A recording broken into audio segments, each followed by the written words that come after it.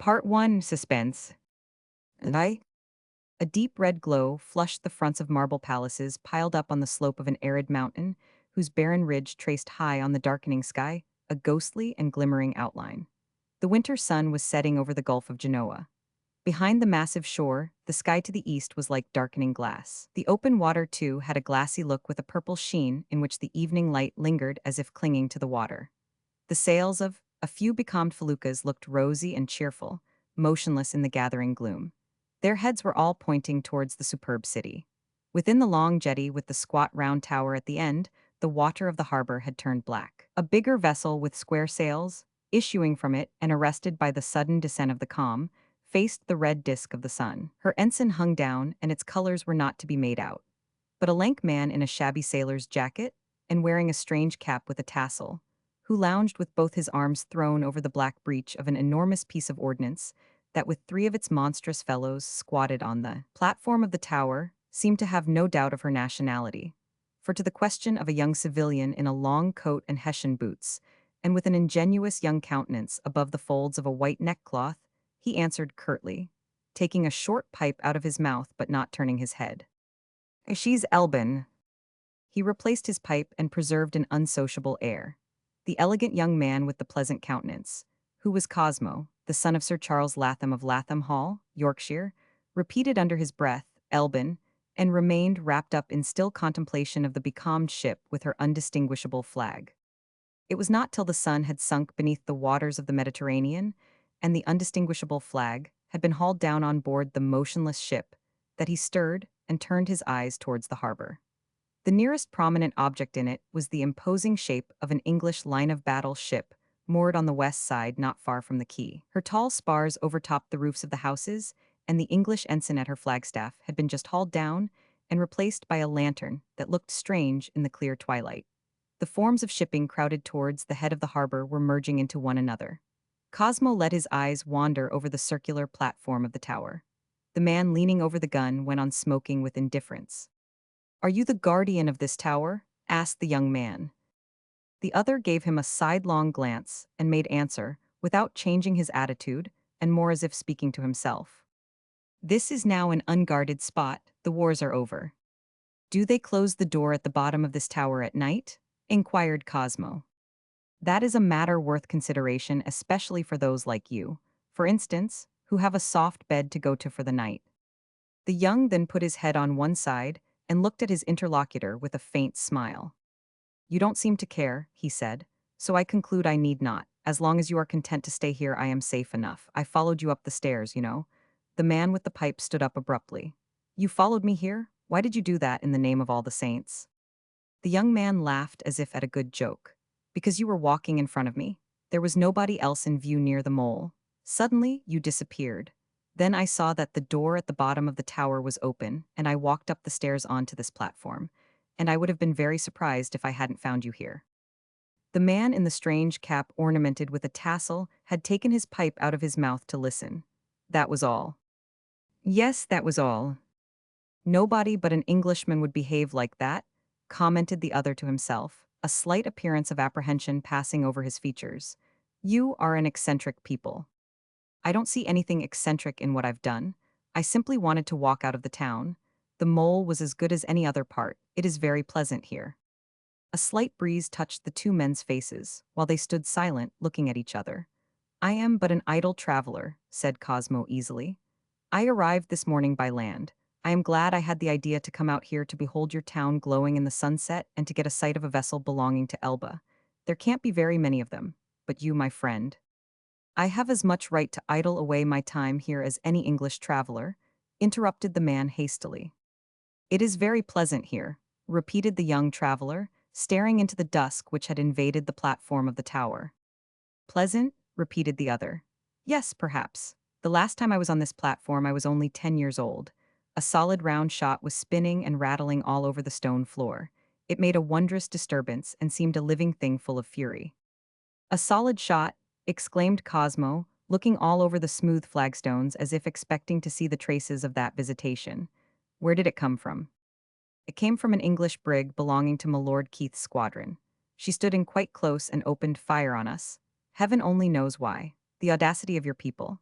A single shot from one of those big fellows, he continued, slapping the enormous bulging breech of the gun by his side, would have been enough to sink her like a stone. I can well believe it, but the fearlessness of our seamen has ceased to astonish the world long ago, murmured the young traveler. There are plenty of fearless people in the world, but luck is even better than courage. The brig sailed away unscathed. Yes, luck is even better than courage, surer than wisdom and stronger than justice. Luck is a great thing. It is the only thing worth having on one's side. And you people have always had it. Yes, senor, you belong to a lucky nation, or else you would not be standing here on this platform, looking across the water, in the direction of that crumb of land that is the last refuge of your greatest enemy. Cosmo leaned over the stone parapet near the embrasure of the gun on the other side of which the man with the short pipe in his hand made a vaguely emphatic gesture. I wonder what thoughts passed through your head. He went on in a quiet, detached tone. Or perhaps you're too young yet to have many thoughts in your head. Excuse my liberty, but I have always heard that one may be frank in speech with an Englishman, and by your speech there can be no doubt of you being of that nation. I can assure you I have no thoughts of hatred. Look, the Elben ship is getting farther away, or is it only the darkness that makes her seem so? The night air is heavy. There is more wind on the water than up here, where we stand, but I don't think she has moved away. You are interested in that Elben ship, senor. There is a fascination now about everything connected with that island, confessed the ingenuous traveler. You have just said that I was too young to think. You don't seem so very much older than myself. I wonder what thoughts you may have. The thoughts of a common man, thoughts that could be of no interest to an English milord, answered the other, in a grimly deprecatory tone. Do you think that all Englishmen are lords? Asked Cosmo with a laugh.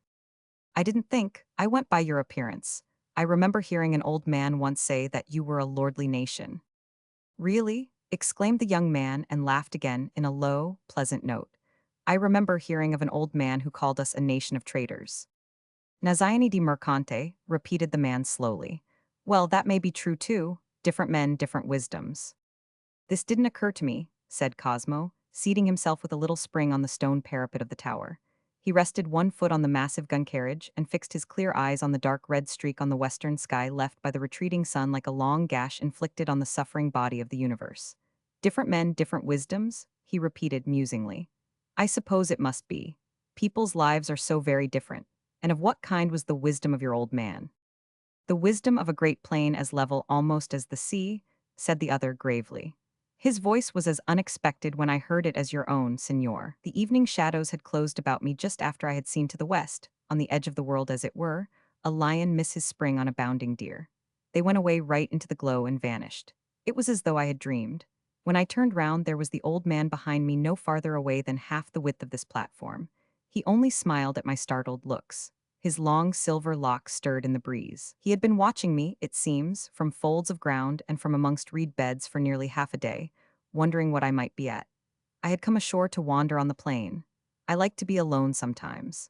My ship was anchored in a bight of this deserted coast a good many miles away, too many to walk back in the dark for a stranger like me. So I spent the night in that old man's ranch, a hut of grass and reeds, near a little piece of water peopled by a multitude of birds. He treated me as if I had been his son. We talked till dawn, and when the sun rose, I did not go back to my ship. What I had on board of my own was not of much value, and there was certainly no one there to address me as my son in that particular tone. You know what I mean, senor. I don't know, but I think I can guess, was the answer whose light-hearted yet earnest frankness was particularly boyish and provoked a smile on the part of the older man. In repose his face was grave. His English interlocutor went on after a pause. You deserted from your ship to join a hermit in a wilderness simply because the tone of his voice appealed to your heart. Is that your meaning? You have guessed it, signorino. Perhaps there was more in it than that. There is no doubt about it that I did desert from my ship. And where was that? On the coast of South America, answered the man from the other side of the big gun, with sudden curtness. And now it is time for us to part. But neither of them stirred, and for some time they remained silent, growing shadowy to each other on the massive tower, which itself, in the advancing night, was but a gray shadow above the dark and motionless sea. How long did you stay with that hermit in the desert? Asked Cosmo, and how did you leave him? Signor, it was he who left me. After I had buried his body, I had nothing more to do there. I had learned much during that year. What is it you learned, my friend? I should like to know. Signor, his wisdom was not like that of other men, and it would be too long to explain to you here on this tower, and at this late hour of the day. I learned many things. How to be patient, for instance. Don't you think, Signor, that your friends or the servants at the inn may become uneasy at your long absence? I tell you I haven't been much more than 2 hours in this town, and I have spoken to nobody in it till I came upon you, except of course to the people at the inn. They may start looking for you. Why should they trouble their heads? It isn't late yet. Why should they notice my absence? Why? Simply because your supper may be ready by this time, retorted the man impatiently. It may be, but I am not hungry yet, said the young man casually. Let them search for me all over the town if they like. Then, in a tone of interest, do you think they would think of looking for me here? He asked. No, this is the last spot anybody would think of, muttered the other as if to himself. He raised his voice markedly. We must part indeed. Good night, Signor. Good night.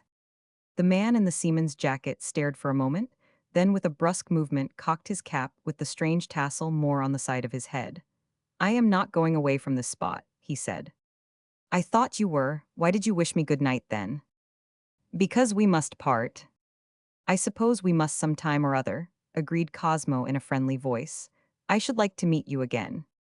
We must part at once this moment on this tower. Why? Because I want to be left alone, answered the other after the slightest of pauses. Oh come, why on earth do you want to be left alone? What is it you could do here? Protested the other with great good humor. Then, as if struck by an amusing notion, unless indeed you want to practice incantations, he continued lightly, and perhaps call the evil one to your side. He paused. There are people, you know, that think it can be done, he added in a mocking tone. They are not far wrong, was the other's ominous reply. Each man has a devil not very far from his elbow. Don't argue, Signor, don't call him up in me. You had better say no more and go in peace from here. The young traveler did not change his careless attitude. The man in the cap heard him say quietly, almost in a tone of self-communion. I prefer to stay in peace here. It was indeed a wonderful peace. The sound of their quiet voices did not seem to affect it in the least. It had an enormous and overpowering amplitude, which seemed rather to the man in the cap to take the part of the Englishman's calm obstinacy against his growing anger. He couldn't repress an impulsively threatening movement in the direction of his inconvenient companion, but it died out in perplexity. He pushed his cap still more on one side and simply scratched his head. You are one of those people that are accustomed to have their own way. Well, you can't have your way this time. I have asked you quietly to leave me alone on this tower.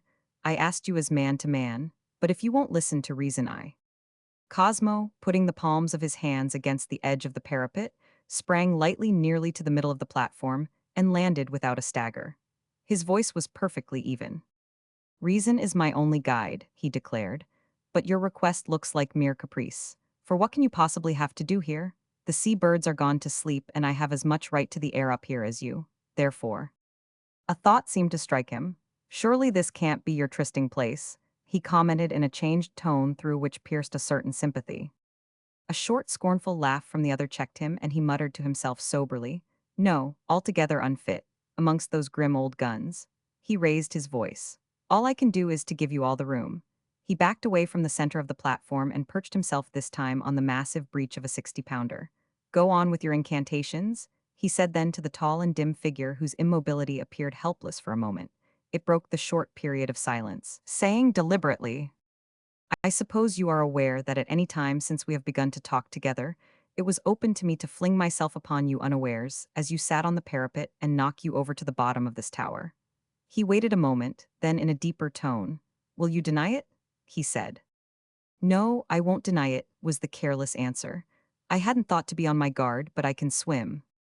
Don't you know there is a border of big blocks of stone there? It would have been a terrible death.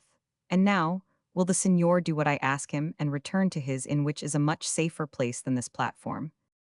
Safety is not a great inducement, and I don't believe for a moment you ever thought of attacking me in a treacherous manner. Well, the tall shadowy figure crowned by the shape of the strange cap admitted reluctantly. Well, since you put it in those words, signor, I did not.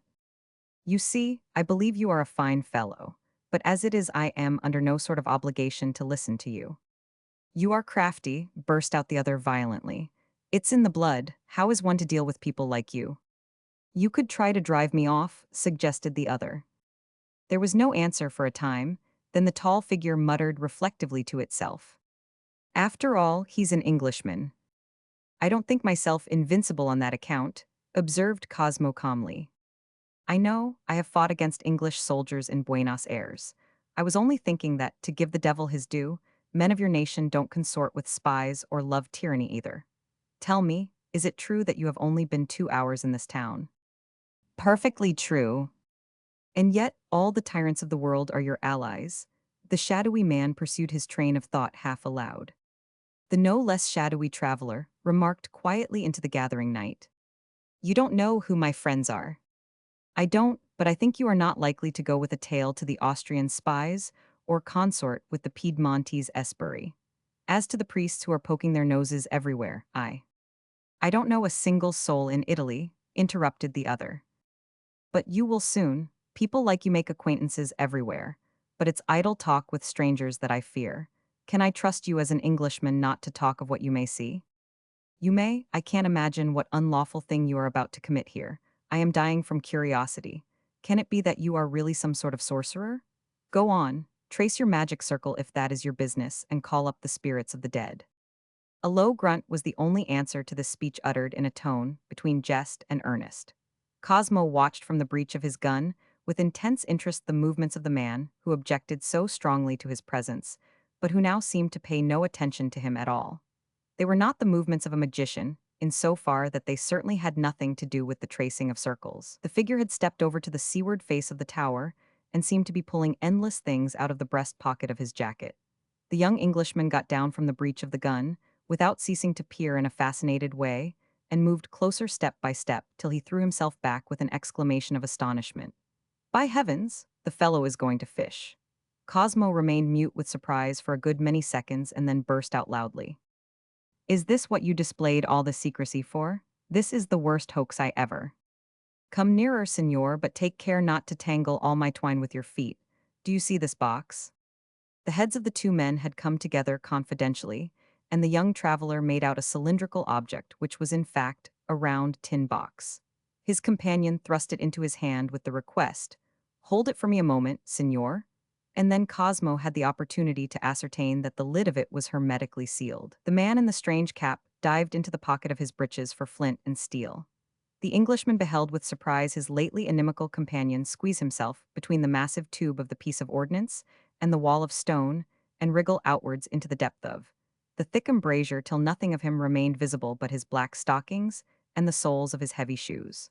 After a time, his voice came deadened along the thickness of the wall. Will you hand me the box now, senor? Cosmo, enlisted in these mysterious proceedings, the nature of which was becoming clear enough to him, obeyed at once, and approaching the embrasure thrust the box in at the full length of his arm, till it came in contact with the ready hand of the man, who was lying flat on his stomach with his head projecting beyond the wall of the tower. His groping hand found and snatched away the box. The twine was attached to the box, and at once its length laid on the platform began to run out till the very end disappeared. Then the man lying prone within the thickness of the gun embrasure lay still as death, and the young traveler strained his ears in the absolute silence to catch the slightest sound at the foot of the tower. But all he could hear was the faint sound of some distant clock striking somewhere in the town. He waited a little longer, then in the cautious tone of a willing accomplice murmured within the opening, "Got a bite yet?" The answer came hardly audible. "No, but this is the very hour." Cosmo felt his interest growing, and yet the facts in themselves were not very exciting, but all this had the complexion and the charm of an unexpected adventure, heightened by its mystery, playing itself out before that old town towering like a carved hill, decorated with lights that began to appear quickly on the somber and colossal mass of that lofty shore. The last gleam had died out in the west. The harbor was dark except for the lantern at the stern of the British ship of the line. The man in the embrasure made a slight movement. Cosmo became more alert, but apparently nothing happened. There was no murmur of voices, splash of water, or sign of the slightest stir all round the tower. Suddenly, the man in the embrasure began to wriggle back onto the platform, and in a very few minutes stood up to his full height, facing the unexpected helper. "She has come and gone," he said. "Did you hear anything, senor?" "Not a sound. She might have been the ghost of a boat, for you are alluding to a boat, are you not? See, and I hoped that if any eye on shore had made her out, it had taken her for only a ghost. Of course, that English vessel of war rows guard at night, but it isn't to look out for ghosts. I should think not. Ghosts are of no account. Could there be anything more futile than the ghost of a boat? You are one of the strong-minded, Signor. Ghosts are the concern of the ignorant, yet who knows? But it does sound funny to talk of the ghost of a boat, a thing of brute matter. For wouldn't a ghost be a thing of spirit, a man's soul itself made restless by grief or love or remorse or anger? Such are the stories that one hears. But the old hermit of the plain, of whom I spoke, assured me that the dead are too glad to be done with life to make trouble on earth. You and your hermit, exclaimed Cosmo in a boyish and marveling tone. I suppose it is no use me asking you what I have been just helping you in. A little smuggling operation, Signor. Surely, Signor, England has custom houses and therefore must have smugglers too. One has heard of them, of course, but I wouldn't mind a bet that there is not one of them that resembles you. Neither do I believe that they deal with packages as small as the one you lowered into that ghostly boat. You saw her, of course. There was a boat. There was somebody to cut the string, as you see, Signor. Look, here is all that twine, all of it but a little piece. It may have been a man swimming in the dark water. A man with a soul fit to make a ghost of. Let us call him a ghost, Signor. Oh yes, let us, the other said lightly. I am sure that when I wake up tomorrow all this will seem to me a dream. Even now I feel inclined to pinch myself. What's that for, in heaven's name? It's a saying we have in our country. Yes, you, your hermit, our talk, and this very tower, all this will be like a dream. I would say nothing better if it was not that most people are only too ready to talk about their dreams. No, Signor, let all this be to you of less consequence than if it were a tale of ghosts, of mere ghosts in which you do not believe. You forced yourself on me as if you were the lord of this place, but I feel friendly enough to you. I didn't ask for your friendship, retorted the young traveler in a clear voice so void of all offense that the other man accepted it for a mere statement of a fact. Certainly not, I spoke of my own feelings, and though I am, you may say, a newcomer and a stranger in my own native city, I assure you it is better to have me for a friend than for an enemy. And the best thing of all would be to forget all about me. It would be also the kindest thing you could do. Really? Said Cosmo in a tone of sympathy. How can you expect me to forget the most extraordinary thing that ever happened to me in all my life? In all your life, you have a long life before you yet, Signorino. Oh, but this is an adventure. That's what I mean. You have so many marvelous adventures before you, Signorino, that this one is sure to be forgotten very soon. Then why not at once? No, my friend, you don't seem somehow a person one could easily forget. God forbid, good night, Signor. No sooner were the words out of his mouth than the man in the cap bounded across the platform, dived into the black square opening on its landward side, and ran down the steps so lightly that not a sound reached the ears of the other. Cosmo went down the winding stair, but cautiously in the profound darkness.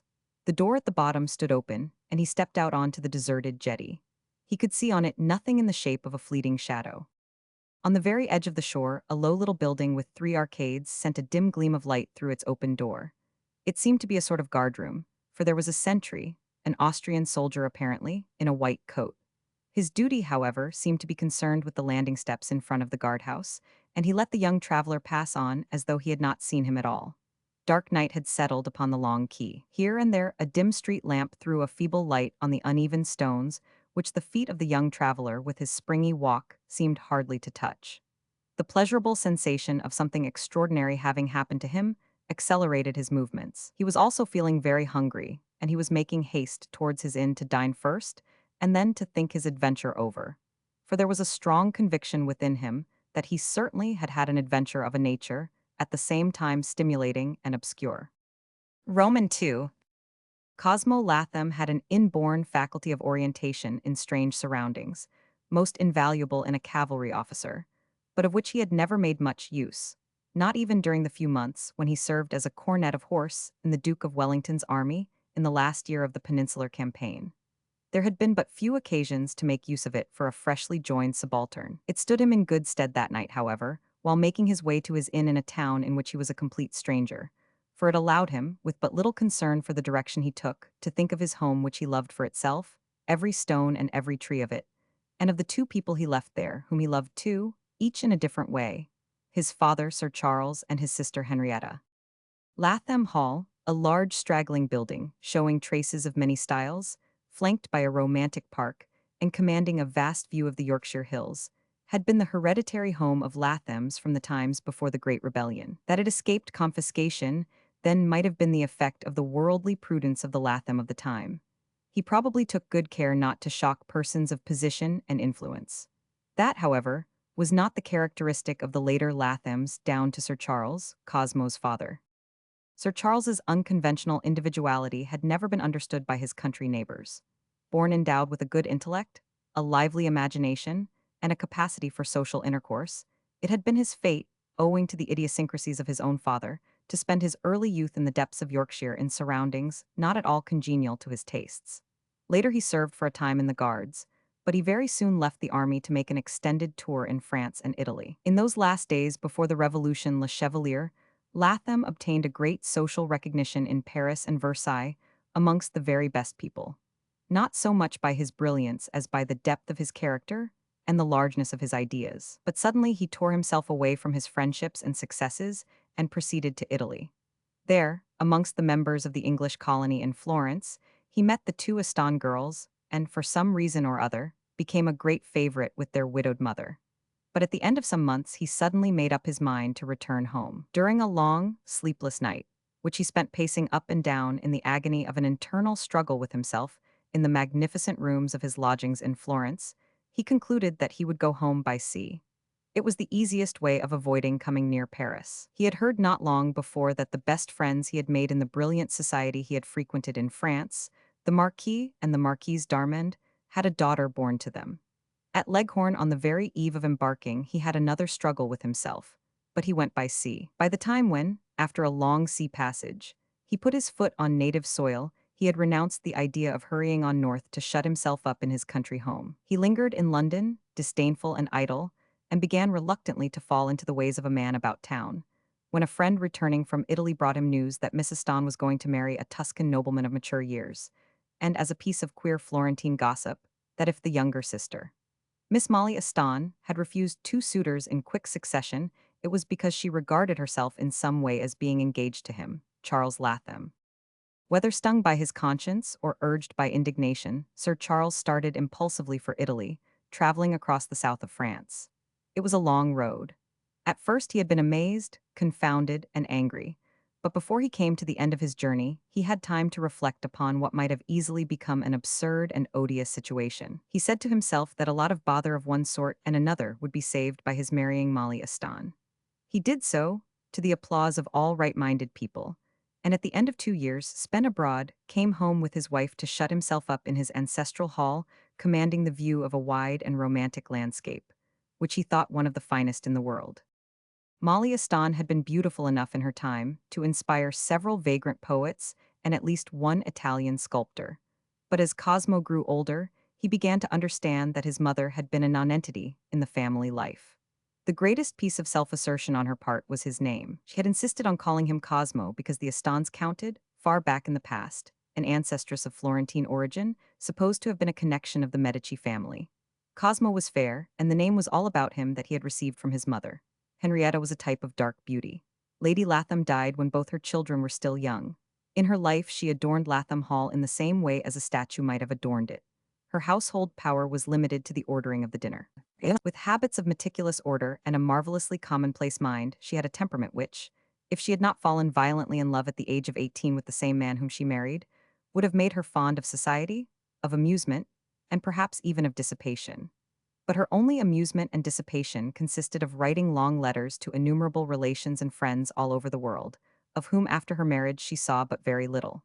She never complained. Her hidden fear of all initiative, and the secret ardor of her temperament, found their fulfillment in an absolute submission to Sir Charles's will. She would never have dreamed of asking for horses for a visit in the neighborhood, but when her husband remarked, "I think it would be advisable for you, my lady, to call at such and such a house," her face would light up. She would answer with alacrity, "Certainly, Sir Charles," and go off to array herself magnificently indeed, perhaps because of that drop of Medici blood, but also with great taste.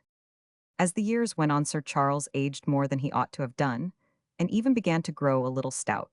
But no one could fail to see that he had been a very handsome man in his time, and that his wife's early infatuation for him was justified in a way. In politics, he was a partisan of Mr. Pitt rather than a downright Tory. He loved his country, believed in its greatness, in its superior virtue, in its irresistible power. Nothing could shake his fidelity to national prejudices of every sort. He had no great liking for grandees and mere aristocrats, despised the fashionable world, and would have nothing whatever to do with any kind of upstart. Without being gentle, he was naturally kind and hospitable. His native generosity was so well known that no one was surprised when he offered the shelter of his Yorkshire house to a family of French refugees, the Marquis and the Marquise d'Armand, and their little daughter Adele. They had arrived in England in a state of almost complete destitution, but with two servants who had shared the dangers and the miseries of their flight from the excesses of the Revolution. The presence of all these people at Latham Hall, which, considered at first as a temporary arrangement, was to last for some years, did not affect in the least Lady Latham's beautifully dressed, idle equanimity. Had not the Darmans been Sir Charles's intimate friends years ago, in France? But she had no curiosity. She was vaguely impressed by the fact that the Marquise was a goddaughter of the Queen of Naples. For the rest, it was only so many people more in the servants' hall, at the dinner table, and in the drawing room where the evenings were spent.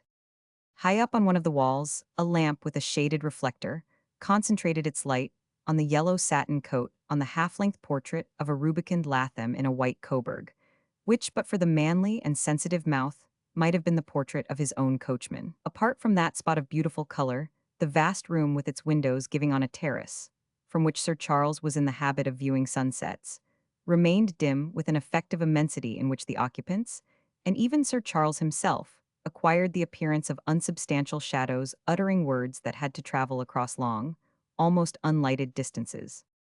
On one side of the mantelpiece of Italian marbles, a late edition designed by Sir Charles himself, Lady Latham's profuse jewelry sparkled about her splendid and restful person posed placidly on a sofa.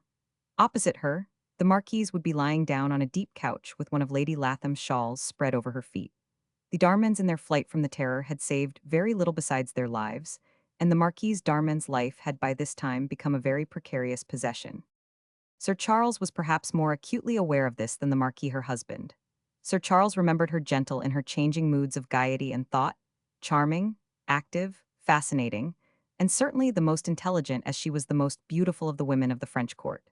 Her voice reaching him clear but feeble across the drawing room had a pathetic appeal, and the tone of his answers was tinged with the memory of a great sentiment and with the deference due to great misfortunes. From time to time, Lady Latham would make a remark in a matter-of-fact tone, which would provoke something resembling curtness in Sir Charles's elaborately polite reply, and the thought that woman would have made the very Lord's Prayer sound prosaic. And then in the long pauses, they would pursue their own thoughts as perplexed and full of unrest as the world of seas and continents that began at the edge of the long terrace graced by gorgeous sunsets.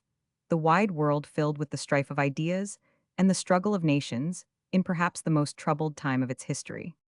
From the depths of the Italian chimney-piece, the firelight of blazing English logs would fall on Adele Darmand, sitting quietly on a low stool near her mother's couch. Her fair hair, white complexion, and dark blue eyes contrasted strongly with the deeper color scheme of Henrietta Latham, whose locks were rich chestnut brown, and whose eyes had a dark luster full of intelligence rather than sentiment.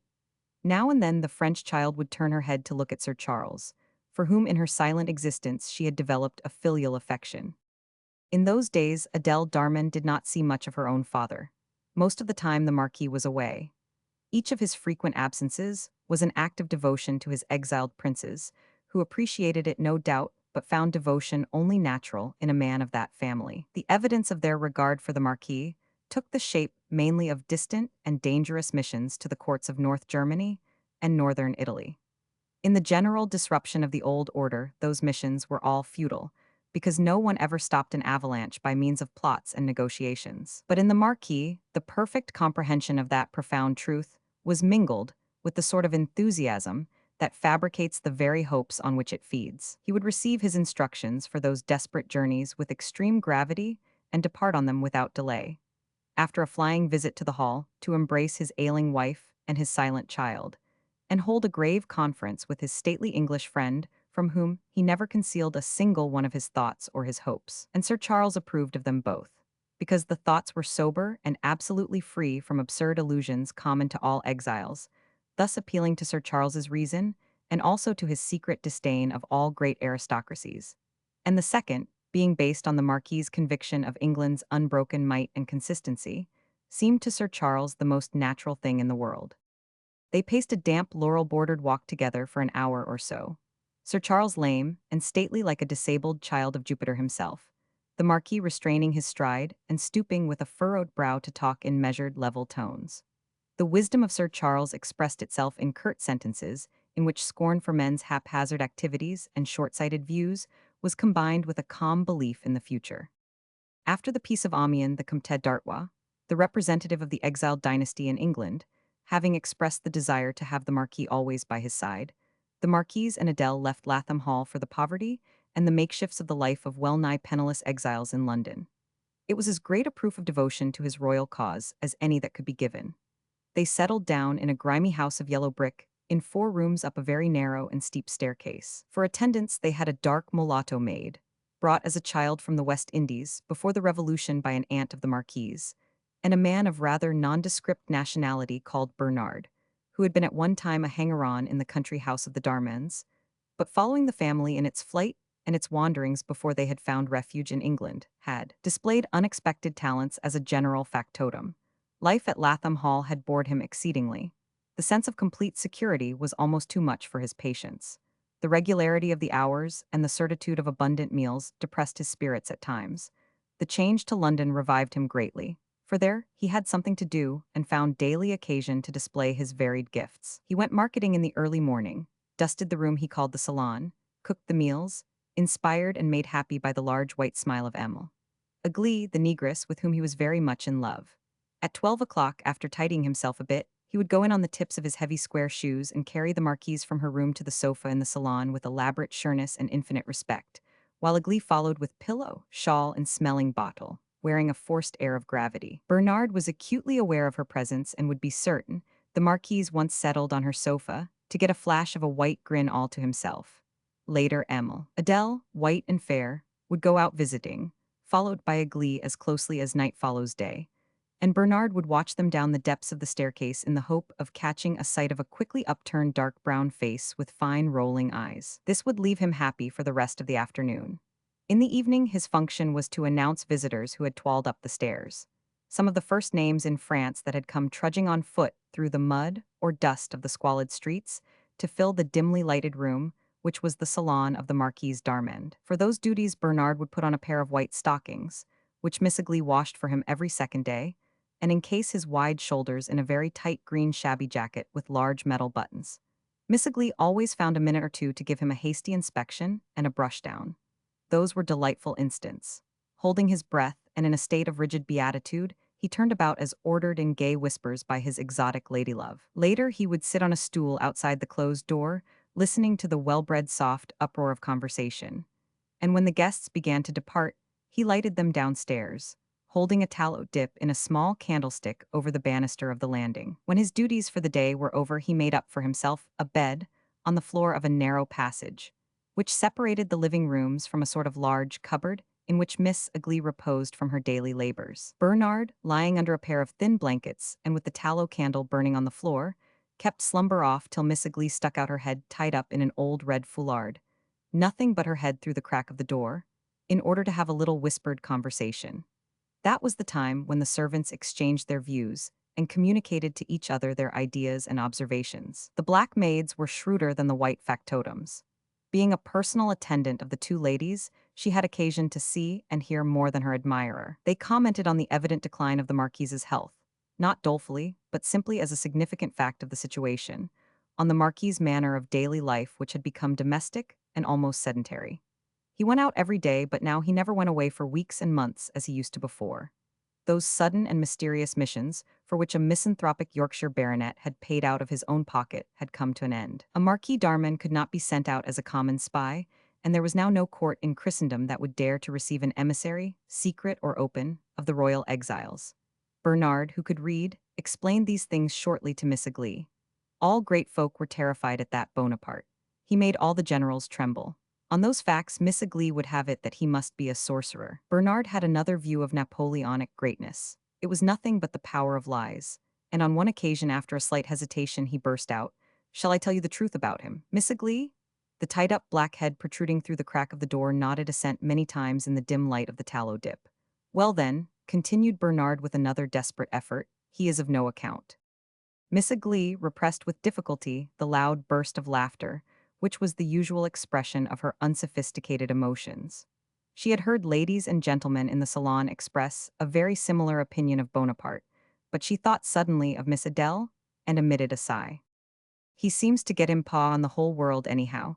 What sort of a fellow is he, Bernard? You have seen him."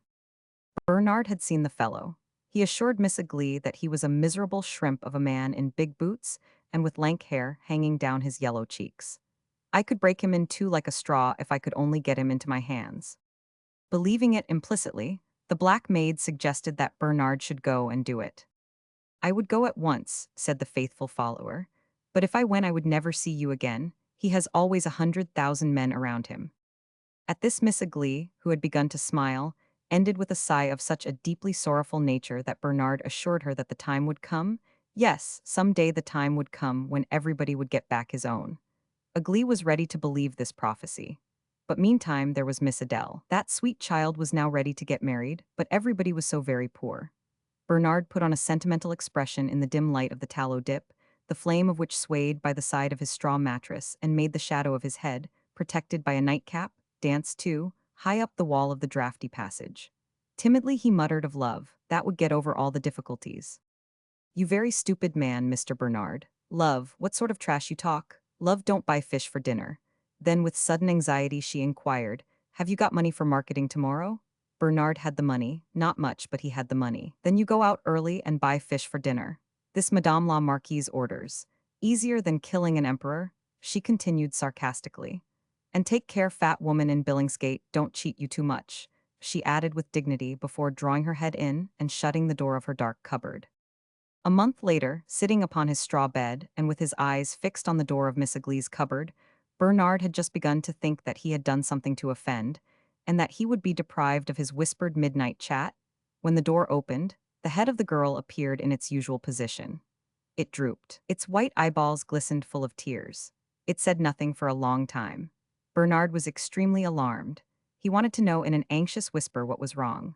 The maid let him cudgel his brains for a whole minute before she made the statement that, oh, she did not like the looks of a certain gentleman visitor in a too much laced coat. Bernard, relieved but uncomprehending, snatched the candlestick off the floor and raised it to the protruded head of the maid. "What is there to cry about?" he asked. The tears glistening on the dusky cheek astonished him beyond measure. And as an African face lends itself to the expression of sorrow more than any other type of human countenance, he was profoundly moved, and without knowing the cause, by mere sympathy felt ready to cry himself. "You don't see, you don't understand anything, Bernard. You stand there at the door like a stick. What is the use of you, I can't tell." Bernard would have felt the injustice to be unbearable if he had not had a strong sense of his own merits. Moreover, it was obvious that Aglee was thoroughly upset. As to the man in the too much lace coat, Bernard remembered that he was dressed very splendidly indeed. He had called first in company of a very fine English gentleman, a friend of the family, and he had repeated the call always with that same friend. It was a fact he had never called by himself yet. The family had dined with him only the day before, as Bernard knew very well because he had had to call the hackney coach and had given the address, not to mention the confidential task of carrying the Marquise down the stairs and then up again on their return from that entertainment. There could be nothing wrong with a man with whom the family dined. And the Marquise herself, too, she who, so to speak, never went out anywhere. "What has he done?" he asked without marked excitement. "I have never seen you so distressed, Miss Aglee." "Me upset? I should think me upset. I fear him wants carry off Emil. Adele, poor child." This staggered the faithful Bernard. "I should like him to try," he said pugnaciously. "I keep a cudgel there in this passage." A scornful exclamation from the maid made him pause. "Oh," he said in a changed tone, "carry her off for a wife? Well, what's wrong in that?" "Oh, you silly," whimpered Aglee. "Can't you see him twice and a half the age of Miss Adele?" Bernard remained silent a minute. "Fine-looking man," he remarked at last. "Do you know anything else about him?" "Him got plenty of money," sobbed out Aglee. "I suppose the parents will have something to say about that," said Bernard, after a short meditation. "And if Emil, Adele herself." But Aglee wailed under her breath, as it were. "It's done, Bernard, it's done." Bernard, fascinated, stared upwards at the maid. A mental reference to abundance of money for marketing flashed through his mind. I suppose Adele can love a man like that, why not? Him got very fine clothes, certainly, hissed Aglee furiously. Then she broke down and became full of desolation. Oh, Bernard, them poor people, you should have seen their faces this morning when I served the breakfast. I feel as if I must make a big howl while I give plate to 1,000. Le Marquis, I hardly dare to look at anybody. And Mademoiselle? Asked Bernard in an anxious whisper. I don't like to look at her either, went on Aglee in a tone of anguish. She got quite a flush on her face. She think it very great and fine, make everybody rich. I ready to die with sorrow, Bernard. She don't know, she too young. Why don't you cry with me? You great stupid man. Romans 3. The marriage, the prospect of which failed to commend itself to the colored maid, took place in due course. The contract which expressed the business side of that alliance was graced by the signature of a prince of the blood, and by two other signatures of a most aristocratic complexion. The French colony in London refrained from audible comments. The gracious behavior of HRH the Duc de Berry to the bridegroom killed all criticism in the very highest circles of the emigration. In less exalted circles there were slight shrugs and meaning glances, but very little else besides, except now and then a veiled sarcasm which could be ascribed to envy as much as to any other sentiment. Amongst the daughters of the emigration, there must have been more than one who in her heart of hearts thought Adele Darmond a very lucky girl. The splendor of the entertainments which were given to the London society by the newly wedded couple after their return from the honeymoon put it beyond all doubt that the man whom Aglee described as wearing a too much laced coat was very rich. It began also to be whispered that he was a man of fantastic humors and of eccentric whims of the sort that do not pass current in the best society, especially in the case of a man whose rank was dubious and whose wealth was but recently acquired. But the embittered and irreconcilable remnant of the exiled aristocracy gave but little of its sympathy to Adele Darmond. She ought to have waited till the king was restored, and either married suitably, or else entered a convent for ladies of rank, for these two would soon be restored. The Marquis, before the engagement of his daughter had become public, had written to his friend Sir Charles of the impending marriage in carefully selected terms, which demanded nothing but a few words of formal congratulation. Of his son-in-law, he mentioned little more than the name. It was, he said, that of a long-impoverished Piedmontese family with good French connections formed in the days before it had fallen into comparative obscurity, but, the Marquis insisted, fully recognized by the parties concerned. It was the family de Montevesso. The world had heard nothing of it for more than a century, the Marquis admitted parenthetically. His daughter's intended husband's name was Helion, Count Helion de Montevesso. The title had been given to him by the King of Sardinia, just before that unfortunate monarch was driven out of his dominions by the armies of Republican France. It was the reward of services rendered at a critical time, and none the less meritorious because, the Marquis admitted, they were of a financial nature. Count Helion, who went away very young from his native country and wandered in many lands, had amassed a large personal fortune, the Marquis went on to say, which luckily was invested in a manner that made it safe from political revolutions and social disasters overwhelming both France and Italy. That fortune, as a matter of fact, had not been made in Europe, but somewhere beyond the seas. The Marquis's letter reached Latham Hall in the evening of an autumn day. The very young Miss Latham, seated before an embroidery frame, watched across the drawing-room her father reading the letter under the glare of the reflector lamp, and at the feet, as it were, of the Latham in the yellow satin coat. Sir Charles raised his eyebrows, which with passing years had become bushy, and spoiled a little the expression of his handsome face. Miss Latham was made very anxious by his play of physiognomy. She had already been told after the first rustle of unfolded paper that her big friend Adele Darmond, Miss Latham was 4 years younger, was going to be married, and had become suddenly, but inwardly, excited. Every moment she expected her father to tell her something more. She was dying from impatience, but there was nothing further except the rustle of paper, and now this movement of the eyebrows. Then Sir Charles lowered his hands slowly. She could contain herself no longer.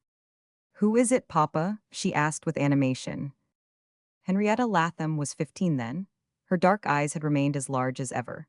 The purity of her complexion, which was not of the milk-white kind, was admirable, and the rich shade of the brown curls clustering on each side of her faintly glowing cheeks made a rich and harmonious combination.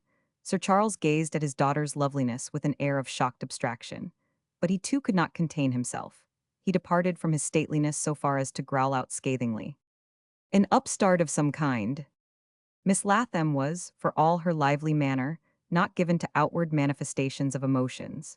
This intelligence was too shocking for a gasp or an exclamation. She only flushed slowly to the roots of her pretty hair. An upstart simply meant to her everything that was bad in the way of a human being, but the scathing tone of Sir Charles's outburst also augmented her profound emotion, for it seemed to extend to Adele Darmand herself. It shocked her tender loyalty towards the French girl, which had not been diminished by a separation of more than 3 years. She said quietly, "Adele, impossible." The flush ebbed out of her healthy cheeks and left them pale, with the eyes darker than Sir Charles had ever seen them before. Those evidences of his daughter's emotion recalled Sir Charles to himself. After looking at his daughter fixedly for a moment, he murmured the word impossible, without any particular accent, and again raised the letter to his eyes. He did not find it in anything to modify his first impression of the man whom Adele Darman was about to marry. Once more in his vaguely explanatory message, the Marquis alluded to the wealth of his prospective son-in-law.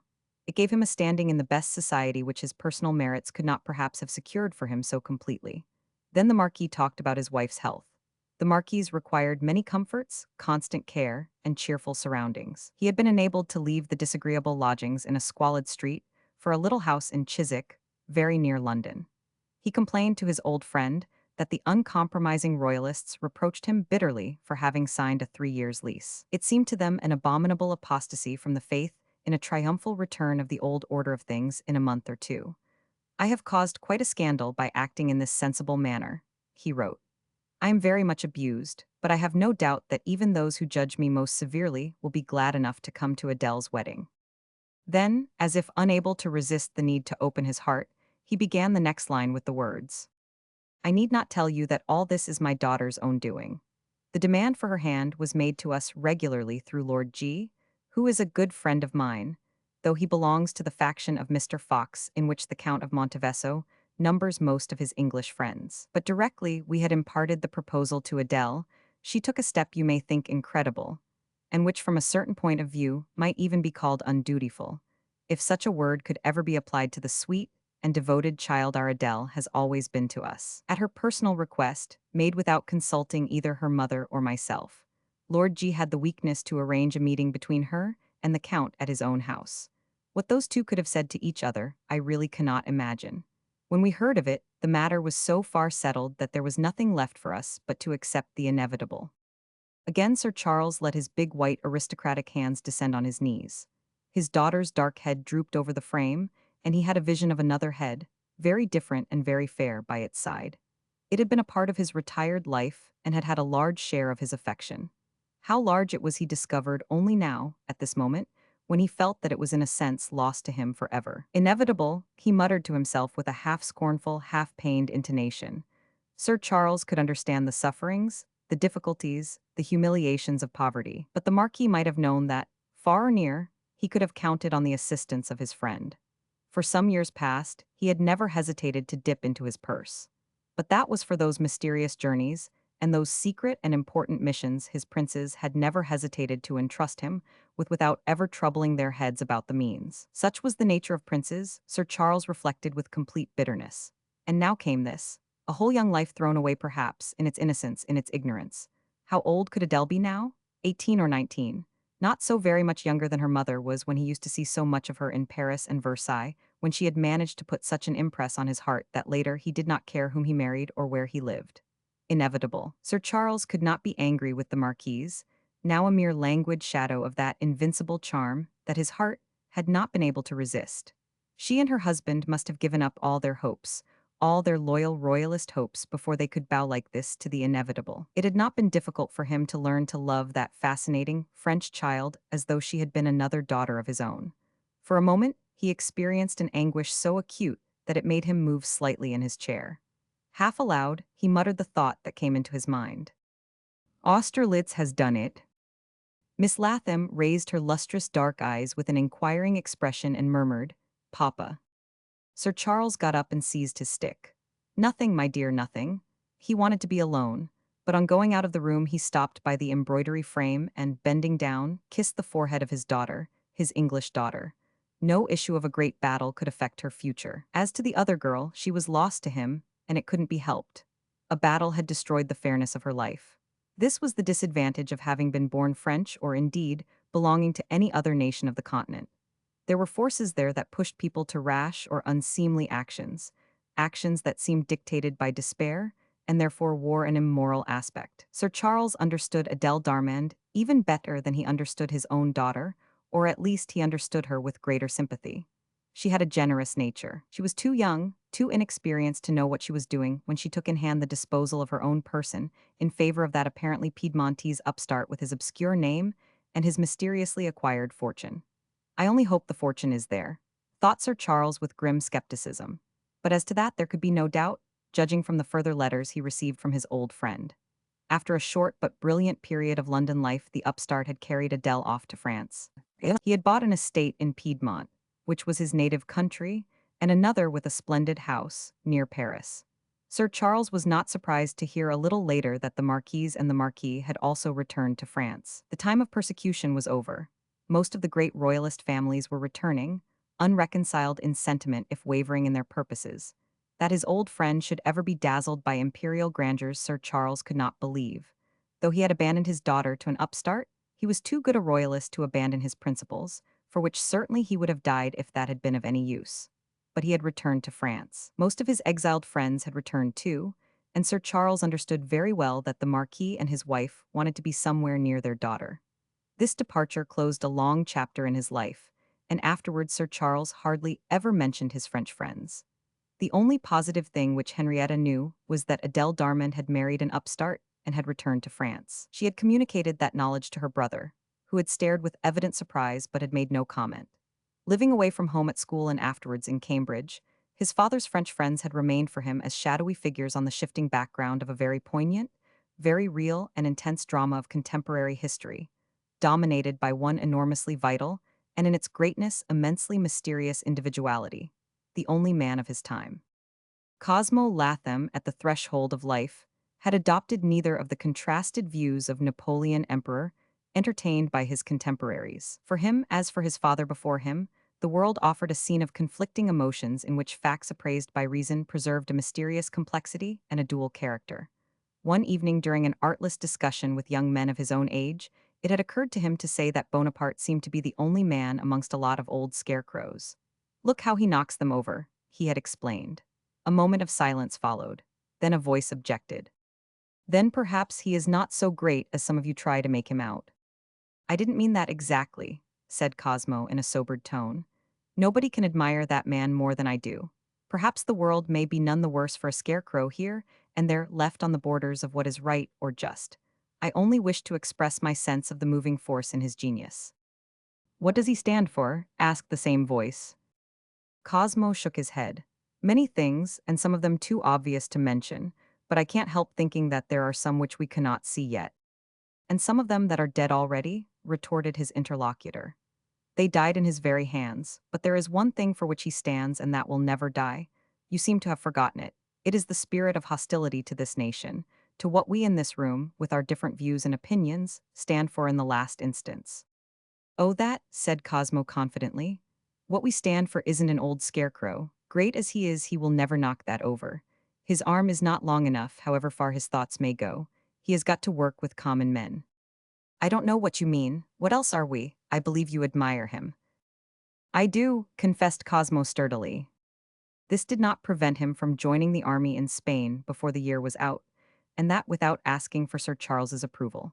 Sir Charles condemned severely the policy of using the forces of the crown in the peninsula. He did not like the ministry of the day, and he had a strong prejudice against all the Welsleys to whose aggrandizement this whole policy seemed affected. But when at the end of a year and a half, after the final victory of Toulouse, his son appeared in Yorkshire, the two made up for the past coolness by shaking hands warmly for nearly a whole minute. Cosmo really had done very little campaigning, and soon declared to his father the wish to leave the army. There would be no more fighting for years and years, he argued, and though he did not dislike fighting in a good cause, he had no taste for mere soldiering. He wanted to see something of the world which had been closed to us for so long. Sir Charles, aging and dignified, leaned on his stick on the long terrace. "All the world was never closed to us," he said. "I wasn't thinking of the East, sir," explained Cosmo. "I heard some people talk about its mystery, but I think Europe is mysterious enough just now, and even more interesting." Sir Charles nodded his bare gray head in the chill evening breeze. France, Germany, he murmured. Cosmo thought that he would prefer to see something of Italy first. He would go north afterwards. Through Vienna, I suppose, suggested Sir Charles with an impassive face. I don't think so, sir, said Cosmo frankly. I don't care much for the work which is going on there, and perhaps still less for the men who are putting their hands to it. This time Sir Charles's slow nod expressed complete agreement.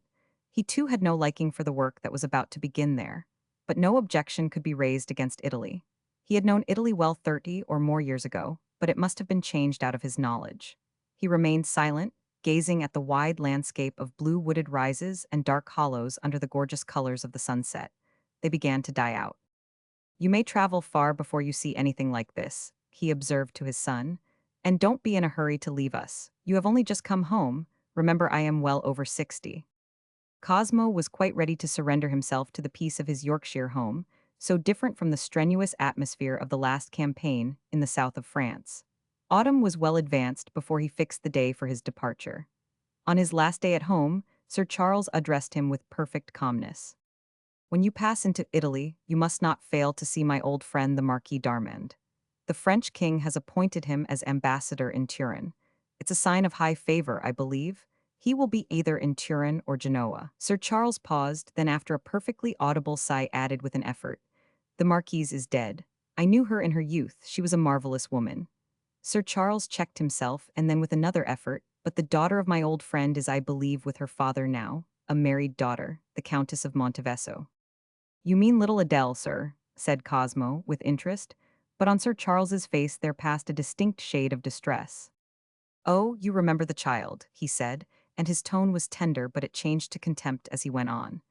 I don't know whether the fellow, I mean the man she married, is staying with them, or whether they are living with him, or whether, I know nothing. The word upstart, heard many years ago from his sister Henrietta, crossed Cosmo's mind.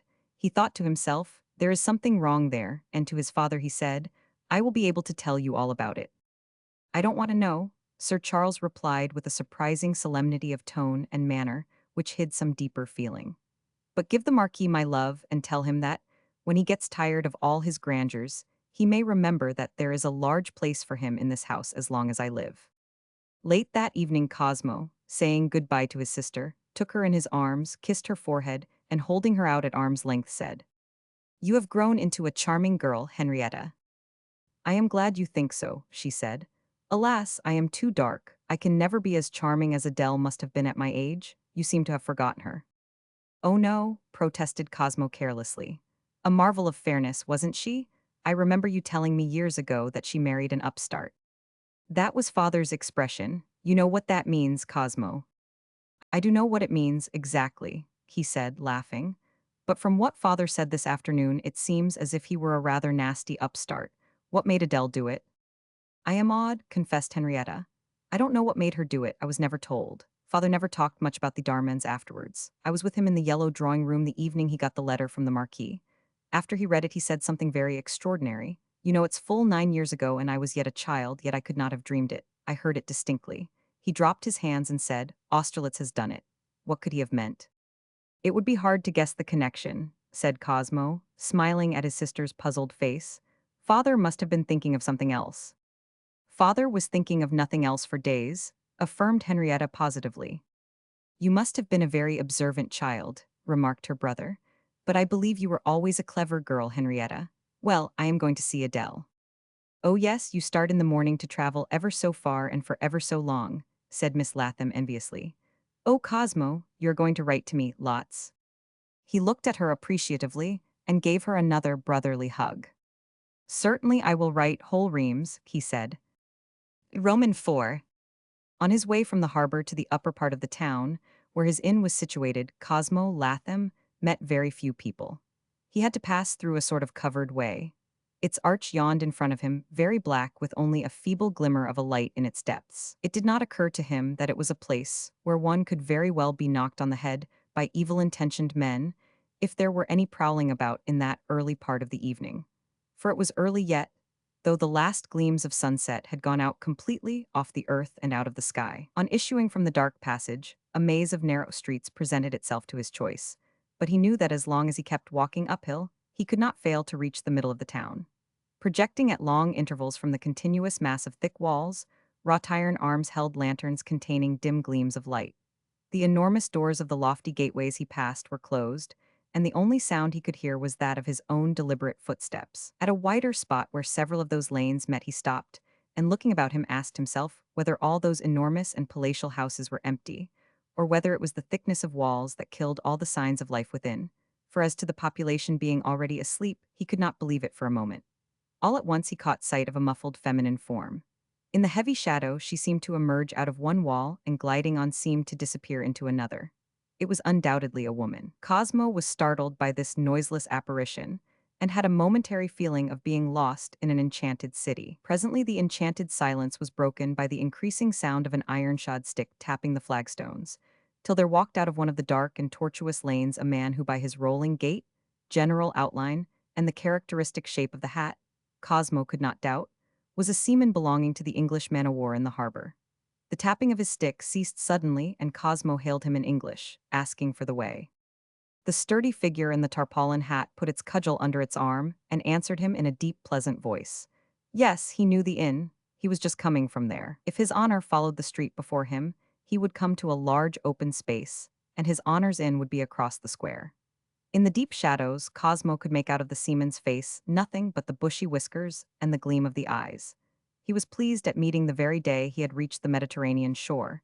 He had come down to Genoa from Turin, such a fine specimen of a man-o'-war's man. He thanked him for the direction, and the sailor, touching his hat, went off at his slightly rolling gait. Cosmo observed that he took a turning very near the spot where the muffled woman had a moment before vanished from his sight. It was a very dark and a very narrow passage between two towering buildings. Cosmo, continuing on his way, arrived at a broad thoroughfare badly lighted but full of people. He knew where he was then. In a very few moments he found himself at the door of his inn in a great square which, in comparison with the rest of the town, might have been said to blaze with lights. Under an iron lantern swung above a flight of 3 broad steps, Cosmo recognized his servant gazing into the square with a worried expression, which changed at once into one of relief on perceiving his master. He touched his cap and followed Cosmo into a large hall with several doors opening into it and furnished with many wooden chairs and tables.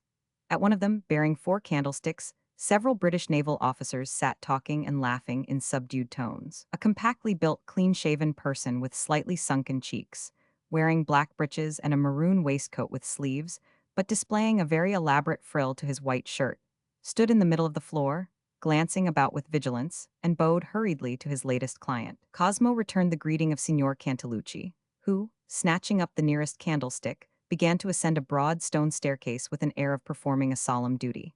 Cosmo followed him, and Cosmo's servant followed his master. They went up and up.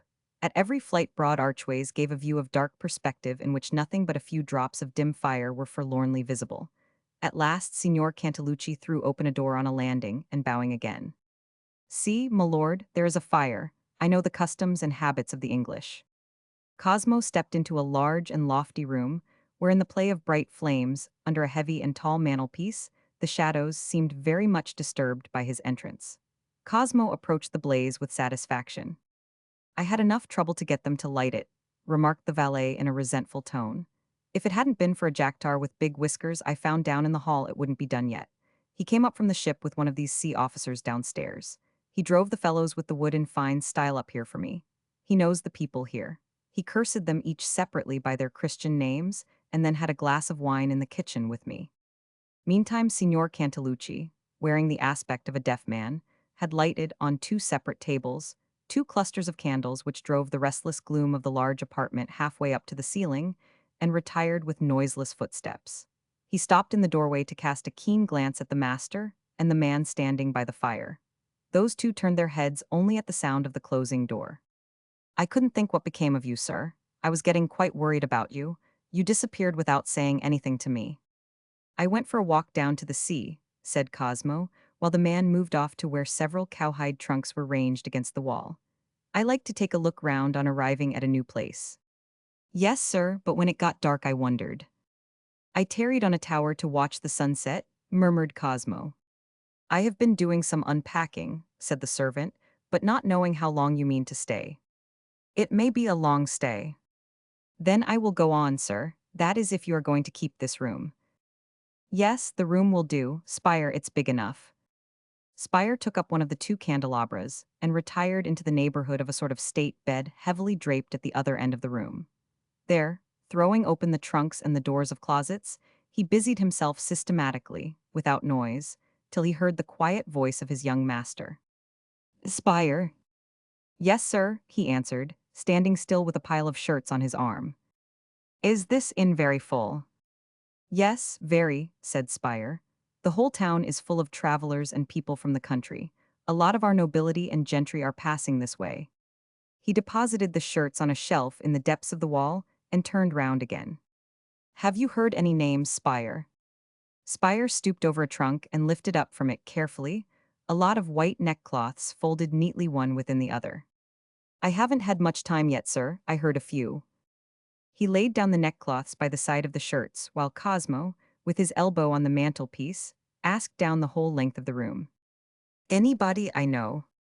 Not in this place, sir. There is generally a party of officers from the man o' war staying here. They come and go. I have seen some Italian gentlemen in square-cut coats and powdered hair. Very old-fashioned, sir. There are some Austrians too, I think, but I haven't seen any ladies. I'm afraid, sir, this isn't the right sort of inn. There is another about 100 yards from here on the other side of the square. I don't want to meet anybody I know, said Cosmo Latham in a low voice. Spire thought that this would make his stay in Genoa very dull. At the same time, he was convinced that his young master would alter his mind before very long and change to that other, inn patronized by travelers of fashion. For himself, he was not averse from a little quiet time. Spire was no longer young. 30 years ago, before the war and before the Revolution, he had traveled with Sir Charles in France and Italy. He was then only 18, but being a steady and trustworthy lad was taken abroad to look after the horses. Sir Charles kept 4 horses in Florence, and Spire had often ridden on Tuscan roads behind Sir Charles and the 2 Misses Aston, of whom one later became Lady Latham. After the family settled in Yorkshire, he passed from the stables to the house, acquired a confidential position, and whenever Lady Latham took a journey he sat in the rumble with a pair of double-barreled pistols in the pockets of his greatcoat and ordered all things on the road. Later he became intermediary between Sir Charles and the stables, the gardens, and in all out-of-door things about the house. He attended Lady Latham on her very last drive, all the details for that lady's funeral having been left to his management. He was also a very good valet. He had been called one evening into the library where Sir Charles, very gouty that day, leaning with one hand on a thick stick and with the other on the edge of a table, had said to him, I am lending you to Mr. Cosmo for his travels in France and Italy. You will know your way about. And mind you draw the charges of the pistols in the carriage every morning and load them afresh. Spire was then requested to help Sir Charles up the stairs, and had a few more words said to him, when Sir Charles stopped at the door of his bedroom. Mr. Cosmo has plenty of sense. You are not to make yourself a nuisance to him. No, Sir Charles, said the imperturbable Spire. I will know how to look after Mr. Cosmo. And if he had been asked, Spire would have been able to say that during the stay in Paris, and all through France and Switzerland, on the way to Genoa, Mr. Cosmo had given him no trouble at all. Spire, still busy unpacking, glanced at his young master.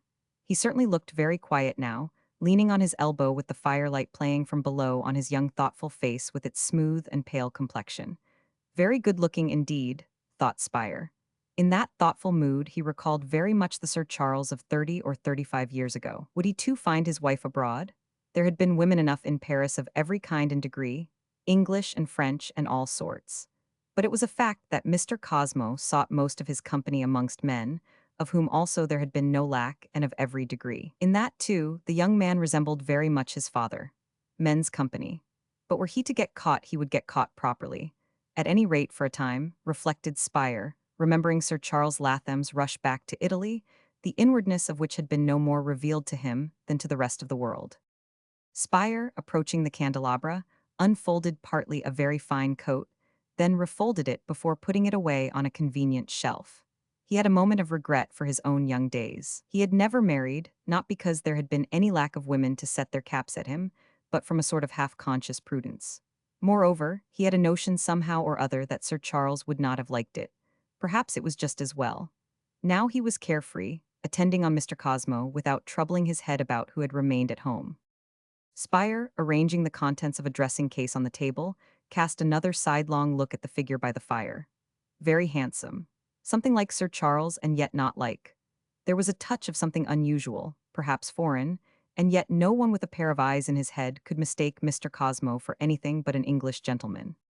Spire's memories of his tour with Sir Charles had been growing 1499, but he remembered enough of the old-time atmosphere to have become aware of a feeling of tension, of a suggestion of restlessness, which certainly was new to him. The silence had lasted very long. Cosmo before the fire had not moved. Spire ventured on a remark. I notice people are excited about one thing and another hereabouts, sir. Excited, I don't wonder at it. In what way? Sort of discontented, sir. They don't like the Austrians, sir. You may have noticed as we came along. Did they like us when we held the town? I can hardly say that, sir. I have been sitting for an hour or more in the courier's room, with all sorts of people coming in and out, and heard very wild sort of talk. What can you know about its wildness? To look at their faces was enough. It's a funny place, that room downstairs, went on Spire, rubbing with a piece of silk a traveling looking-glass mounted cunningly in a silver case which when opened made a stand for it. He placed it exactly in the middle of a little table, and turned round to look at his master. Seeing that Cosmo seemed disposed to listen, he continued, "It is vaulted like a cellar, and has a little door giving into a side street. People come in and put as they like. All sorts of low people, sir, facchini and carters and boatmen and such like. There was an old fellow came in, a grey-headed man, a cobbler, I suppose, as he brought a bagful of mended shoes for the servants of the house. He emptied the lot on the stone floor, sir, and instead of trying to collect his money from the people that were scrambling for them, he made them a speech. He spouted, sir, without drawing a breath. The courier valet of an English doctor staying here, a Swiss I think he is, says to me in his broken English, he would cut every Austrian throat in this town. We were having a glass of wine together and I asked him, and what do you think of that? And he says to me, after thinking a bit, I agree with him. Very dreadful, sir, concluded Spire with a perfectly unmoved face. Cosmo looked at him in silence for a time. It was very bold talk if that is what the man really said, he remarked, especially as the place is so public as you say it is. Absolutely open to the street, sir. And that same Swiss fellow had told me just before that the town was full of spies and what they call esprit that came from Turin with the king. The king is staying at the palace, sir. They are expecting the Queen of Sardinia to arrive any day. You didn't know, sir? They say she will come in an English man-o'-war. That old cobbler was very abusive about the king of Piedmont, too. Surely talk like that can't be safe anywhere. Spire paused suddenly, and Cosmo Latham turned his back to the fire. Well, and what happened? He asked with a smile. You could have heard a pin drop, said Spire in equable tones. Till that Signor Cantalucci, that's the padrone of this inn, sir. The man who lighted me up, said Cosmo. Yes, sir. I didn't know he was in the room till suddenly he spoke behind my back, telling one of the scullions that was there to give the man a glass of wine. And what the old fellow must do, but raise it above his head and shout a toast to the destructor of the Austrians before he tossed it down his throat. I was quite astonished, but Signor Cantalucci never turned a hair. He offered his snuff-box to that doctor's courier and myself and shrugged his shoulders. It was only Pietro, he said. A little mad, he tapped his forehead, you know, sir. The doctor's courier sat there grinning. I got suddenly uneasy about you, sir, and went out to the front door to see whether you were coming. It's very different from what it was 30 years ago. There was no talk in Italy of cutting foreigners' throats when Sir Charles and I were here. It was quite a startling experience. Cosmo nodded. You seem impressed, Spire. Well, I too had an experience just as the sun was setting. I am sorry to hear that, sir. What do you mean? Why should you be sorry? I beg your pardon, sir. I thought it was something unpleasant. Cosmo had a little laugh. Unpleasant? No, not exactly, though I think it was more dangerous than yours, but if there was any madness connected with it, it had a very visible method. It was not all talk either. Yes, Spire, it was exciting. I don't know what's come to them all. Everybody seems excited. There was not excitement in Italy 30 years ago when I was with Sir Charles and took 4 horses with only one helper from this very town to Florence, sir. Cosmo, with fixed eyes, did not seem to hear Spire's complaining remark. He exclaimed, really it was very extraordinary, so suddenly that Spire gave a perceptible start. He pulled himself together and asked in a purely business tone, Are you going to dine in your room, sir? Time is getting on. Cosmo's mood, too, seemed to have changed completely. I don't know, I am not hungry. I want you to move one of those screens here near the fire and place a table and chair there. I will do some correspondence tonight. Yes, I will have my dinner here, I think. I will go down and order it, sir, said Spire. The cook here is a Frenchman who married a native and who on earth is swearing like this outside? Exclaimed Cosmo, while Spire's face also expressed astonishment at the loud burst of voices coming along the corridor, one angry, the other argumentative, in a crescendo of scolding and expostulation, which, passing the door at its highest, died away into a confused murmur in the distance of the long corridor. That was an English voice, said Cosmo. I mean the angry one. I should think it's that English doctor from Tuscany that has been 3 or 4 days here already. He has been put on this floor. From what I have been able to catch, said Cosmo, he seems very angry at having a neighbor on it. That must be me. Have you heard his name? It's Marvel or some such name. He seems to be known here. He orders people about as if he were at home. The other was Cantalucci, sir. Very likely. Look here, Spire. I will dine in the public room downstairs. I want to see that angry gentleman. Did you see him, Spire? Only his back, sir. Very broad, sir. Tall man, in boots and a riding coat. Are you going down now, sir? The dinner must be on already. Yes, said Cosmo, preparing to go out. And by the by, Spire, if you ever see in the street or in that room downstairs, where everyone comes in and out as you say, a long fellow wearing a peculiar cap with a tassel, just try to find out something about him, or at any rate let me know when you have seen him. You could perhaps follow him for a bit and try to see where he goes. After saying those words, Cosmo left the room before Spire could make any answer. Spire's astonishment expressed itself by a low exclamation. Well, I never. Part 2.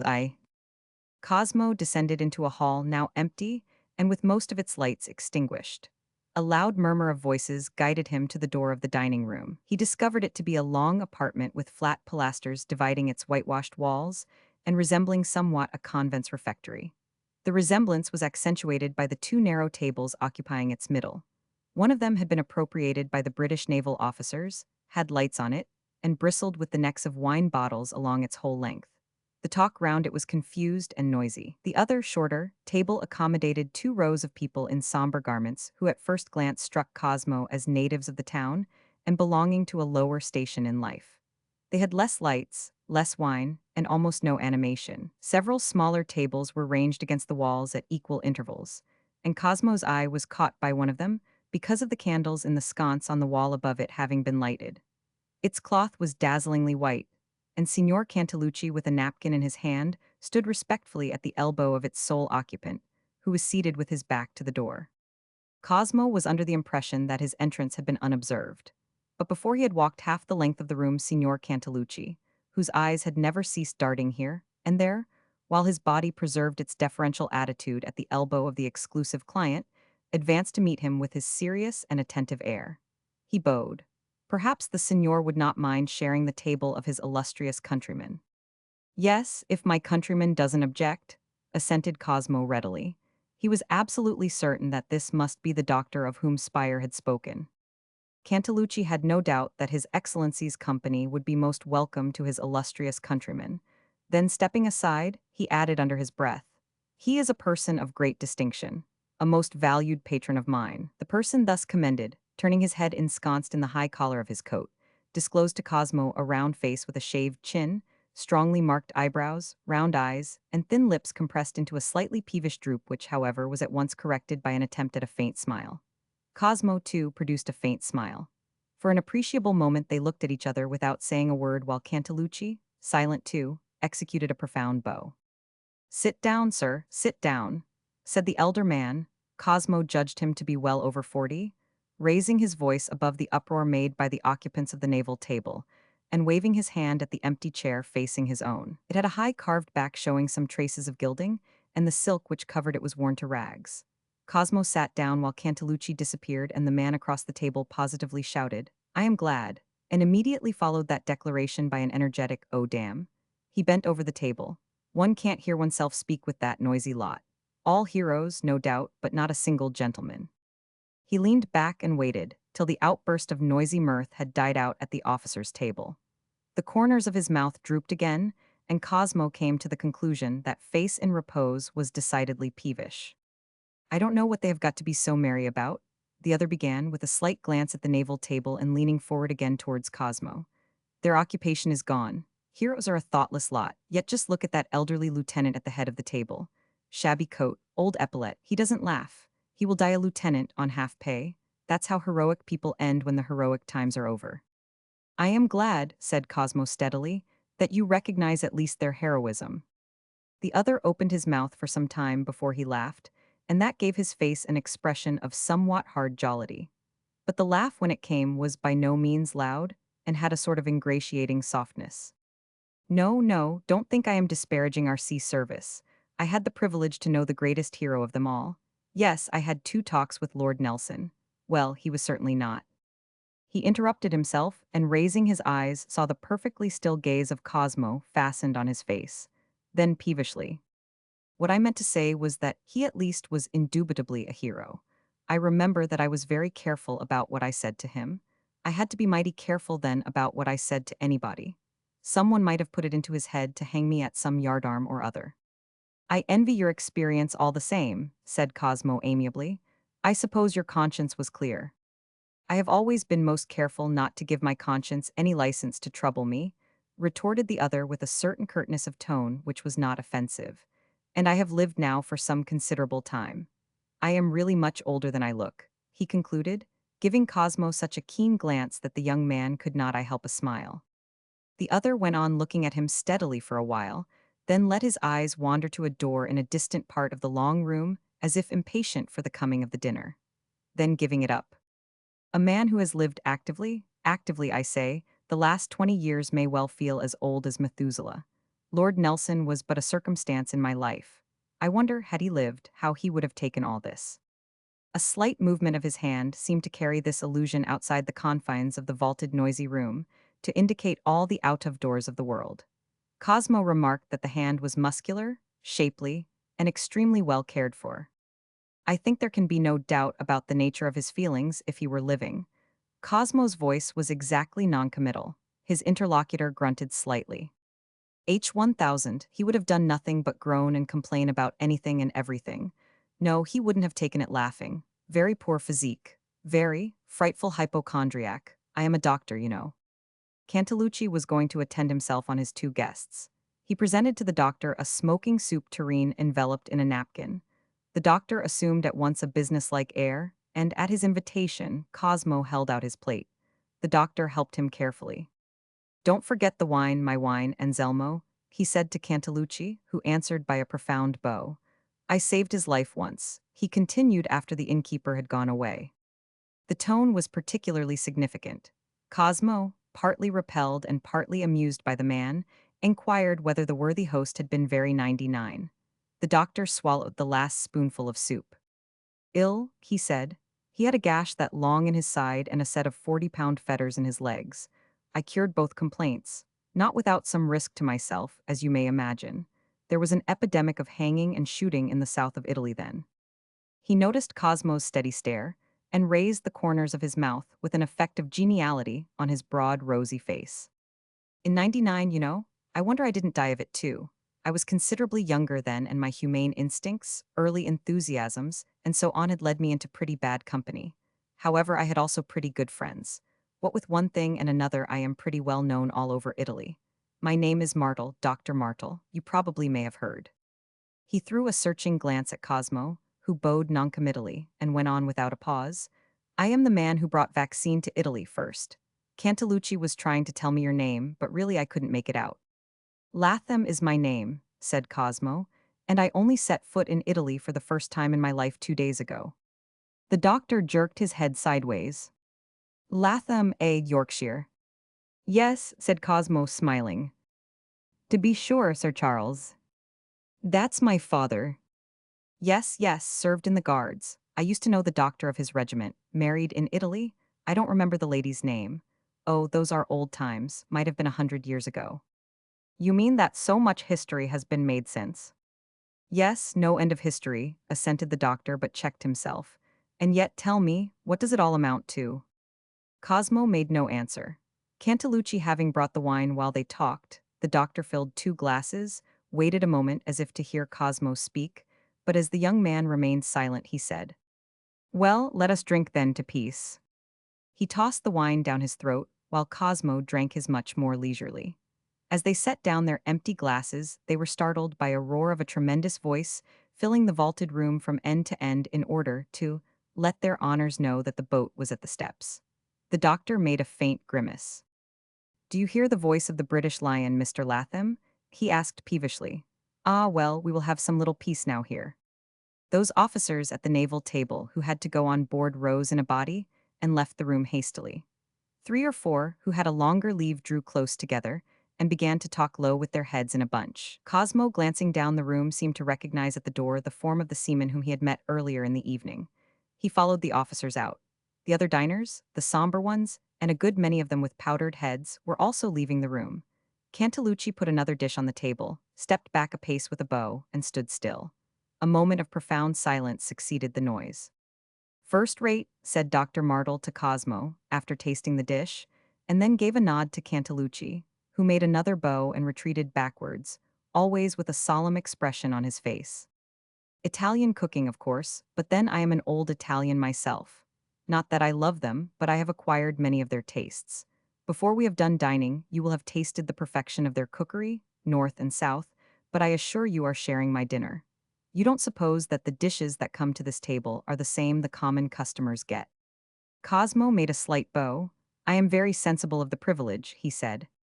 "The honor and the pleasure are mine, I assure you," the doctor said in a half-careless tone, and looking with distaste towards the small knot of officers with a 24 hours leave who had finished their confabulation, and had risen in a body like men who had agreed on some pleasant course of action. Only the elderly lieutenant, lagging a little behind, cast a glance at his 2 countrymen at the little table, and followed his comrades with less eager movements. A quarter of a tough bullock or half a roast sheep are more in their way, and Cantalucci knows it. As to that company that was sitting at the other table, well, I dare say you can tell yourself what they were, small officials or tradesmen of some sort. I should think that emptying all their pockets, and they were how many, say 20, you couldn't collect the value of 1 English pound at any given time, and Cantalucci knows that too. Well, of course. Still, he does well here, but it's a poor place. I wonder, Mr. Latham, what are you doing here?" "Well," said Cosmo with a good-humored smile, "I am just staying here, just as you yourself are staying here." "Ah, but you never saved Cantalucci's life, whereas I did, and that's the reason why I am staying here, out of mere kindness and to give him an opportunity to show his gratitude. Let me fill your glass. Not bad, this wine." "Excellent, what is it?" "God knows. Let us call it Cantalucci's gratitude. Generous stuff, this, to wash down those dishes with. Gluttony is an odious vice, but an ambition to dine well is about the only one which can be indulged at no cost to one's fellow men." "It didn't strike me," murmured Cosmo absently, for he was just then asking himself why he didn't like this pleasant companion, and had just come to the conclusion that it was because of his indecisive expression, wavering between peevishness and jocularity, with something else in addition, as it were, in the background of his handsome, neat, and comfortable person, something that was not aggressive, nor yet exactly impudent. He wondered at his mistrust of the personality, which certainly was very communicative, but apparently not inquisitive. At that moment, he heard himself addressed with a direct inquiry. "You passed, of course, through Paris?" "Yes, and Switzerland." "Oh, Paris, I wonder what it looks like now. Full of English people, of course. Let's see, how many years is it since I was last there? Ha, lots of heads rolled off very noble shoulders since. Well, I am trying to make my way there. Curious times, I have found some letters here. Duke of Wellington very much disliked, what? His nod is insupportable, eh?" "I have just had a sight of the Duke 2 or 3 times," said Cosmo. "I can assure you that everybody is treating him with the greatest respect." Of course, of course. All the same, I bet that all these foreigners are chuckling to themselves at having finished the job without him." "They needn't be so pleased with themselves," said Cosmo scornfully. "The mere weight of their numbers. Yes, it was more like a migration of armed tribes than an army. They will boast of their success all the same. There is no saying what the Duke himself thinks. I wonder if he could have beaten the other in a fair fight. Well, that will never be known now." Cosmo had a sudden sense of an epical tale with a doubtful conclusion. He made no answer. Cantalucci had come and gone solemnly, self-contained, with the usual 2 ceremonial bows. As he retreated, he put out all the candles on the central table and became lost to view. From the illuminated spot at which he sat, Cosmo's eyes met only the shadows of the long refectory-like room with its lofty windows closely shuttered, so that they looked like a row of niches for statues. Yet the murmur of the piazza full of people stole faintly into his ear. Cosmo had the recollection of the vast expanse of flagstones, enclosed by the shadowy and palatial masses, gleaming with lights here and there, under the night sky thick with stars and perfectly cloudless. This is a very quiet inn, he observed. It has that advantage certainly. The walls are fairly thick, as you can see. It's an unfinished palace, I mean as to its internal decorations, which were going to be very splendid and even more costly than splendid. The owner of it, I mean the man who had it built, died of hunger in that hall out there. Died of hunger, repeated Cosmo. No doubt about it, it was during the siege of Genoa. You know the siege, surely. Cosmo recollected himself. I was quite a child at the time, he said. The venerated client of Cantalucci cracked a walnut and then looked at Cosmo's face. I should think you weren't 7 years old at the time, he said in a judicial tone. When I first came into Italy with the vaccine, Sir Charles's marriage was still being talked about in Florence. I remember it perfectly, though it seems as if it had all happened in another world. Yes, indubitably he died of hunger like 10,000 other Genoese. He couldn't go out to hunt for garbage with the populace or crawl out at night trying to gather nettles in the ditches outside the forts. And nobody would have known that he was dead for a month if one of the bombs out of a bomb vessel with Admiral Keith's blockading squadron hadn't burst the door in. They found him at the foot of the stairs, and, they say, with a lot of gold pieces in his pockets. But nobody cared much for that. If it had been a lot of half-gnawed bones, there would have been blood spilt, no doubt. For all I know, there were or maybe even now secret places full of gold in the thickness of these walls. However, the body was thrown into a corpse cart, and the authorities boarded the doorway. It remained boarded for years because the heirs didn't care to have anything to do with that shell of a palace. I fancy that the last of them died in the snows of Russia. Cantalucci came along, and owing to a friendship with some sort of scribe in the municipality, he got permission to use the place for his hostelry. He told me that he found several half-ducats in the corners of the hall when he took possession. I suppose they paid for the whitewash, for I can't believe that Cantalucci had much money in his pockets. Perhaps he found one of those secret hiding places of which you spoke, suggested Cosmo. What, Cantalucci? He never looked for any gold. He is too much in the clouds, but he has made us dine well in the palace of the starved man, hasn't he? 16 years ago in Naples, he was a Jacobin and a friend of the French. A rebel, a traitor to his king, if you like. But he has a good memory, there is no denying that.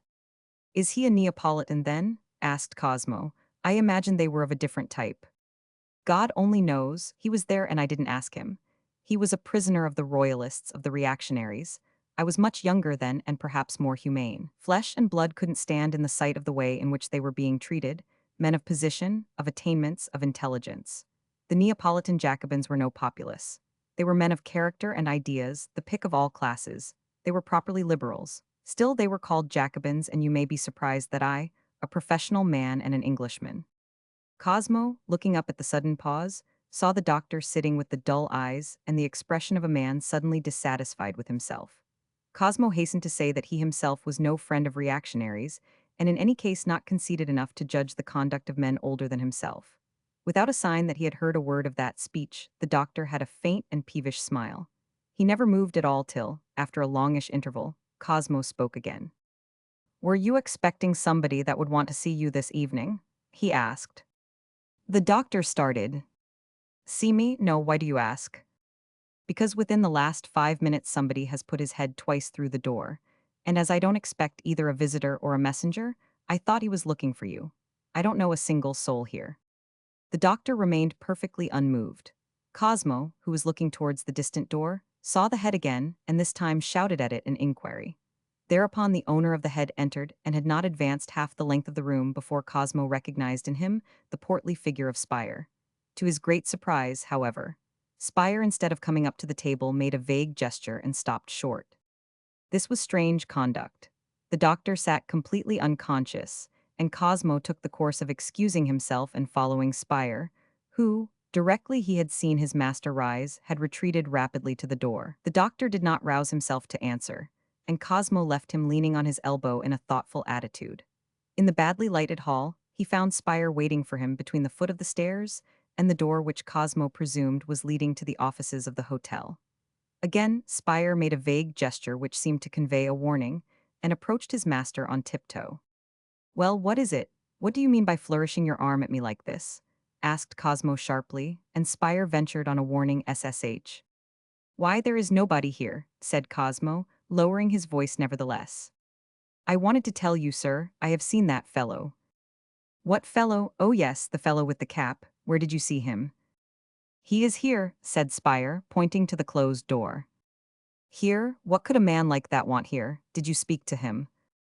No, sir, he has just come in and for all I know he may be already gone away, though I don't think so.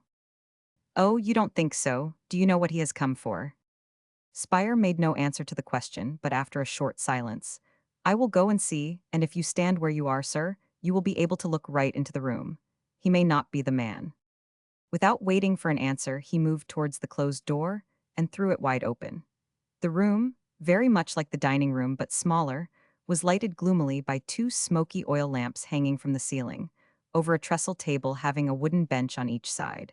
Bad as the light was, Cosmo made out at once the peculiar cap. The wearer, sitting on one of the benches, was leaning with both elbows across the table towards the fair head of a girl, half hidden by a lace scarf. They were engaged in earnest conversation, so that they never turned their heads at Spire's entrance. Cosmo had just time to discern the fine line of the girl's shoulders, which were half turned from him when Spire shut the door. Roman 2. Returning to his bedroom, Cosmo found the fire of logs still playing fitfully upon the drawn curtains, upon the dim shape of the canopied bed of state, and perceived that Spire as directed had prepared the writing table, and had placed a screen round the inviting-looking armchair. He did not sit down to write. He felt more than ever that, in a moment of amused expansion, he had made a rash promise to his sister.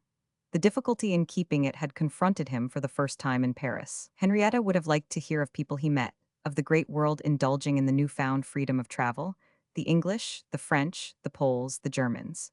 Certainly he had seen quite a lot of people, but the problem was as to what could be said about them to a young girl, ignorant of the world, brought up in the country, and having really no notion of what mankind was like. He admitted to himself with introspective sincerity that even he did not exactly know what mankind was really like. He was too much of a novice, and she, obviously, was too innocent to be told of his suspicions and of what it was like. Even to describe the world outwardly was not an easy task to Henrietta. The world was certainly amusing. Oh yes, it was amusing, but even as he thought that, he felt within him a certain distaste. Just before he had left Paris, he had been at a rout given by a great lady.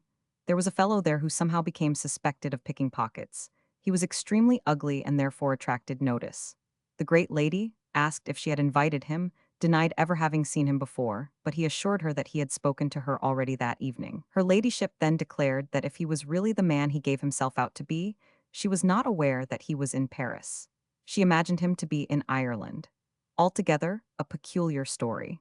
Cosmo never knew how it had ended because his friend Hollies led him away to introduce him to Mrs. R., who was most affable and entertained him with a complete inventory of her daughter's accomplishments, the daughter herself being then in the room, obviously quite lovely and clever, but certainly a little odd. For a little later, on his being introduced, she had discoursed to him for half an hour on things of the heart, charmingly, but in a perfectly cool and detached manner. There was also Lady Jane, very much in evidence, very much run after, with a voice of engaging sweetness, but very free, not to say licentious, in her talk. How could he confide his impressions of her to Henrietta? As a matter of fact, his head had been rather full of Lady Jane for some time. She had, so to speak, attended him all the way from Paris up to the morning of his arrival at Cantalucci's inn. But she had now deserted him.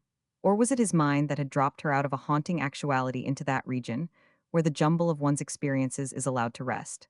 But was it possible that a shabby fellow in tight breeches and bad boots, with a peculiarly shaped cap on his head, could have got between him and Lady Jane about the time of sunset? Cosmo thought suddenly that one's personal life was a very bizarre thing. He could write to his sister that before he had been 3 hours in Genoa, he had been involved in passing secret correspondence from Italy to the island of Elba. Henrietta had solemnly charged him to write everything he could find out, hear, or even guess about Napoleon. He had heard certainly a lot of most extraordinary stories, and if he had not made any guesses, he had been associating with persons who actually had been doing nothing else. Frightened persons, exulting people, cast-down people, frivolous people, people with airs of mystery or with airs of contempt. But by Jove, now he had been in personal touch, and had actually helped a man of the people who was mysteriously corresponding with Elba. He could write something about that, but, after all, was it worthwhile? Finally, he concluded he wouldn't write home at all that evening, pushed the table away, and throwing himself into the armchair, extended his legs towards the fire. A moody expression settled on his face. His immobility resembled open-eyed sleep, with the red spark of the fire in his unwinking eyes and a perfect insensibility to outward impressions. But he heard distinctly Spire knocking discreetly at the door. Cosmo's first impulse was to shout that he wasn't wanted, but he changed his mind. "Come in." Spire shut the door carefully, and crossing the room at once put a log on the fire. Then he said, "Can't get any hot water this evening, sir. Very sorry, sir. I will see that it won't happen again." At the same time, he thought, served him right for picking out such an inn to stay at. Cosmo, still silent, stared at the fire, and when he roused himself at last, he perceived Spire in the act of putting down in front of his chair a pair of slippers of shiny leather and red heels. "Take your boots off, sir," suggested Spire under his breath. Cosmo let him do it. "Going to bed now, sir?" asked Spire in the same subdued tone. "No, but you needn't wait. I won't need you any more tonight." "Thank you, sir." Spire lingered, boots in hand. "The two small pistols are on the bedside table, sir. I have looked to the primings. This town is lull of rabble from all parts just now, so I hear. The lock of your door is fairly poor. I shall be sleeping just outside in the corridor, sir. They are going to put me a pallet there." "You will be very cold," protested Cosmo. "It will be all right, sir. I have got the fur rug out of the carriage. I had everything taken out of the carriage. The yard isn't safe, sir. Nothing is properly safe in this house, so far as I can see." Cosmo nodded absent-mindedly. "Oh, wait a moment, Spire. That man, that fellow in the cap, is he still downstairs?" Spire thought rapidly that he wouldn't be a party to bringing any of those ragamuffins up to the bedroom. "Gone a long time ago, sir," he said stolidly. Cosmo had a vivid recollection of the man's pose, of being settled for an earnest and absorbing conversation to last half the night. "He doesn't belong to this house?" he asked. "No, sir, he only came to talk to a young woman. I left him taking leave of her to come up to you, sir. I suppose he was the man you meant, sir." "Yes," said Cosmo, "I have no doubt about it. He will probably turn up again." Spire admitted reluctantly that it was likely. He had been telling a long tale to that young woman. "She is very good-looking, sir." "Is she a servant here?" "Oh no, sir. She came in with that old cutthroat cobbler. They seem to be friendly. I don't like the looks of the people in this house." "I wonder," said Cosmo, "whether you could manage to obtain for me a quiet talk with that man on the next occasion he comes here." Spire received this overture in profound silence. "Do you think you could?" insisted Cosmo. A dispassionate raising of the eyebrows preceded the apparently irrelevant remark. "The worst of this house, sir, is that it seems open to all sorts of rabble." "I see. Well, try to think of some way. Spire, you may go now." Spire, carrying the boots, walked as far as the door, where he turned for a moment. "The only way I can think of, sir," he said, "would be to make friends with that young woman." Before Cosmo could recover from the surprise at the positive statement, Spire had gone out and had shut the door. Cosmo slept heavily but fitfully, with moments of complete oblivion interrupted by sudden starts, when he would lie on his back with open eyes, wondering for a moment where he was, and then fall asleep again before he had time to make a movement. In the morning, the first thing he did was to scribble a note to the Countess Monteveso to ask her permission to call that very morning. While writing the address, he smiled to himself at the idea that it was after all the little Adele whom he remembered, but dimly, mostly as a fair head hovering near his father's armchair in the big drawing room, the windows of which opened on the western terrace. As a schoolboy during his holidays, he saw the two girls, Adele and his sister, mostly in the evening. He had his own out-of-door pursuits while those girls stayed upstairs with their governess.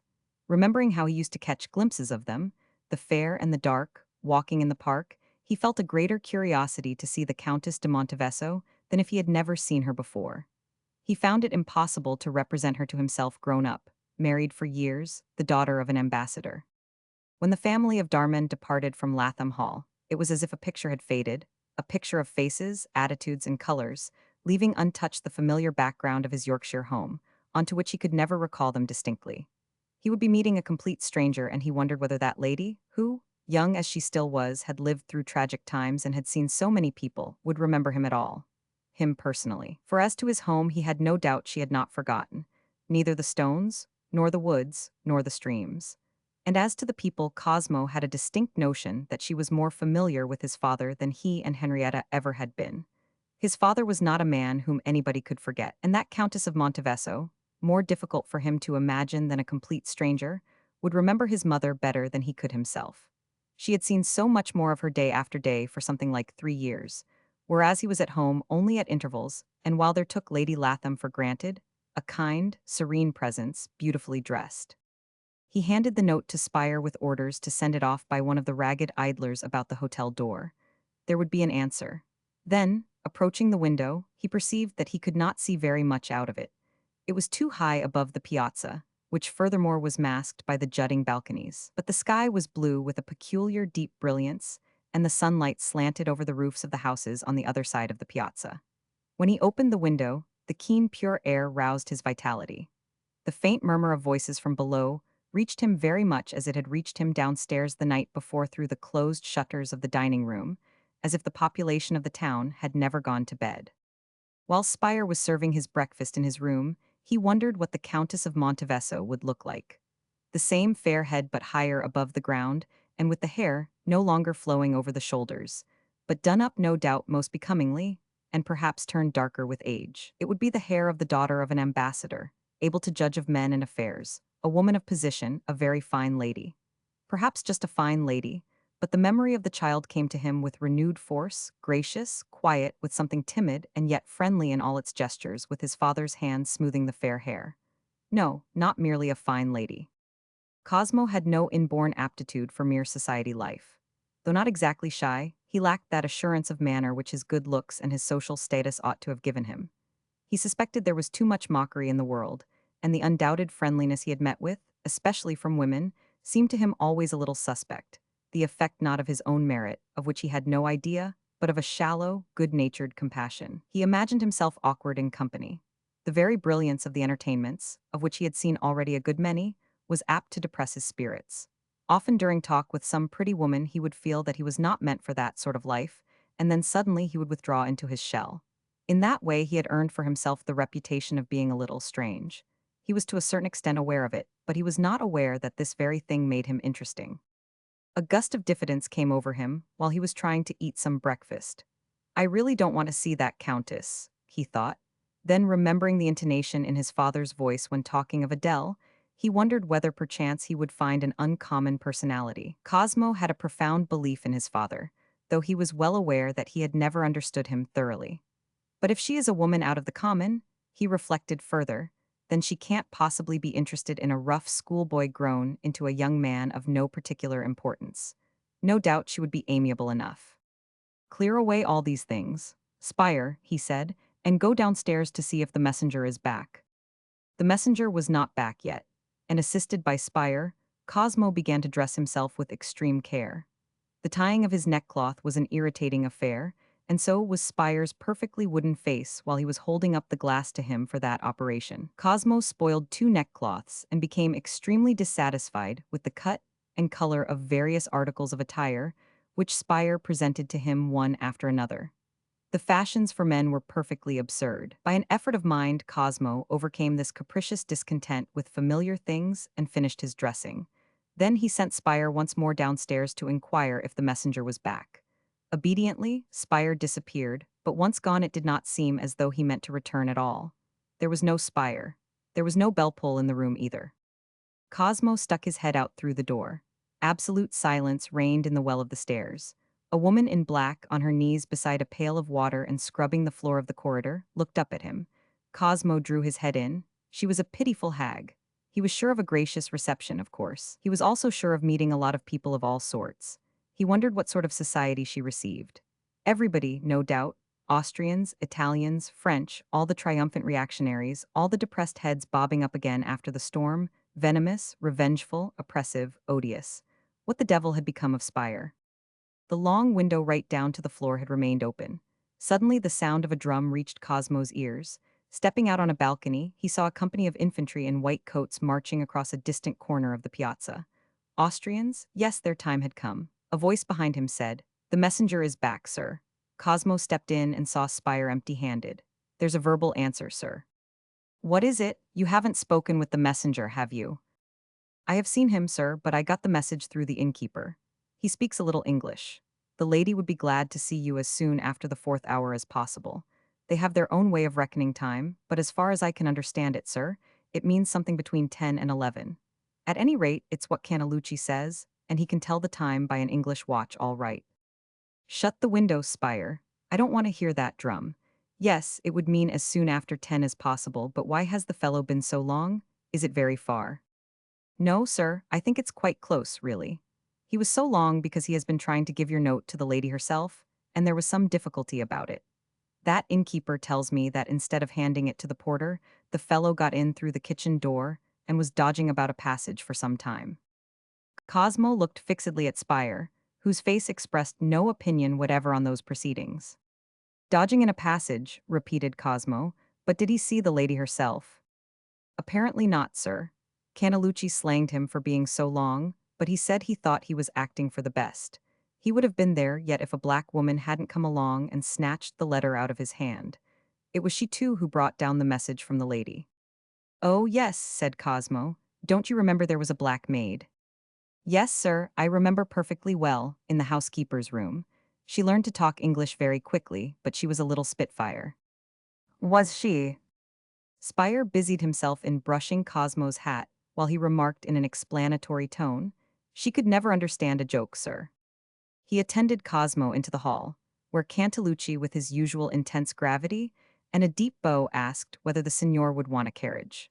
Cosmo, however, preferred walking.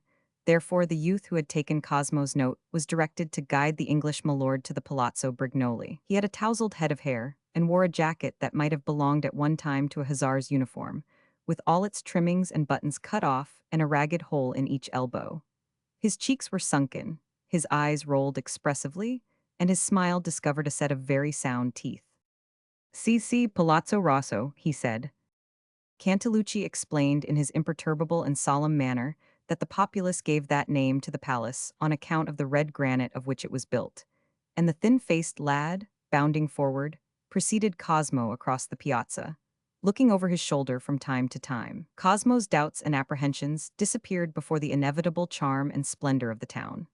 At the corner of a narrow lane and a small open space with some trees growing in the center of it, the ragged guide stopped and, pointing at a dark and magnificent building, left him alone. Massive and somber, ornate and heavy, with a dark aspect and enormous carvings, the palace where little Adele was living had to Cosmo's eye the air of a sumptuous prison. The portal with its heavy iron-studded doors was reached by a flight of shallow steps, a segment of a wide circle, guarded on each side by an enormous griffin seated, tensely alert with wing and claw, on a high and narrow pedestal. On ascending the steps, Cosmo discovered that the heavy door was ajar, just enough to let him slip in.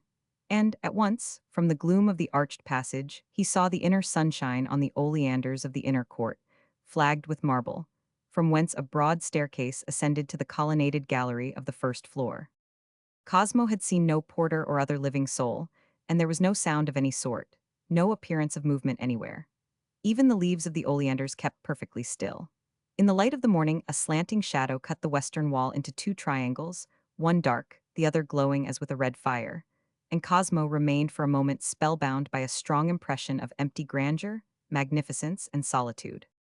A voice behind him, issuing from somewhere in the big gateway through which he had passed, cried, "Ascend, signor." Cosmo began to mount the open staircase, embarrassed as though he had been watched by thousands of eyes. In the gallery he hesitated, for the several doors he could see remained closed, and the only sound that reached his ears was the gentle plashing of the fountain in the court below him. Before he had made up his mind, the door in front of him opened fairly wide, but he could not see the person till he had entered an anteroom with narrow red and gilt settees ranged along its white walls. The door shut behind him, and turning round, he confronted a dark, plump mulatto woman who was staring at him with an expression of intense admiration. She clapped her hands in ecstasy, and opening her mouth, exhibited her white teeth in a low, cackling laugh. "Bonjour, Agli," said Cosmo readily. The woman laughed again in sheer delight. "You remember my name, Mr. Cosmo? You quite fright me, you grow so big. I remember you climb tree and throw nice ripe apple to the black girl." Her eyes gleamed and rolled absurdly. Cosmo was so strangely touched by this extremely slight reminiscence of his tree-climbing boyhood that when she added, "That was a good time," He was quite ready to agree, thereby provoking another burst of delightful laughter. But Agli was controlling herself obviously. Her laughter was subdued. It had not the unbounded freedom of sound that used to reverberate exotically in the dark passages at the back of Latham Hall, though there, too, Agli tried to subdue it in view of rebukes or sarcastic comments in the servants' hall. It stopped suddenly, and Agli, in a tone of sober respect, wanted to know how the Sainya was. Cosmo said that his father was very well. He a very great gentleman, commented Agli. I always tremble when I see him. You very fine gentleman too, Mr. Cosmo. She moved to one of the inner doors, but as Cosmo was following her, she raised her hand to prevent him and opened the door only a little way, then came back and said in a lower tone, It's to hear the bell better when it rings. Will you wait a little bit here? She asked anxiously. I will, said Cosmo, but surely you don't want to tremble before me. What is the matter? Nothing at all is the matter. Agli tossed her head, tied up in a bandana handkerchief, with something of the spirit of the old days. Cosmo was amused. I know tremble before you, she continued. I always like you very much. I am glad with all my heart to see you here. All the time she turned her ear to the door she had left the least bit ajar. She had on a high-waisted white calico dress, white stockings, and Genoese slippers on her feet. Her dark brown hands moved uneasily. And how is Madame la Comtesse? Asked Cosmo. Miss Adele very well. Anyway, she never says anything else. She very great lady now. All the town come here, but she wants to see you alone after all these years. It's very kind of her, said Cosmo. I was wondering whether she remembered me at all. Now the excitement of seeing him had worn off, he was surprised at the careworn expression of the mulatto's face. For a moment it seemed to him like a tragic mask, then came the flash of white teeth, strangely unlike a smile. She remember everything, said Agli. She, Mr. Cosmo, you know boy now. I tell you that Miss Adele had not a moment's peace since she drive away from your big home in the country one very cold day. I remember very well. Little birds fall dead off the tree. I feel ready to fall dead myself. I was away at school, said Cosmo. He remembered that on his return the disappearance of those people had not produced a very strong impression on him. In fact, the only thing he had missed was, in the evening, the fair head of the stranger Adele near the dark head of his sister Henrietta. And the next evening he had not even missed that. While these thoughts were passing through his head he waited, looking at Agli with a faint smile of which he was not aware. The mulatto girl seemed to have concentrated all her faculties on listening for the sound of a bell. It came at last. Cosmo heard it, too, very distant, faint and prolonged. A handbell. Now, said Agli under her breath, and Cosmo followed her through a suite of rooms, magnificent but underfurnished, with the full light excluded by half-closed jalousies. The vista was terminated by a white and gold door at which Agli stopped and looked back at him over her shoulder with an air of curiosity, anxiety, or was it hesitation? But certainly without a smile. As to his own, it had stiffened permanently on his lips. Before turning the handle of the door, the mulatto listened for a moment. Then she threw it open, disclosing a room full of light indeed, but which Cosmo could not see in its full extent because of a screen cutting off the view. His last thought as he crossed the threshold was, "It will be interesting." And then he heard the door shut behind him, leaving him as it were alone with the heavy screen of figured velvet and 3 windows through which sunshine poured in a way that almost blinded him after his long experience of half-lights. He walked clear of the screen, and he was surprised at the vast size of the room. Here and there were other screens, and a quite unexpected quantity of elegant furniture, amongst which he felt for a moment as if lost. All this shone and gleamed and glowed with color in the freshness and brilliance of the sunny morning. Why, there's nobody here, he thought with a mingled sense of disappointment and relief. To his left, above a square of carpet that was like a flower bed, rose a white mantelpiece which in its proportion and sumptuosity was like a low but much carved portal surmounted by an enormous sheet of glass reaching up to the cornice of the ceiling. He stepped on to the flowers, feeling now somewhat vexed, and only then perceived away at the other end of the room, in a corner beyond a fourth window, a lady seated at a writing table with her back to him. Barred by the gilt openwork of the chair back, he saw her dress, the only bit of blue in the room. There was some white lace about her shoulders, her fair head was bent, she was writing rapidly. Whoever she was, she seemed not to be aware of his presence. Cosmo did not know whether to wait in silence or say something, or merely warn her by a slight cough. What a stupid position, he thought. At that moment the lady put the pen down and rose from her chair brusquely, yet there was a perceptible moment before she turned round and advanced towards him.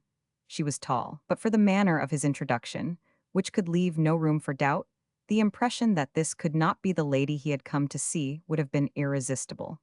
As it was, Cosmo felt apologetic, as though he had come to the wrong house. It occurred to him also that the lady had been from the very first aware of his presence. He was struck by the profundity of her eyes, which were fixed on him. The train of her blue robe followed on the floor. Her well-shaped head was a mass of short, fair curls, and while she approached him, Cosmo saw the color leave her cheeks, the passing away of an unmistakable blush. She stopped and said in an even voice, "Don't you recognize me?" He recovered his power of speech, but not exactly the command of his thoughts, which were overwhelmed by a variety of strong and fugitive impulses. "I have never known you," he said with a tone of the profoundest conviction. She smiled. Cosmo was perfectly sure that he had never seen that sort of smile, or the promise even of anything so enchanting, and sank slowly onto a sofa whose brocaded silk, gray like pure ashes, and the carved frame painted with flowers and picked with gold, acquired an extraordinary value from the color of her dress and the grace of her attitude. She pointed to an armchair close by. Cosmo sat down. A very small table of ebony inlaid with silver stood between them. Her hand rested on it, and Cosmo looked at it with appreciation, as if it had been an object of art, before he raised his eyes to the expectant face. "Frankly," he said, "didn't you think that a complete stranger had been brought into the room?" He said this very seriously, and she answered him in a light tone. "For a moment I was afraid to look round. I sat there with my back to you. It was absurd after having been imprudent enough to let you come in the morning. You kept so still that you might have been already gone. I took fright, I jumped up, but I need not have hesitated. You are still the same boy." Cosmo paid very little attention to what she said. Without restraint and disguise, in open admiration he was observing her with all his might, saying to himself, "Is it possible, this Adele?" He recollected himself, however, sufficiently to murmur that men changed more slowly and perhaps less completely than women. The Countess of Montevesso was not of that opinion, or, at any rate, not in this case. "It isn't that at all. I know because I used to look at you with that attention worthy of the heir of the Latham name, whereas you never honored the French girl by anything more than a casual glance. Why should you have done more? You had the dogs, the horses, your first gun. I remember the gun. You showed it to both of us, to your sister and myself while we were walking in the park. You shouted to us and came across the grass, brandishing your gun, while the governess, I don't remember her name, screamed at you. Oh mon Dieu, and approaches pa, you paid not the slightest attention to her. You had a flushed face. Of course her screaming frightened us at first, and just as we were preparing to get very interested in your gun you walked off with a look of contempt." "Did I behave so badly as that?" said Cosmo, feeling suddenly very much at ease with that lady with whom he had never even exchanged a formal greeting. She had grown more animated. As he was very fond of his sister, he answered her numerous questions about Henrietta with interest and pleasure. From that subject, the lady on the sofa, who may or may not have been Adele Darmond at one time, went on putting a series of questions about the house, and all the people in it in a manner that proved a precise and affectionate recollection of those days. The memory of the countryside seemed to have been cherished by her too, and Cosmo's heart warmed to the subject. She remembered certain spots in the park and certain points of view in the neighborhood as though she had left them but a year before. She seemed not to have forgotten a single servant in the house. She asked after Spire. "I have got him with me," said Cosmo. "Of course he has grown elderly." He almost forgot to whom he was speaking. Without associating her very distinctly with the child Adele, he was taking the Countess de Montevesso for granted. He delighted in seeing her so quiet and so perfectly natural. The first effect of her appearance persisted, with only the added sense of the deep dark blue of her eyes, an impression of living profundity that made his thoughts about her pause. But he was unconsciously grateful to her for the fact that she had never given him a moment of that acute social awkwardness from which he used to suffer so much. Though there could not be the slightest doubt that the little Adele, if there had ever been a little Adele, was now a very fine lady indeed. But she loved the old place and everything and everybody in it. Of that too there could be no doubt. The few references she made to his mother touched and surprised Cosmo. They seemed to imply some depth in her which he, the son, and Henrietta, the daughter, had failed to penetrate. In contrast with that, Cosmo remarked that after the inquiry after Sir Charles's health, which was one of her first questions, his father was not mentioned again. "Are you going to make a stay in Genoa?" she asked after a pause. "A few days," said Cosmo, in an irresolute tone, because he did not know what answer was expected to this inquiry, the first which had nothing to do with Yorkshire. His interest in the rest of Italy was, he perceived, very small. But by the association of ideas, he thought suddenly of the passing hours. He raised his eyes to a faintly engraved brass disc, with black hands hung on the wall above one of the two doors at that end of the room, which he was facing. The black hands pointed to 11, but what prevented his eyes from returning at once to the delighted contemplation of the Countess of Montevesso was the fact that the door below the clock seemed to have moved slightly. "I intend to see something of Italy," he said. "My time really is my own. I have nothing special to do. It seems to me that the principal object of my journey has been attained now. I don't think my father would be surprised to hear that I had turned back after leaving Genoa." The Countess looking up at this, their eyes remained fastened together for a time, and Cosmo thought, "What on earth am I saying?" He watched her lips move to form the words which quite frightened him. "Did Sir Charles give you a message for me?" He thought he had brought this on himself. It was a painful moment. It lasted long enough to give the Countess the time to assume an expression of indifference, startling after the low tone of her question. "No," said Cosmo truthfully. "I have only a message for your father." He waited a moment. "But I will tell you one of the last things Henrietta told me. She told me that when you were married, my father could think of nothing for days but you." He did not venture to look at her, then added impulsively, "My father loved you dearly. We children could see it very well." Add. "Why don't you finish my name?" her seductive voice asked. Cosmo colored. "Well, I never heard you really called by any other name. It came naturally since I suppose you must be Adele." Madame de Montevesso, who had been hanging on his lips, was surprised by Cosmo, raising his eyes to stare intensely into the part of the room behind her back. Just as he was making his apology, he had noticed the door under the clock swing open without any sound at all. And there entered quite noiselessly, too, and with something ambiguous in the very motion, a young girl. Nothing could have been more unexpected, in a sort of dishabille of a white skirt and a long pink jacket of some very thin stuff which had a silky shimmer. She made a few steps and stopped. She was rather short, her hair was intensely black and drawn tightly away from her forehead. Cosmo felt sure, though he couldn't see, that it was done in one long plait at the back. Her face was a short oval, her chin blunt, her nose a little too big, and her black eyes perfectly round. Cosmo had the time to notice all this, because astonishment prevented him from looking away. The girl advanced slowly if with perfect assurance, and stared unwinkingly at Cosmo, who, in the extremity of his embarrassment, got up from his chair. The young girl then stopped short, and for a moment the three persons in the room preserved an absolute immobility. Then the Countess glanced over her shoulder leisurely and addressed Cosmo. "This is Clelia, a niece of my husband." Cosmo made a deep bow to the possessor of the round black eyes. "I didn't know of her existence till about a fortnight ago," added Madame de Montevesso carelessly. The round-eyed girl, still staring hard, made a curtsy to Cosmo. "My husband," went on Adele, "has also two old aunts living here. I have never seen them. This house is very big." Cosmo resumed his seat, and there was a moment of silence. The girl sat down in the chair before the writing table sideways, folded her arms on its back, and rested her chin on her hands.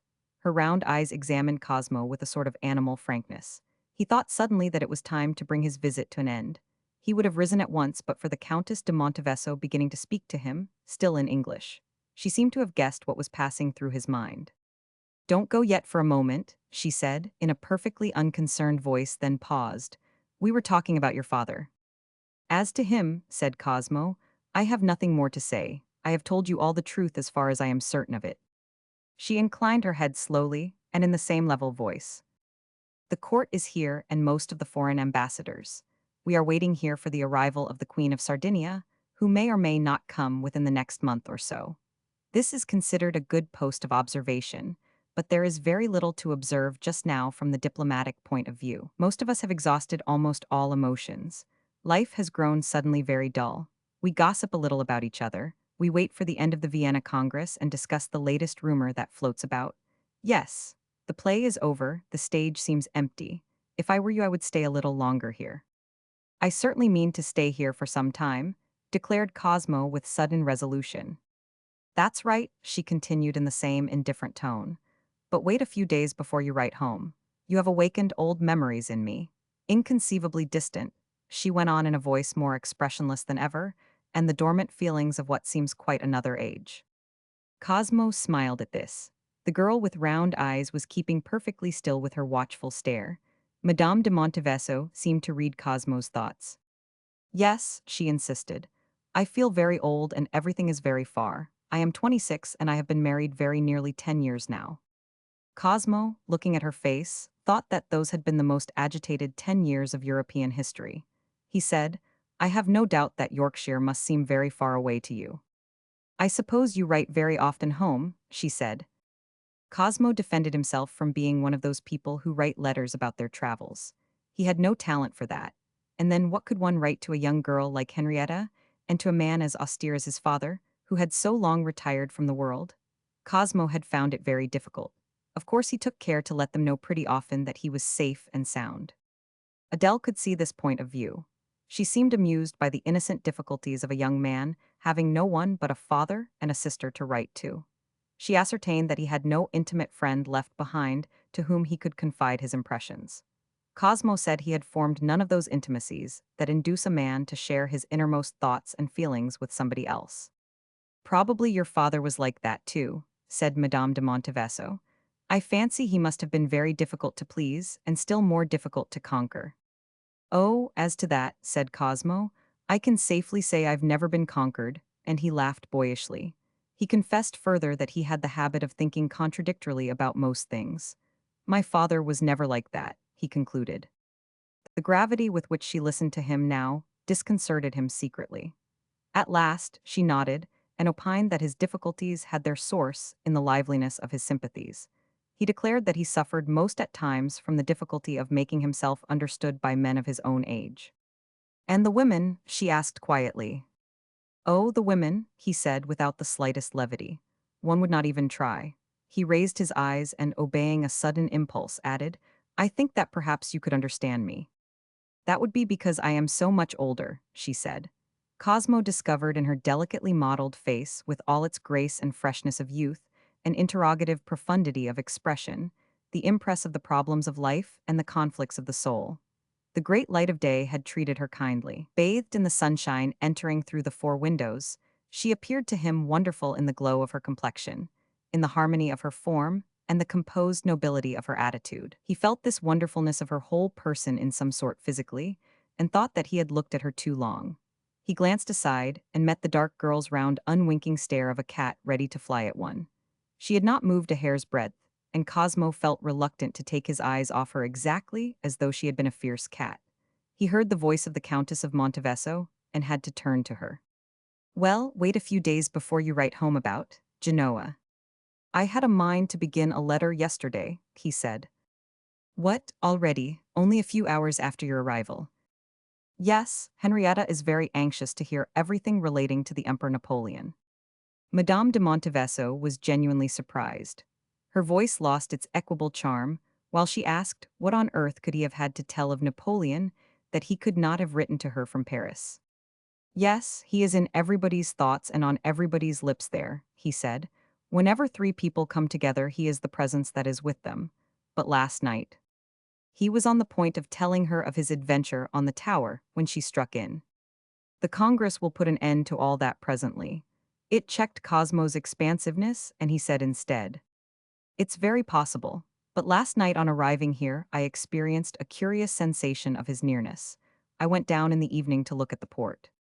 He isn't certainly very far from here, and what are your feelings about him?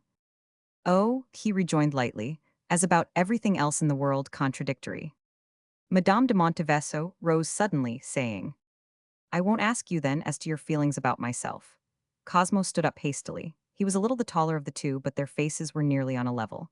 I should like you to make up your mind about me before you take up your traveler's pen, continued Adele. Come again this evening. There will be a few people here, and as you have said, when a few people come together just now, Napoleon is always with them, an unseen presence. But you will see my father. Do you remember him at all? Cosmo assured her that he remembered the Marquis d'Armand perfectly. He was on the point of making his parting bow when Madame de Montevesso, with the two words, à l'anglaise, put out her hand. He took it and forgot himself in the unexpected sensation of this contact.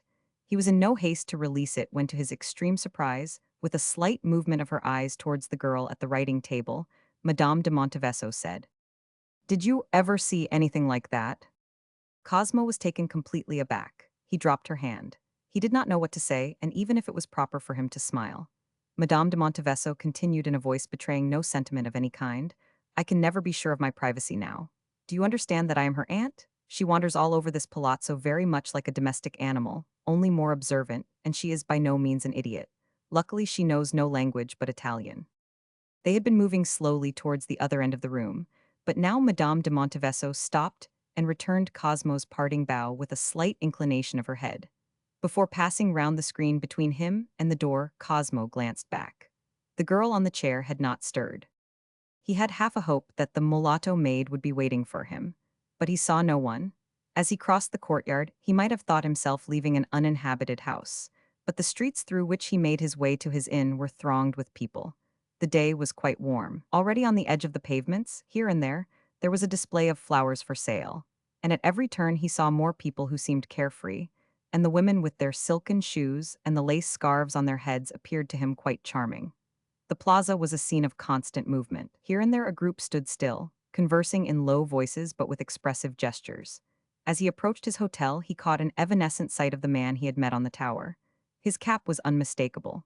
Cosmo mended his pace, but the man had disappeared, and after looking in all directions, Cosmo went up the steps of the inn. In his room, he found Spire folding methodically some clothes. "I saw that man," said Cosmo, handing him his hat.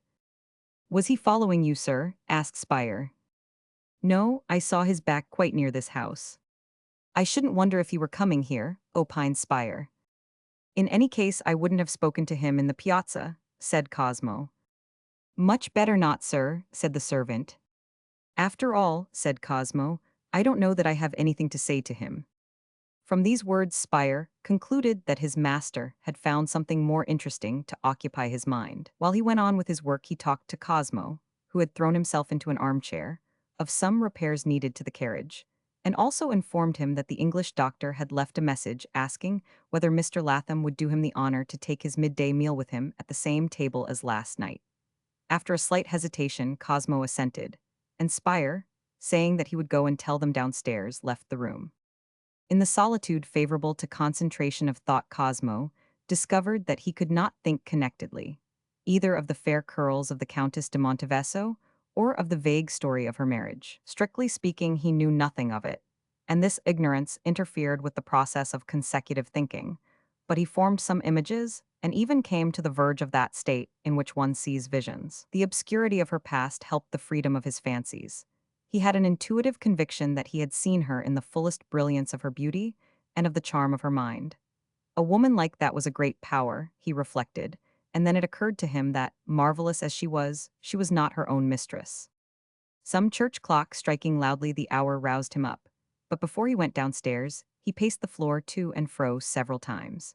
And when he forced himself out of that empty room, it was with a profound disgust of all he was going to see and hear, a momentary repulsion towards the claims of the world, like a man tearing himself away from the side of a beloved mistress. Romans 3. Returning that evening to the Palazzo Brignoli, Cosmo found the lantern under the vaulted roof lighted. There was also a porter in gold-laced livery and a cocked hat who saluted him, and in the white anteroom with red benches along the walls 2 lackeys made ready to divest him of his cloak. But a man in somber garments detained Cosmo, saying that he was the ambassador's valet, and led him away along a very badly lighted inner corridor. He explained that His Excellency the ambassador wished to see Monsieur Latham for a few moments in private before Monsieur Latham joined the general company. The ambassador's cabinet, into which he introduced Cosmo, was lighted by a pair of candelabra. Cosmo was told that His Excellency was finishing dressing, and then the man disappeared. Cosmo noticed that there were several doors besides the one by which he had entered, which was the least conspicuous of them all, and in fact so inconspicuous, corresponding exactly to a painted panel, that it might have been called a secret door. Other doors were framed in costly woods, lining the considerable thicknesses of the walls. One of them opened without noise, and Cosmo saw enter a man somewhat taller than he had expected to see, with a white head, in a coat with softly gleaming embroideries and a broad ribbon across his breast. He advanced, opening his arms wide, and Cosmo, who noticed that one of the hands was holding a snuff-box, submitted with good grace to the embrace of the Marquis d'Armand, whose lips touched his cheeks one after another, and whose hands then rested at arm's length on his shoulder for a moment. "Sit down, mon enfant," were the first words spoken, and Cosmo obeyed, facing the armchair into which the Marquis had dropped. A white meager hand set in fine lace moved the candelabra on the table, and Cosmo good-humoredly submitted to being contemplated in silence. This man in a splendid coat, white-headed and with a broad ribbon across his breast, seemed to have no connection whatever with his father's guest, whom as a boy he remembered walking with Sir Charles amongst deep shrubberies, or writing busily at one end of the long table in the library of Latham Hall, always with the slightly subdued mien of an exile, and an air of being worried by the possession of unspeakable secrets, which he preserved even when playing at backgammon with Sir Charles in the great drawing-room. Cosmo, returning the gaze of the tired eyes, remarked that the ambassador looked old but not at all senile. At last the Marquis declared that he could detect the lineaments of his old friend in the son's face, and in a voice that was low and kindly, put a series of questions about Sir Charles, about London and his old friends there. Questions which Cosmo, especially as to the latter, was not always able to answer fully. "I forget, you are still so young," said the ambassador, recollecting himself. This young man sitting here before him with a friendly smile had his friends amongst his own contemporaries, shared the ideas and the views of his own generation which had grown up since the Revolution, to whom the Revolution was only a historical fact and whose enthusiasms had a strange complexion. For the undisciplined hopes of the young make them reckless in words and sometimes in actions. The Marquis's own generation had been different. It had had no inducement to be reckless. It had been born to a settled order of things. Certainly, a few philosophers had been indulging for years in subversive sentimentalism, but the foundations of Europe seemed unshakable. He noticed Cosmo's expectant attitude and said, "I wonder what my dear old friend is thinking of all this." "It is not very easy to get at my father's thoughts," confessed Cosmo. "After all, you must know my father much better than I do, Monsieur le Marquis. In the austerity of his convictions, your father was more like a republican of ancient times," said the Marquis seriously. "Does that surprise you, my young friend?" Cosmo shook his head slightly. "Yet we always agreed very well. Your father understood every kind of fidelity. The world had never known him, and it will never know him now. But I, who approached him closely, could have nothing but the greatest respect for his character and for his far-seeing wisdom." "I am very glad to hear you say this," interjected Cosmo. "He was a scornful man," said the Marquis, then paused and repeated once more. "Yes, un grand dédaineux, he was that. But one accepted it from him as one would not from another man, because one felt that it was not the result of mean grievances or disappointed hopes. Now the old order is coming back, and whatever my old friend may think of it, he had his share in that work." Cosmo raised his head. "I had no idea," he murmured. "Yes," said the Marquis. "Indirectly, if you like, all I could offer to my princes was my life, my toil, the sacrifice of my deepest feelings as husband and father. I don't say this to boast. I could not have acted otherwise. But for my share of the work, risky, often desperate, and continuously hopeless as it seemed to be, I have to thank your father's help, mon jeune ami. It came out of that fortune which some day will be yours. The only thing in all the activities the penetrating mind of your father was not scornful of was my fidelity. He understood that it was above the intrigued, the lies, the selfish stupidities of that exile's life which we all shared with our princes. They will never know how much they owe to that English gentleman. When parting with my wife and child, I was sustained by the thought that his friendship and care were extended over them and would not fail." "I have heard nothing of all this," said Cosmo. "Of course I was not ignorant of the great friendship that united you to him. This is one of the things that the world does know about my father." "Have you brought a letter for me?" asked the Marquis. "I haven't heard from him for a long time. After we returned to France, through the influence of my son-in-law, communications were very difficult. 10 years of war, my dear friend, 10 years. Father very seldom takes a pen in hand now," said Cosmo, "but—" The Marquis interrupted him. "When you write home, my dear friend, tell him that I never gave way to promptings of mean ambition or an unworthy vanity. Tell him that I twice declined the embassy of Madrid which was pressed on me, and that if I accepted the nomination as a commissioner for settling the frontiers with the representatives of the Allied powers, it was at the cost of my deepest feelings, and only to serve my vanquished country. My secret missions had made me known to many European statesmen. I knew I was liked. I thought I could do some good. The Russians, I must say, were quite charming, and you may tell your father that Sir Charles Stuart clothed his demands in the form of the most perfect politeness, but all those transactions were based after all on the right of the strongest. I had black moments, and I suffered as a Frenchman. I suffered." The Marquis got up, walked away to the other end of the room, then coming back dropped into the armchair again. Cosmo was too startled by this display of feeling to rise. The ambassadorial figure in the lace coat exhaled a deep sigh. Your father knows that, unlike so many of the other refugees, I have always remained a Frenchman. One would have paid any price almost to avoid this humiliation. Cosmo was gratified by the anxiety of a king's friend to, as it were, justify himself before his father. He discovered that even this old royalist had been forced, if only for a moment, to regret the days of imperial victories. The Marquis tapped his snuff box, took a pinch of snuff, and composed himself. Of course, when this Turin mission was unexpectedly pressed on me, I went to the king himself and explained that, having refused a much higher post, I could not think of accepting this one. But the king pointed out that this was an altogether different position. The king of Sardinia was his brother-in-law. There was nothing to say against such an argument. His Majesty was also good enough to say that he was anxious to grant me any favor I might ask. I didn't want any favors, but I had to think of something on the spur of the moment, and I begged for a special right of entree on days on which there are no receptions. I couldn't resist so much graciousness, continued the Marquis. I have managed to keep clear of prejudices that poison and endanger the hopes of this restoration, but I am a royalist, a man of my own time. Remember to tell your father all this, my dear young friend. I shall not fail, said Cosmo, wondering within himself at the power of such a strange argument, yet feeling a liking and respect for that old man torn between rejoicing and sorrow at the end of his troubled life. I should like him to know, too, the Marquis said in his bland and friendly voice, that 1,000. De Talleyrand, just before he left for Vienna, held out to me the prospect of the London embassy later. That, certainly, I would not refuse, if only to be nearer a man to whom my obligations are immense, and only equaled by the affection I had borne towards him through all those unhappy years.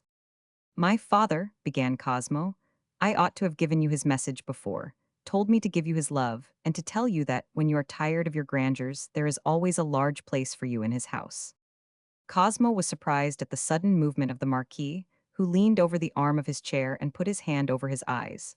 For a time complete silence reigned in the room. Then Cosmo said, I think somebody is scratching at the door.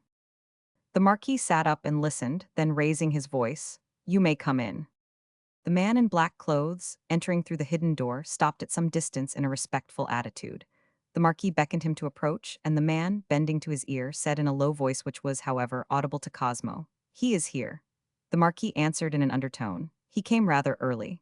He must wait, at which the man murmured something which Cosmo couldn't hear. He became aware that the Marquis looked at him irresolutely before he said, My dear boy, you will have to make your entrance into my daughter's salon together with me. I thought of sending you back the way you came, but as a matter of fact, the passage is blocked. Bring him in and let him sit here after we are gone.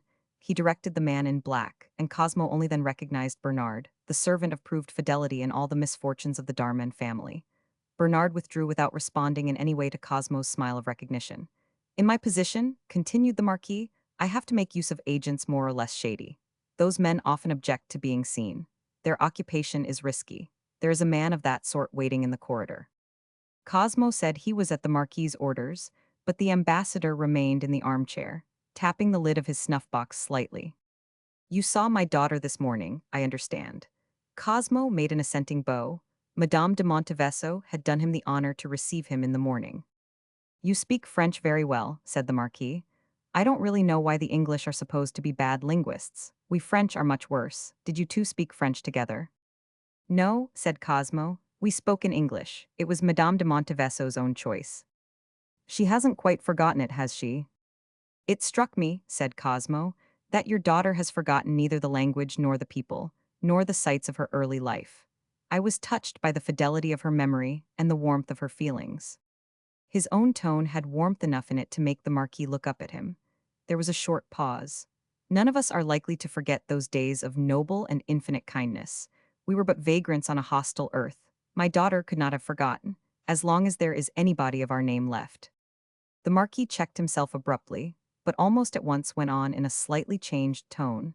But I am alone of my name now. I wish I had had a son so that gratitude could have been perpetuated from generation to generation and become a traditional thing between our two families. But this is not to be. Perhaps you didn't know I had a brother. He was much younger than myself, and I loved him as though he had been my son. Directly I had placed my wife and child in safety, your father insisted on giving me the means to return to France secretly in order to try and save that young head. But all my attempts failed. It fell on the scaffold. He was one of the last victims of the sanguinary madness of that time. But let us talk of something else. What are your plans, my young friend? Cosmo confessed that he had no plans. He intended to stay in Genoa for some time. Madame de Montevesso had been good enough to encourage him in that idea, and really there was such a feeling of leisure in the European atmosphere that he didn't see why he should make any plans. The world was enjoying its first breathing time. Cosmo corrected himself. Well, no, perhaps not exactly enjoying. To be strictly truthful, he had not noticed much feeling of joy. He hesitated a moment, but the whole attitude of the Marquis was so benevolent and encouraging that he continued to take stock of his own sensations and continued in the same strain. There was activity, lots of activity, agitation perhaps, but no real joy. Or at any rate, no enjoyment. Not even now, after the foreign troops had withdrawn from France and all the sovereigns of the world had gone to Vienna. The Marquis listened with profound attention. Are those your impressions, mon cher enfant? Somehow they don't seem very favorable. But you English are very apt to judge us with severity. I hear very little of what is going on in France. The train of his own thoughts had mastered Cosmo, who added, what struck me most was the sense of security. He paused for an instant, and the ambassador, bending forward in the chair with the air of a man attempting an experiment, insinuated gently. Not such a bad thing, that sentiment. In the ardor of his honesty, Cosmo did not notice either the attitude or the tone, though he caught the sense of the words. Was it of the right kind, he went on, as if communing with himself, or was it the absence of sound thought and almost of all feeling? 1000. Le Marquis, I am too young to judge, but one would have thought, listening to the talk one heard on all sides, that such a man as Bonaparte had never existed. You have been in the society of returned exiles, said the Marquis after a moment of meditation. You must judge them charitably. A class that has been under the ban for years lives on its passions and on prejudices whose growth stifles not only its sagacity, but its visions of the reality. He changed his tone. Our present Minister of Foreign Affairs never communicates with me personally. The only personal letter I had from him in the last 4 months was on the subject of procuring some truffles that grow in this country for the king, and there were 4 pages of most minute directions as to where they were to be found and how they were to be packed and transmitted to Paris. As to my dispatches, I get merely formal acknowledgments. I really don't know what is going on except through travelers who naturally color their information with their own desires.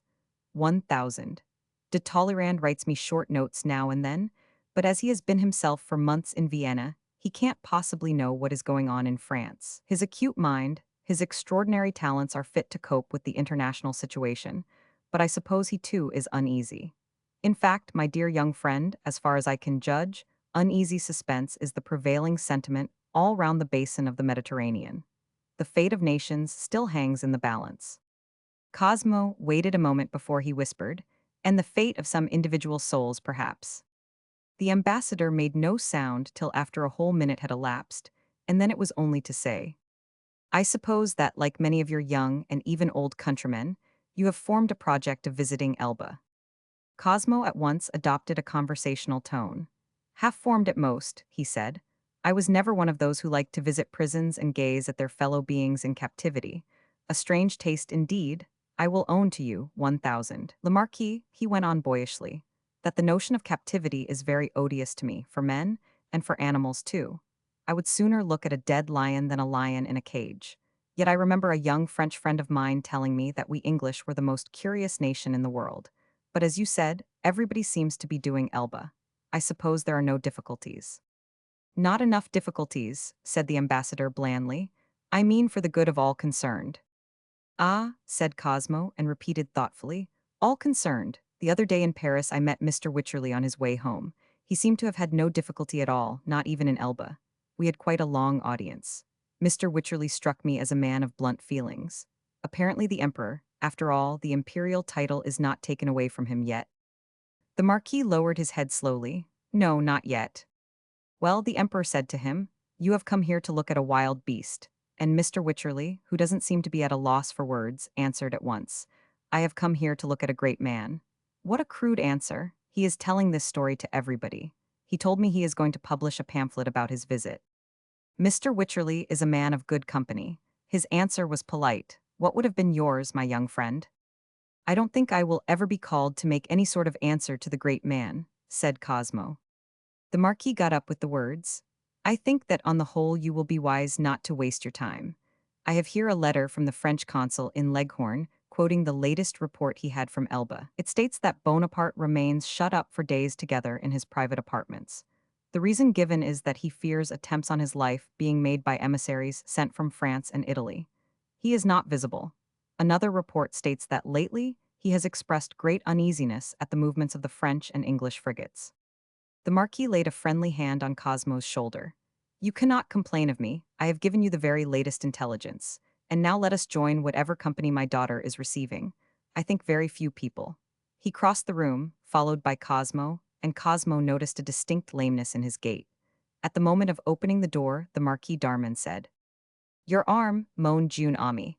I am suffering from rheumatism considerably this evening. Cosmo hastened to offer his arm, and the Marquis with his hand on the door said, I can hardly walk. I hope I shall be able to go to the audience I have tomorrow with the King of Sardinia. He is an excellent man, but all his ideas and feelings came to a standstill in '98.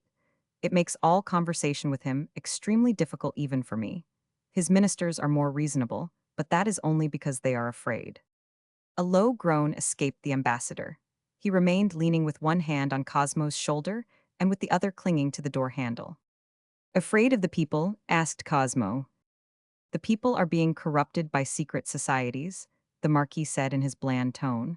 All Italy is seething with conspiracies. What, however, they are afraid most of is the man of Elba. Cosmo for an instant wondered at those confidences, but a swift reflection that probably those things were known to everybody who was anybody in Europe made him think that this familiar talk was merely the effect of the Marquis's kindness to the son of his old friend. I think I can proceed now, said the Marquis, pushing the door open. Cosmo recognized one of the rooms which he had passed in the morning. It was the only one of the suite which was fully lighted by a great central glass chandelier, but even in that only 2 rows of candles were lighted. It was a small reception. The rest of the suite presented but a dim perspective. A semicircle of heavy armchairs was sparsely occupied by less than a dozen ladies. There was only one card table in use. All the faces were turned to the opening door, and Cosmo was struck by the expression of profound surprise on them all. In one or two, it resembled thunderstruck imbecility.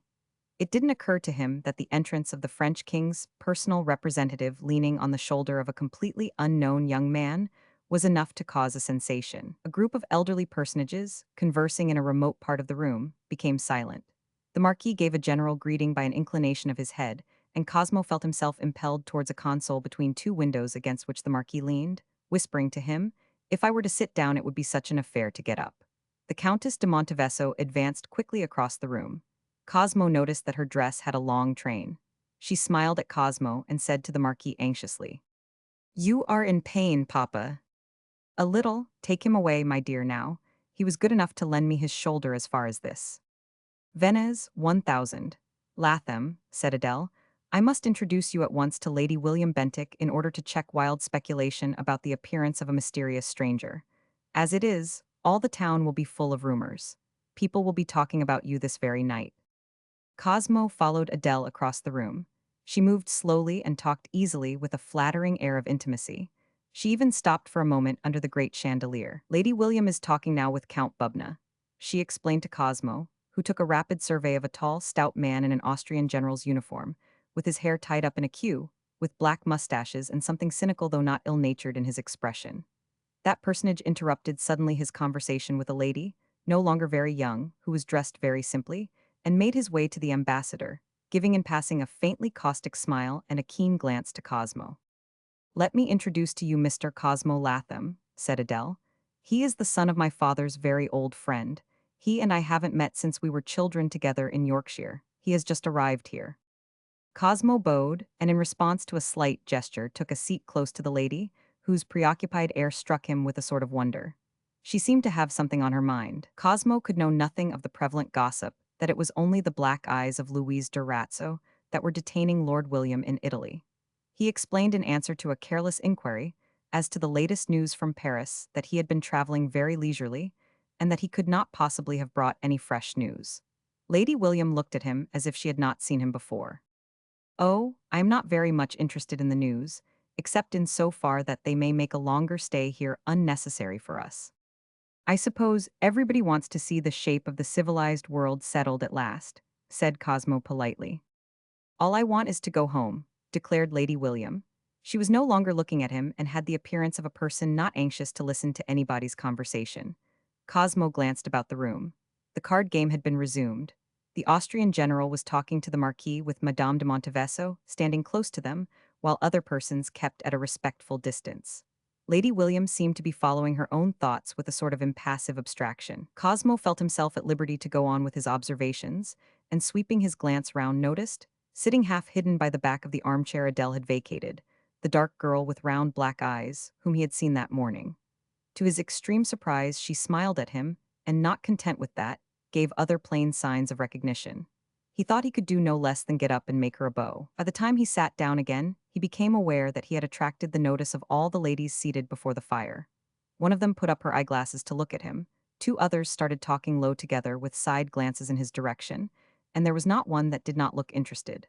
This disturbed him much less than the fixed stare of the young creature, which became fastened on him unwinkingly. Even Lady William gave him a short look of curiosity. I understand that you have just arrived in Genoa. Yes, yesterday afternoon late. This is my first appearance. He meant that it was his first appearance in society, and he continued.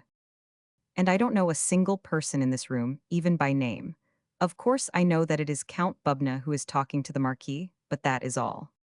Ah, said Lady William with a particular intonation, which made Cosmo wonder what he could have said to provoke skepticism. But Lady William was asking herself how it was that this young Englishman seemed to be familiar with the freakish girl who was an object of many surmises in Genoa, and whose company, it was understood, Count Hellion of Montevesso had imposed upon his wife.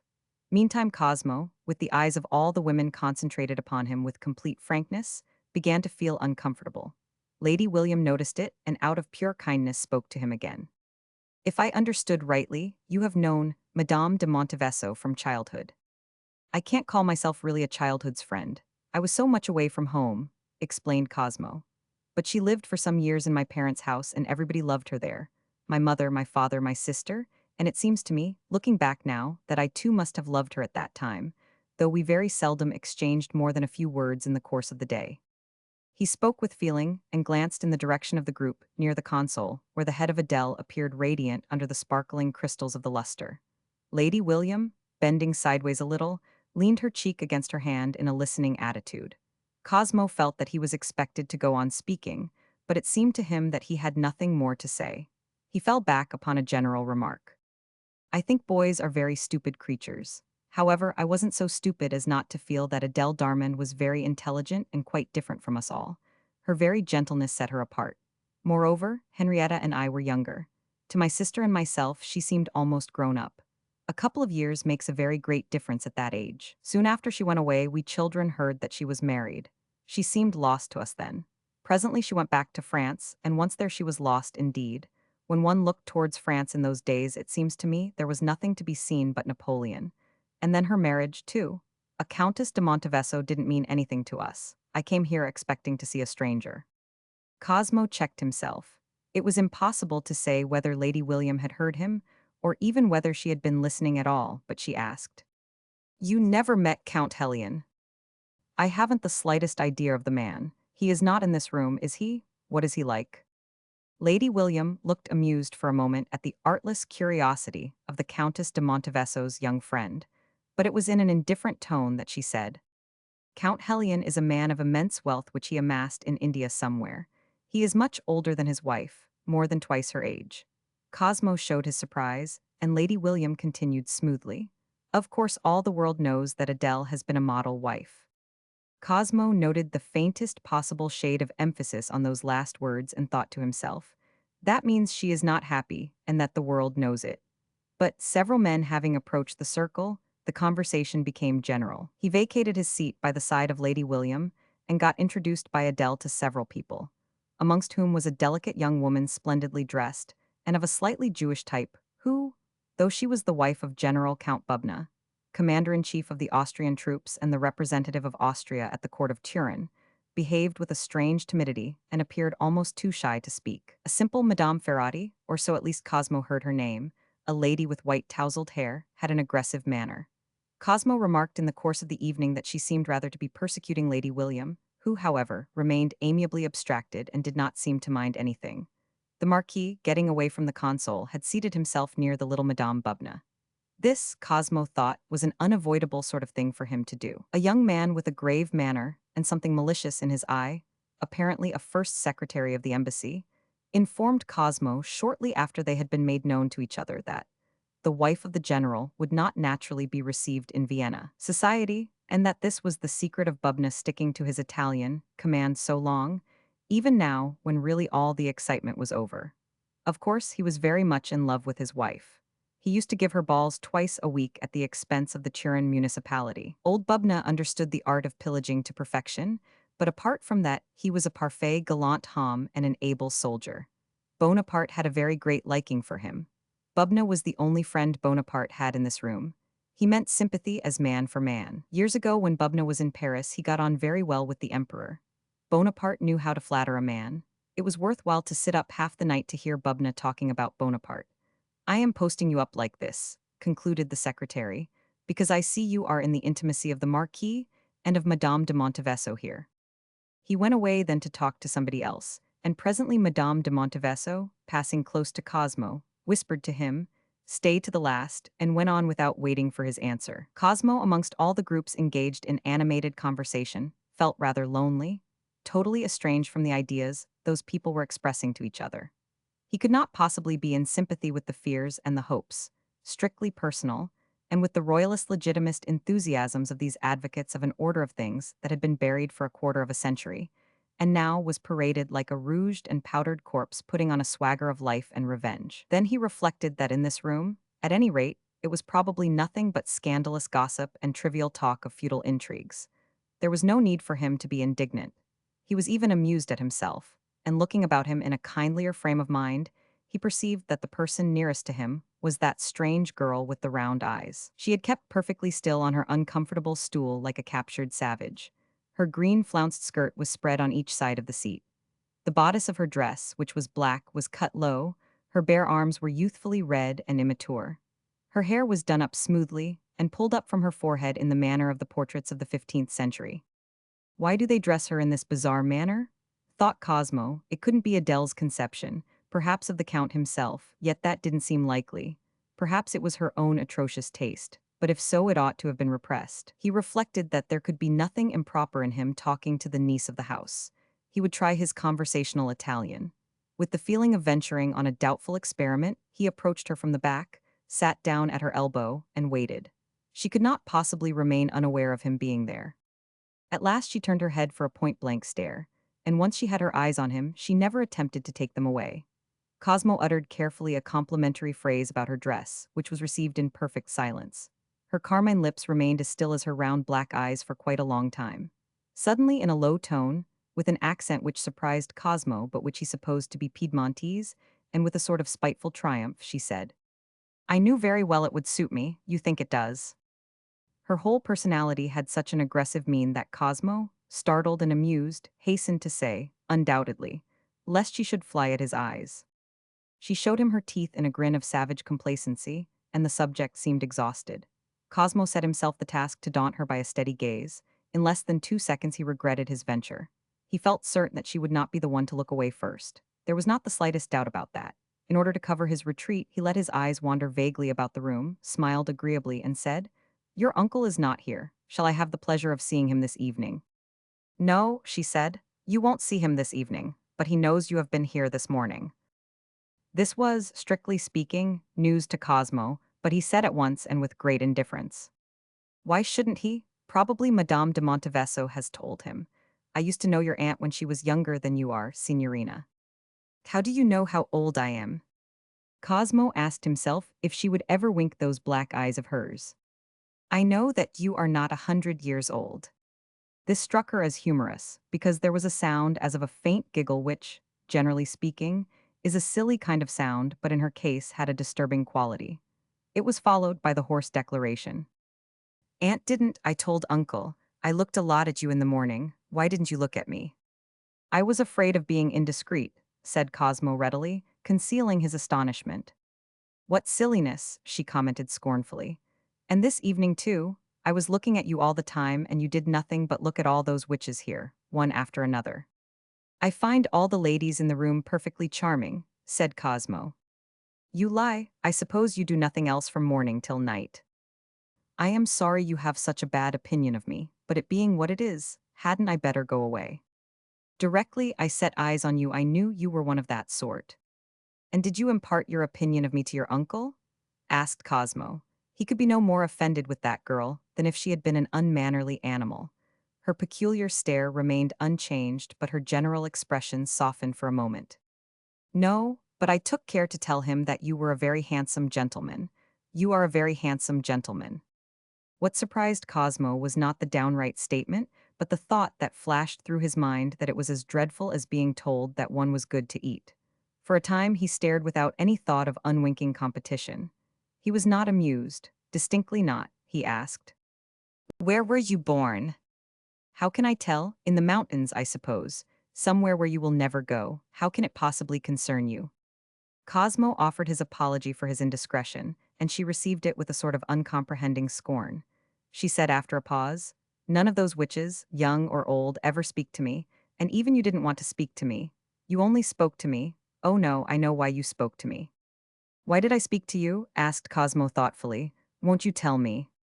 Upon the firm roundness of that high-colored face came a subtle change which suggested something in the nature of cunning. And the rough, somewhat veiled voice came from between the red lips, which had no more charm or life than the painted lips carved in a piece of wood.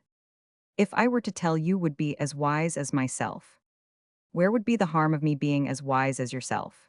said Cosmo, trying to be playful but somehow missing the tone of playfulness so completely that he was struck by his failure himself. "If you were as wise as myself, you would never come to this house again, and I don't want you to stay away," was the answer, delivered in a hostile tone. Cosmo said, "You don't? Well, at any rate it can't be because of kindness, so I don't thank you for it." He said this with extreme amiability. Becoming aware that people were beginning to leave, he observed, out of the corner of his eye, that nobody went away without glancing in their direction. Then the departure of Lady William caused a general stir, and gave Cosmo the occasion to get up and move away. Lady William gave him a gracious nod, and the Marquis, coming up to him, introduced him at the last moment to General Count Bubna, just as that distinguished person was making ready to take his wife away. Everybody was standing up, and for the first time Cosmo felt himself completely unobserved. Obeying a discreet sign of the Countess Montevesso, he moved unaffectedly in the direction of a closed door. The white and gold door he remembered well from his morning visit. When he had got near to it and within reach of the handle, he turned about. He had the view of the guests' backs as they moved slowly out. Adele looked over her shoulder for a moment with an affirmative nod. He understood it, hesitated no longer, opened the door, and slipped through without, so far as he could judge, being seen by anybody. It was as he had thought. He found himself in Madame de Montevesso's boudoir, in which he had been received that morning. Roman 4. He shut the door behind him gently and remained between it and the screen. He had expected to be followed at once by Adele. What could be detaining her? But he remembered the remarkable proportions of that suite of reception rooms. He had seen some apartments in Paris, but nothing quite so long as that. The old Marquis would no doubt conduct the little Madame Bubna to the very door of the anteroom. The ambassador of the most Christian king owed that attention to the representative of his apostolic majesty and commander-in-chief of the Austrian troops. This was the exact form which his thought took. The Christian king, the apostolic majesty, all those submerged heads were bobbing up out of the subsiding flood. He pictured them to himself in their mental simplicity and with their grand air, the Marquis magnificent and aging, and the dutiful daughter by his side with her radiant head and her divine form. It was impossible to believe that these two had also been submerged at one time. All those people were mere playthings, reflected Cosmo without a pang. But who or what was playing with them? He thought further, boldly, and remained for a moment as if amused by the marvelousness of it, in the manner of people watching the changes on the stage. But what could have become of them? She might next moment be opening the door. Could she have made him stay behind because she wanted to speak with him alone? Why, yes, obviously. Cosmo did not ask himself what she wanted to talk to him about. It was no wonder that he felt. It was a subtle emotion resembling impatience for the arrival of a promised felicity of an indefinite kind. All this was by no means poignant. It was merely delightfully disturbing. "I shall have a tete-a-tete, that's clear," he thought as he advanced into the room. The air all around him was delightfully warm. Whatever she would have to say would be wonderful because of her voice. He would look her in the face. She did not intimidate him, and it was impossible to have too much of that. After all, he thought, immensely amused, it was only Adele ad.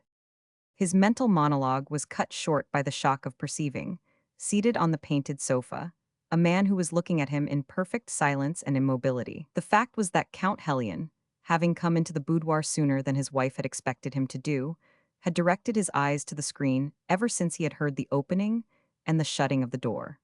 One of his hands was resting on his thigh, the other hung down holding negligently a number of some gazette which was partly resting on the floor. Though not very big, that piece of paper attracted Cosmo's eyes, and it was in this way that he became aware of the brown fingers covered with rings, of the gaunt legs encased in silk stockings, and of the crossed feet in dress shoes with gold buckles. Almost before he took in the impression of the broad but lean face, which seemed to have been stained with walnut juice long enough for the stain to have worn down thin, letting the native pallor come through. The same tint extended to the bald top of the head. But what was really extraordinary was the hair.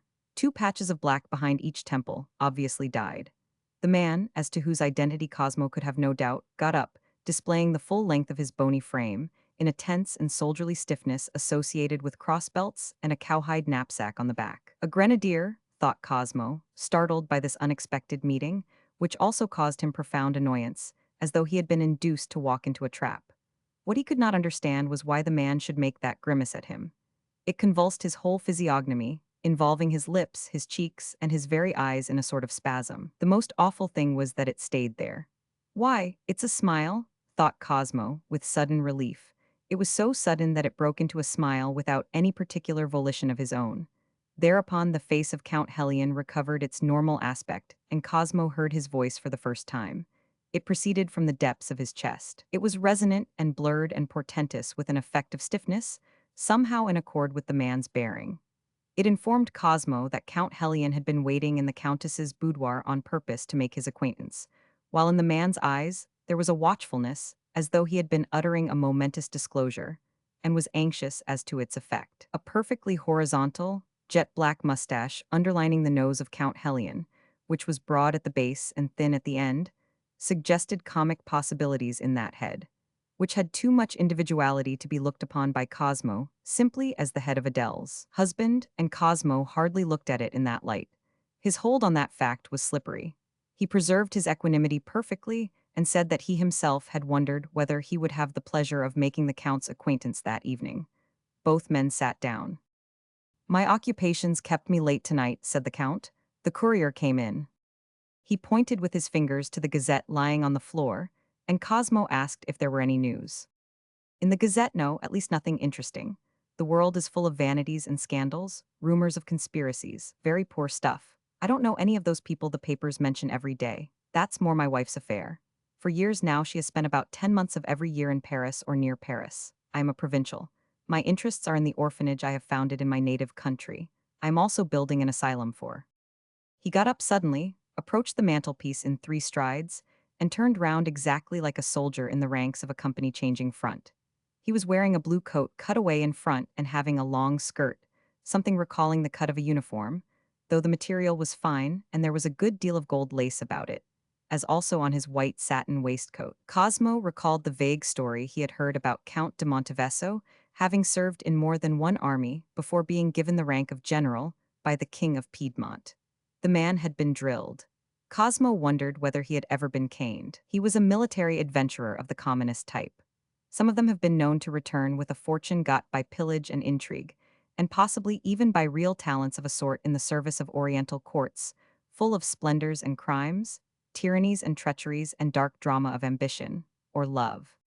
"He is the very thing," Cosmo exclaimed mentally, gazing at the stiff figure leaning against the mantelpiece.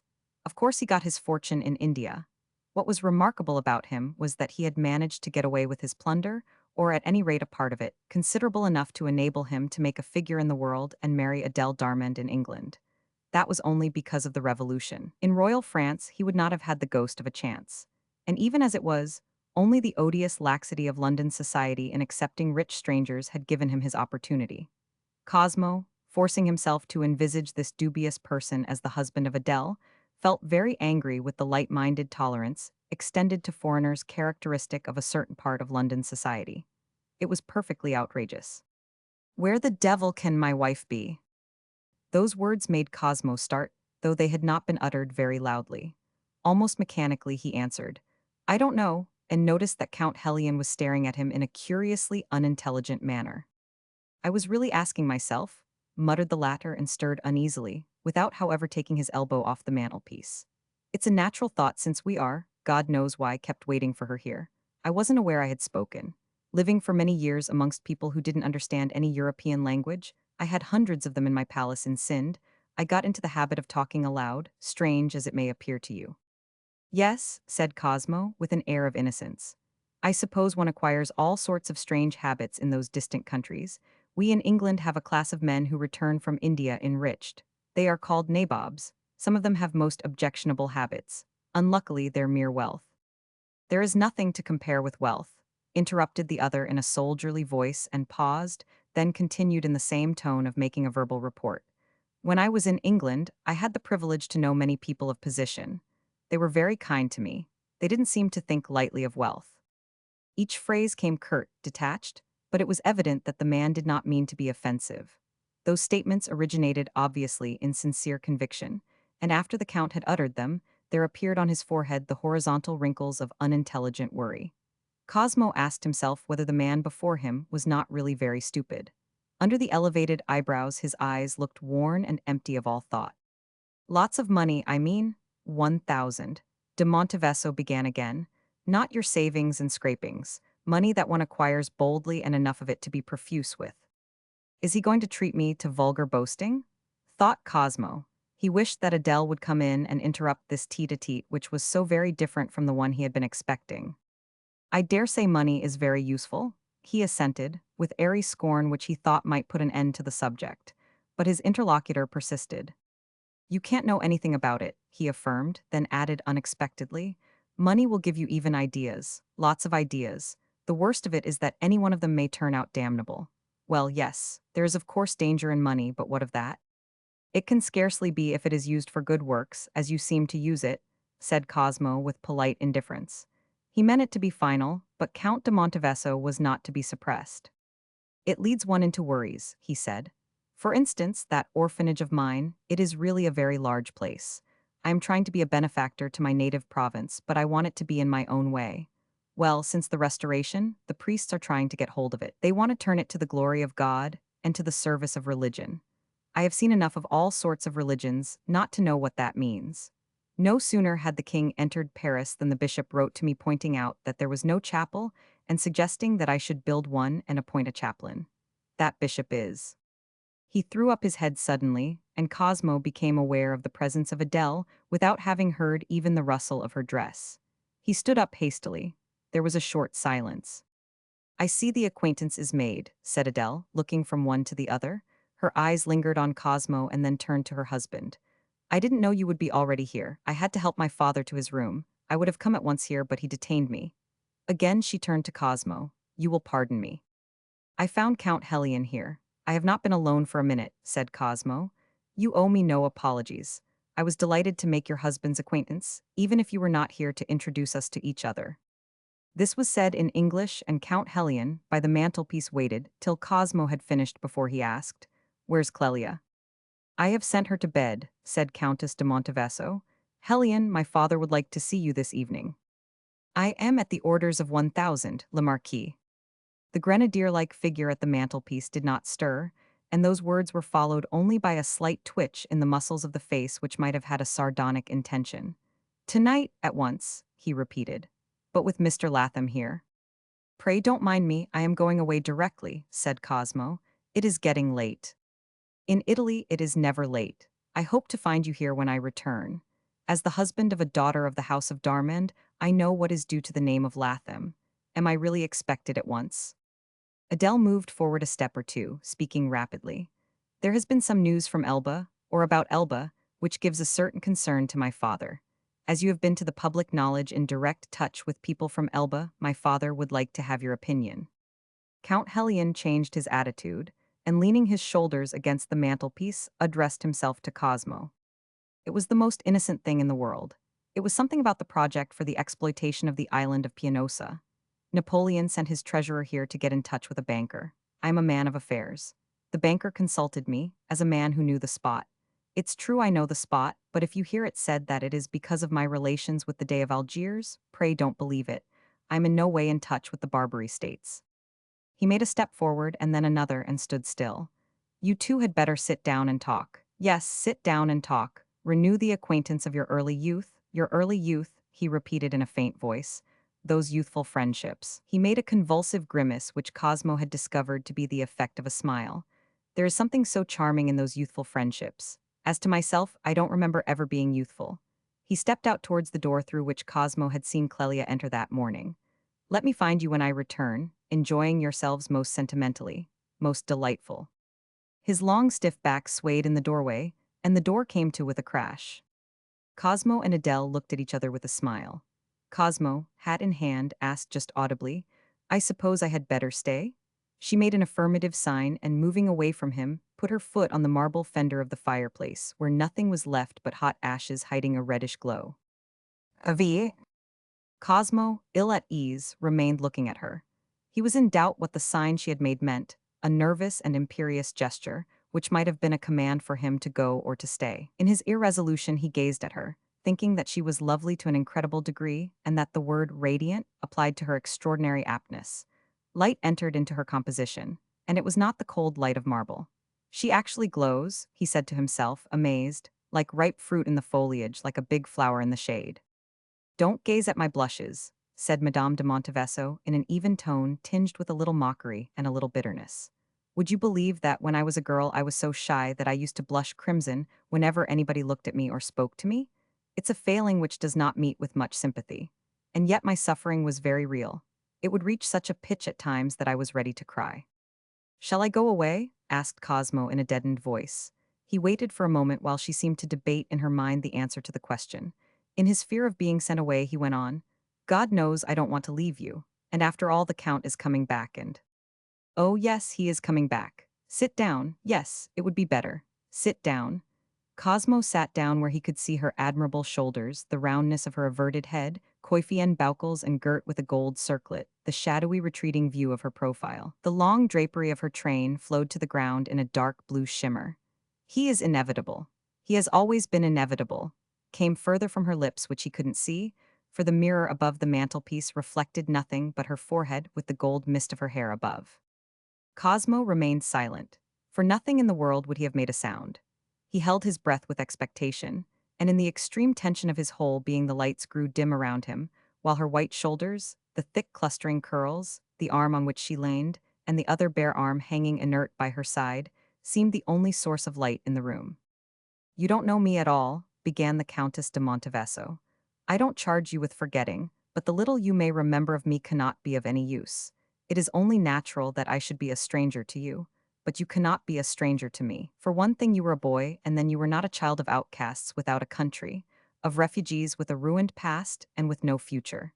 You were a young Latham, as rooted in your native soil as the old trees of your park. Even then there seemed to me something enviable about you.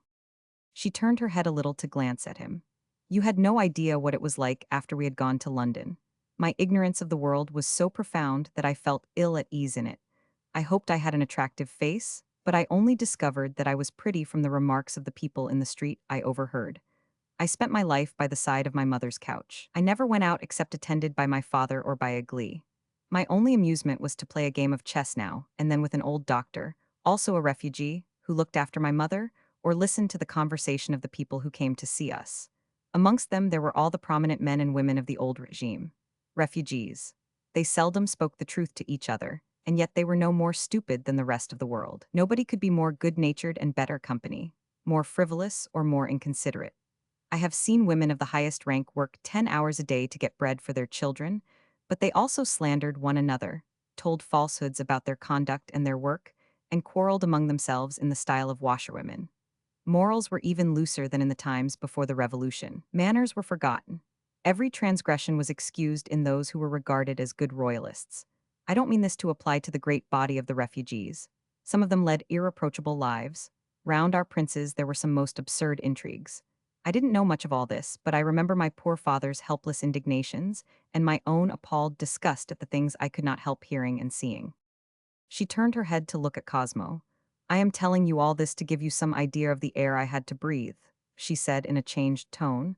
I don't think it contaminated me. I felt its odiousness, but all this seemed without remedy.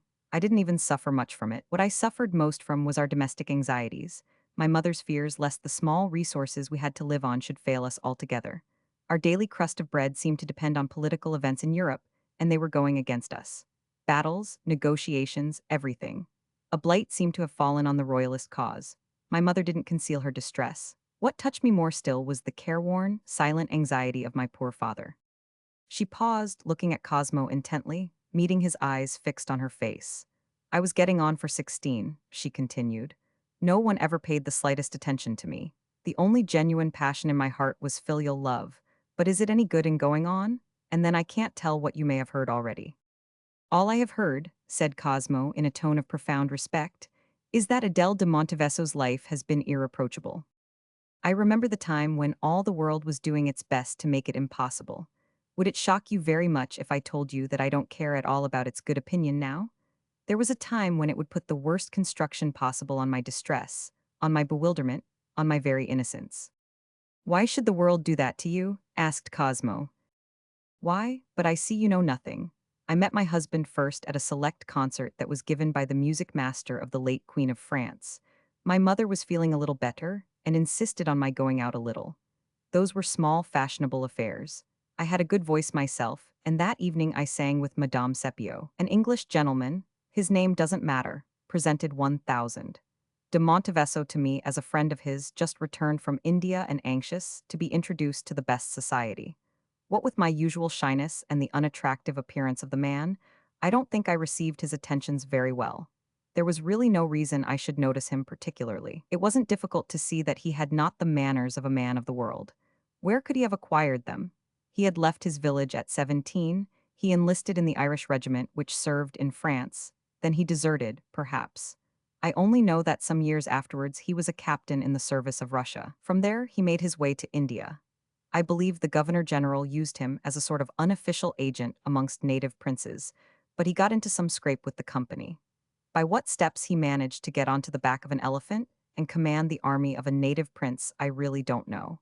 And even if I had known then, it would not have made him more interesting in my eyes. I was relieved when he made me a deep bow with his hand on his heart and went away.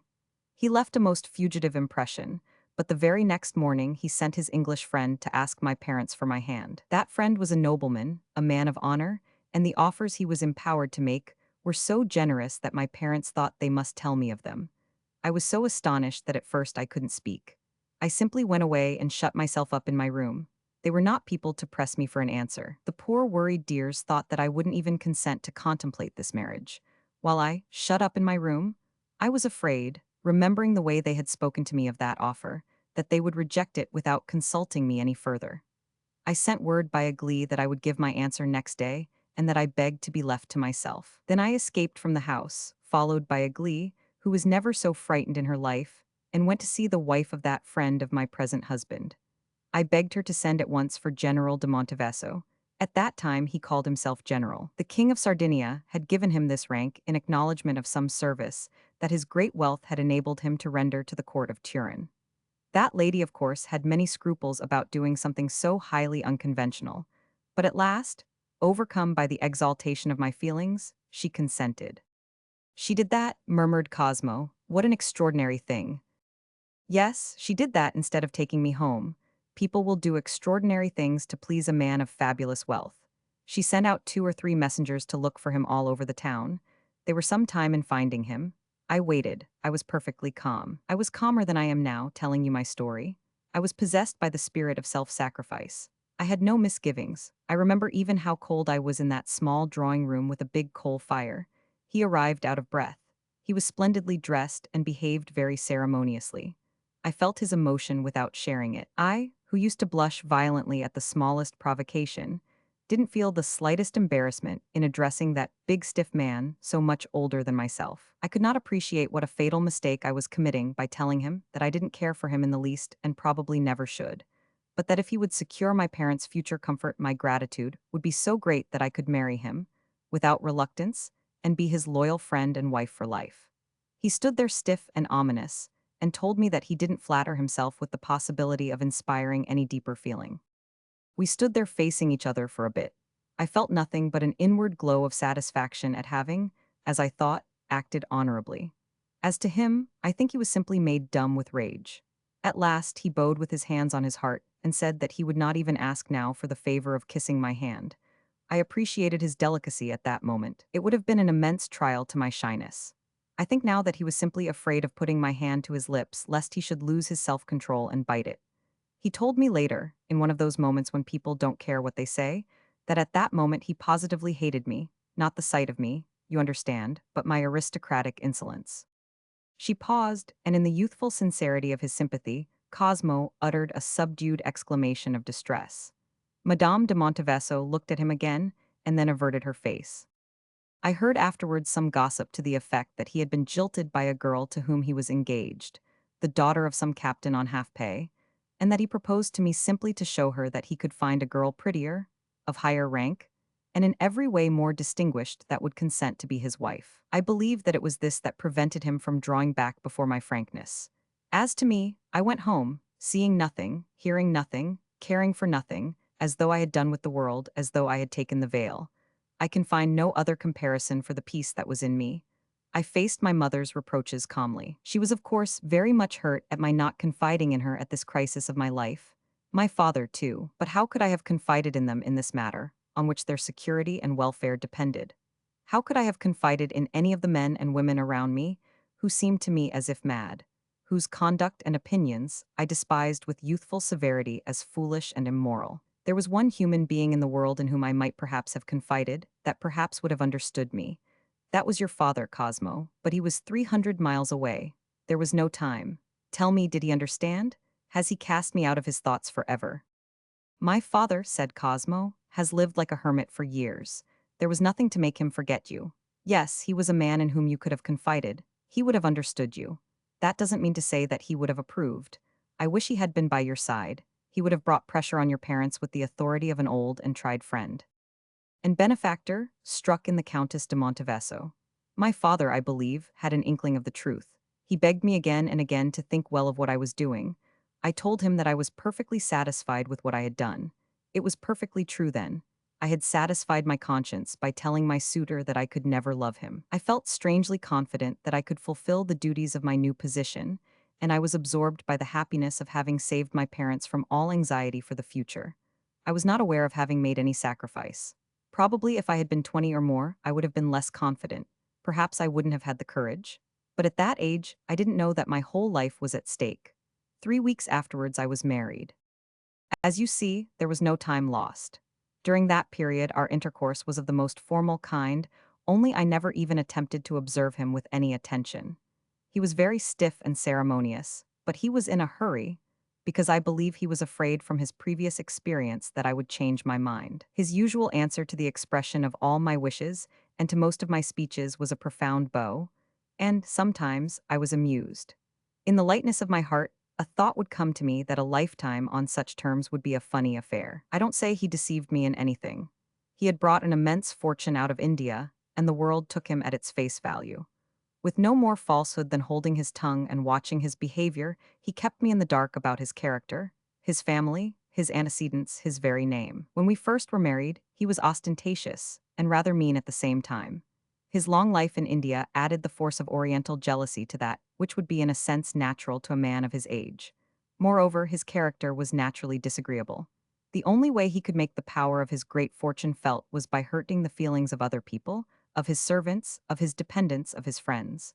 His wife came in for her share. An older and clever woman with a certain power of deception, and caring for the material pleasures of life, could have done better for herself, and for him in the situation in which I was placed. But I, almost a child, with an honest and proud character and caring nothing for what wealth could give, I was perfectly helpless. I was being constantly surprised and shocked by the displays of evil passions, and his fits of ridiculous jealousy, which were expressed in such a coarse manner that they could only arouse my resentment and contempt. Meantime we lived in great style, dinner parties, concerts.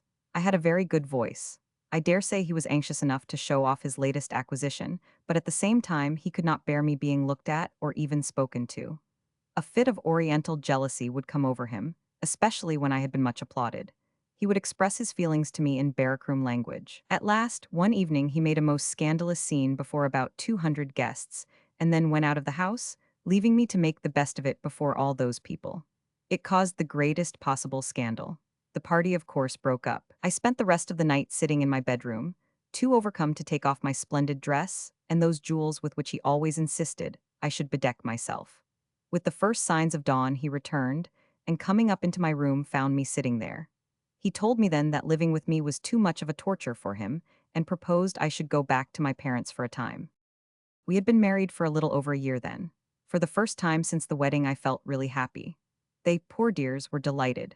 We were all so innocent together that we thought this would be the end of all our troubles, that the man was chivalrous enough to have seen his mistake in the proper light, and to bear the consequences nobly. Hadn't I told him I could never love him, exactly in so many words? I ought to have known that he was incapable of any generosity. As a matter of fact, I didn't think much about it. I, who had overcome my shyness enough to become, young as I was, a perfect hostess in a world which I knew so little, because after all that sort of thing was in my tradition, I was really too stupid, too unsophisticated for those 10 months to have been a lesson to me. I had learned nothing, any more than one learns from a nightmare or from a period of painful illness. I simply breathed freely. I became again the old Adele. I dismissed 1,000 de Monteveso from my thoughts as though he had never lived. Can you believe this, Cosmo? It is astonishing how facts can fail to impress one. Brutalities, abuse, scenes of passion, mad exhibitions of jealousy, as long as they do not attack your conception of your moral personality. All this fell off me like a poisoned robe, leaving hardly a smart behind. I raised my head like a flower after a thunderstorm. Don't think my character is shallow, Cosmo. There were depths in me that could be reached, but till then I had been only tormented, shocked, surprised, but hardly even frightened. It was he who had suffered, but my turn was to come. I don't think you were ever a person of shallow feelings. One's feelings must mature like everything else, and I assure you I had not yet stopped growing. The next 6 months were to finish my education, for by that time I had lost all my illusions. While I was breathing freely between my father and mother, forgetting the world around us, Monteveso was going about the town with his complaints and his suspicions, regretting he had let me go, and enraged that I should have gone from him so easily. And you may be sure he found sympathizers. A rich man, you understand. Who could refuse sympathy to so much wealth? He was obviously a much ill-used man. All the faults, of course, were on my side. In less than a month, I found myself the center of underhand intrigues and the victim of a hateful persecution. Friends, relatives, mere acquaintances in the world of emigration entered 1,000 de Monteveso's service. They spied on my conduct and tampered with the servants. There were assemblies in his house where my character was torn to shreds. Some of those good friends offered him their influence in Rome for the annulation of the marriage, for a consideration, of course. Others discovered flaws in the marriage contract. They invented atrocious tales. There were even horrid verses made about that scandal, till at last he himself became disgusted with the wretches and closed his house and his purse to them. Years later he showed me a note of their names and the amounts paid for all those manifestations of sympathy. He must have been impressed and disgusted by the retrospect, because it was a big lot of money. As to the names, they were aristocratic enough to flatter his plebeian pride. He showed the list to me just to hurt my feelings. Some sinners have been stoned, but I, an innocent girl of 17, had been pelted with mud beyond endurance. It was impossible to induce him to come to any sort of arrangement that would leave me in peace. All the world, influenced by his paid friends, was against me. What could I do? Calumnies are hard to bear, harder than truth. Even my parents weakened. He promised to make amends. Of course I went back to him, as one would crawl out of the mud amongst clean thorns that can but tear one's flesh. He received me back with apologies that were as nearly public as such things can be. It was a vindication of my character, but directly he had me with him again, he gave way to his fits of hatred as before, such hatred as only black jealousy can inspire. It was terrible. For even jealousy has its gradations, colored by doubts and hopes, and his was the worst, the hopeless kind, since he could never forget my honest declaration. The Countess of Monteveso's voice died out, and then Cosmo looked up. She was a little pale, which made her eyes appear darker than ever he had seen them before. Cosmo was too young yet to understand the full meaning of this confession, but his very youth invested the facts with a sort of romantic grandeur, while the woman before him felt crushed by the feelings of their squalid littleness. Without looking at him, she said, "We went traveling for a year and a half, stayed for a time in Paris, where he began to make me scenes again, and then we went out to Italy. The pretext was to make me known to some of his relations. I don't believe he could remember his mother, and his father, an old dealer in rabbit skins, I believe, had died some time before. As to the rest, I think his heart failed him notwithstanding the brutal pride he used at times to display to me. He took me to see some decayed people living in old ruined houses, whom I verily believe he bribed to pass for his more distant connections. It was a pilgrimage amongst the most squalid shams, something that you cannot conceive, yet I didn't rebel against the horrible humiliation of it. It was part of the bargain. Sometimes I thought that he would kill me in one of those wild places in some lost valley, where the people, only a degree removed from peasants in their dress and speech, fawned upon him as the wealthy cousin and benefactor. I am certain that during those wanderings he was half distracted. It was I who went through all this unmoved. But I don't suppose my life was ever in any danger. At that time, none of his moods lasted long enough to let him carry out any definite purpose. And then, he is not a man of criminal instincts. After all, he is perhaps a great adventurer. He has commanded armies of 100,000 men. He has in a sense faced the power of England in India. The very fact that he had managed to get out of it with so much wealth and with quite a genuine reputation shows that there is something in him. I don't know whether it's that obtained for him a very gracious reception from Bonaparte when he dragged me back to Paris. Roman 6. Madame de Montevesso paused, looking at the white ashes in which the sparks had not died out yet. Yes, she went on, I lived near Paris through the whole time of the Empire. I had a charming house in the country. Monsieur de Montevesso had established me in a style which he considered worthy of himself if not of me. He could never forgive me for being what I am. He was tolerated by the returned emigration for my sake, but he grew weary of his own unhappiness and resolved to live by himself in his own province, where he could be a great personage. Perhaps he is not altogether a bad man. He consented eagerly to my parents, who had obtained permission to return to France, joining me in the country. I tasted again some happiness in the peace of our semi-retired life and in their affection. Our world was that of old society, the world of returned nobles. They hated and despised the imperial power, but most of them were ready to cringe before it. Yes, even the best were overawed by the real might under the tinsel of that greatness. Our circle was very small and composed of convinced royalists, but I could not share their hatreds and their contempts. I felt myself a Frenchwoman. I had liberal ideas. She noticed Cosmo's eyes fixed on her with eager and friendly curiosity, and paused with a faint smile. "You understand me, Cosmo?" she asked. The latter gave a little nod without detaching his eyes from the face which seemed to him to glow with the light of generous feelings, but already Madame de Montevesso was going on. I did not want to be patronized by all those returned duchesses who wanted to teach me how to feel and how to behave. Their own behavior was a mixture of insolence and self-seeking before that government which they feared and despised. I didn't fear it, but neither could I despise it. My heart was heavy during all those years, but it was not downcast. All Europe was aflame, and the blaze scorched and dazzled and filled one with awe and with forebodings. But then one always heard that fire purifies all which it cannot destroy. The world would perhaps come out better from it. "Well, it's all over," said Cosmo. "And what has it done? The smoke hangs about yet and I cannot see, but how do you feel?" Madame de Montevesso, leaning on her elbow on the mantelpiece, with one foot on the fender, looked down at the ashes in which a spark gleamed here and there. "I feel a little cold," she said, "and dazed perhaps. One doesn't know where to look." Cosmo got up and made a step forward. His voice, however, was subdued. "Formerly there was a man." A man, yes, one couldn't help looking towards him. There was something unnatural in that uniqueness, but do you know, Cosmo, the man was nothing. You smile, you think you hear a royalist speaking, a woman full of silly aristocratic prejudice, a woman who sees only a small Corsican squire who hadn't even the sense to catch the opportunity by the hair as it flew by and be the restorer of the Bourbon dynasty. You imagine all that of me? Of me. She kept her pose, desolate, as if looking down at the ashes of a burnt-up world. "I don't think you could be stupid if you tried," he said, "but if the man was nothing, then what has done it?" Madame de Montevesso remained silent for a while before murmuring the word destiny, and only then turned her head slightly towards Cosmo. "What are you staring at in that corner?" she asked, after another period of silence. "Was I staring?" he said with a little start. "I didn't know. Your words evoked a draped figure with an averted head." Then it wasn't that, she said, looking at him with friendly eyes. Whatever your fancy might have seen, it was not destiny. One must live a very long time to see even the hem of her robe. Live a very, very long time, she repeated in a tone of such weariness, tinged by fear, that Cosmo felt impelled to step forward, take up the hand that hung by her side, and press it to his lips. When released, it fell slowly to its previous position. But Madame de Montevesso did not move. That's very nice, she said. It was a movement of sympathy. I have had very little of that in my life. There is something in me that does not appeal to the people with whom I live. My father, of course, loves me, but that is not quite the same thing.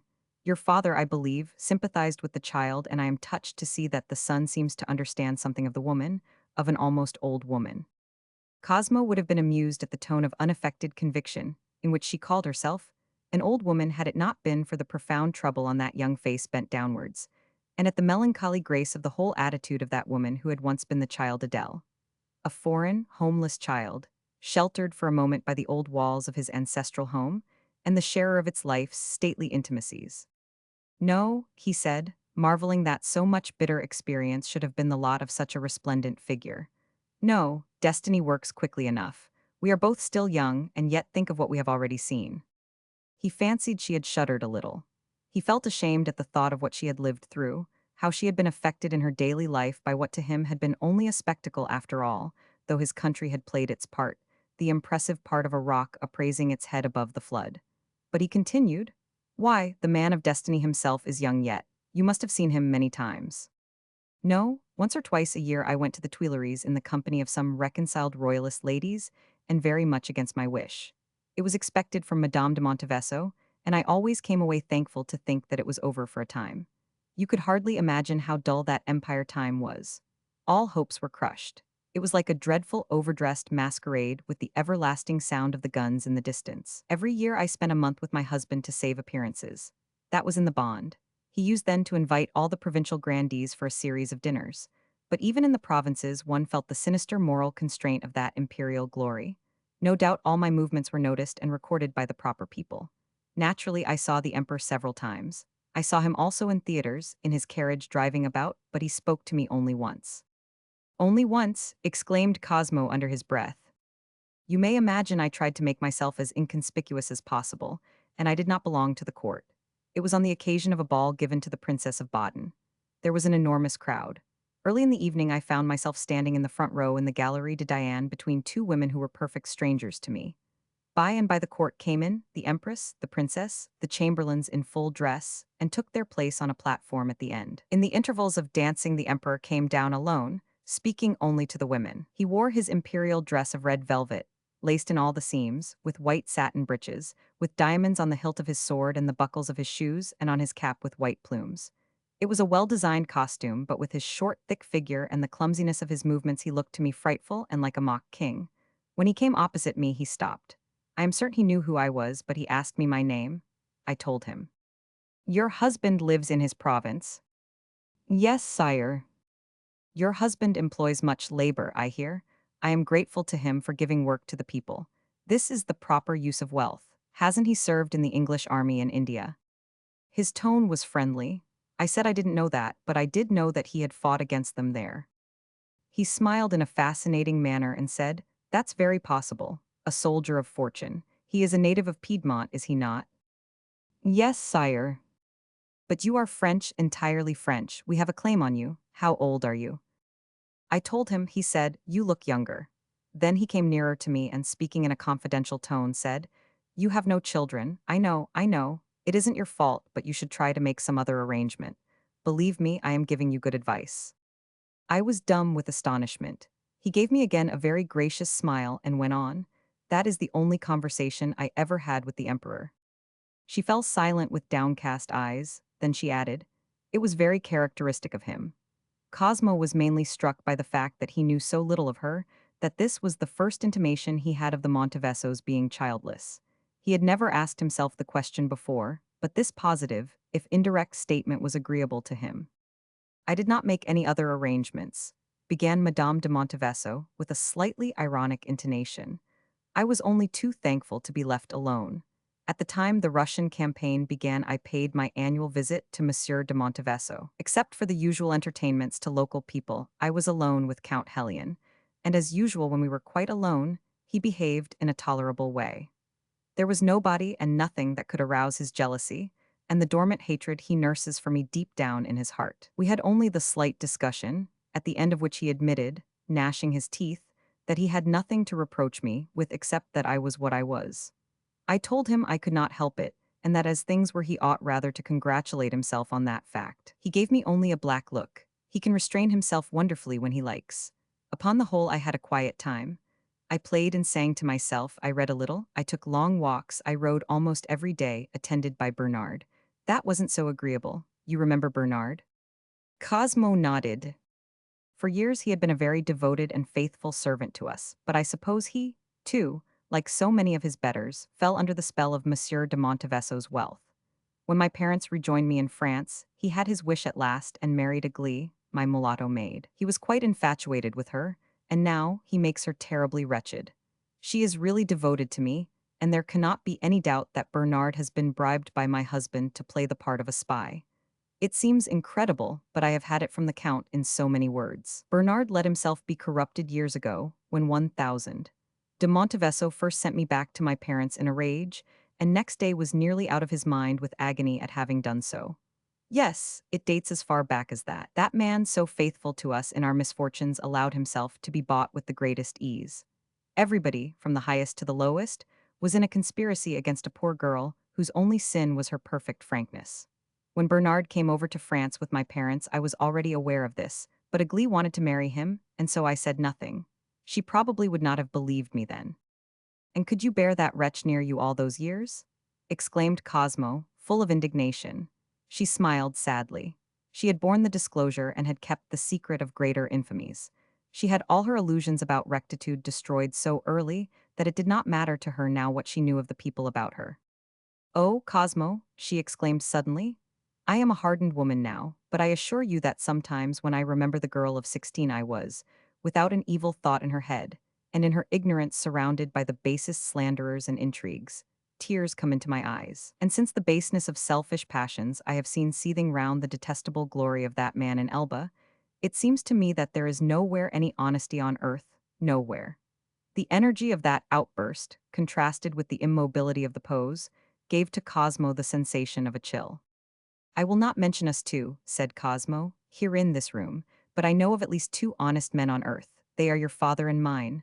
Why didn't you write to Father Adele? I tell you I was a child. What could I write to him? Hasn't he retired out of the world for so many years only not to see and not to hear?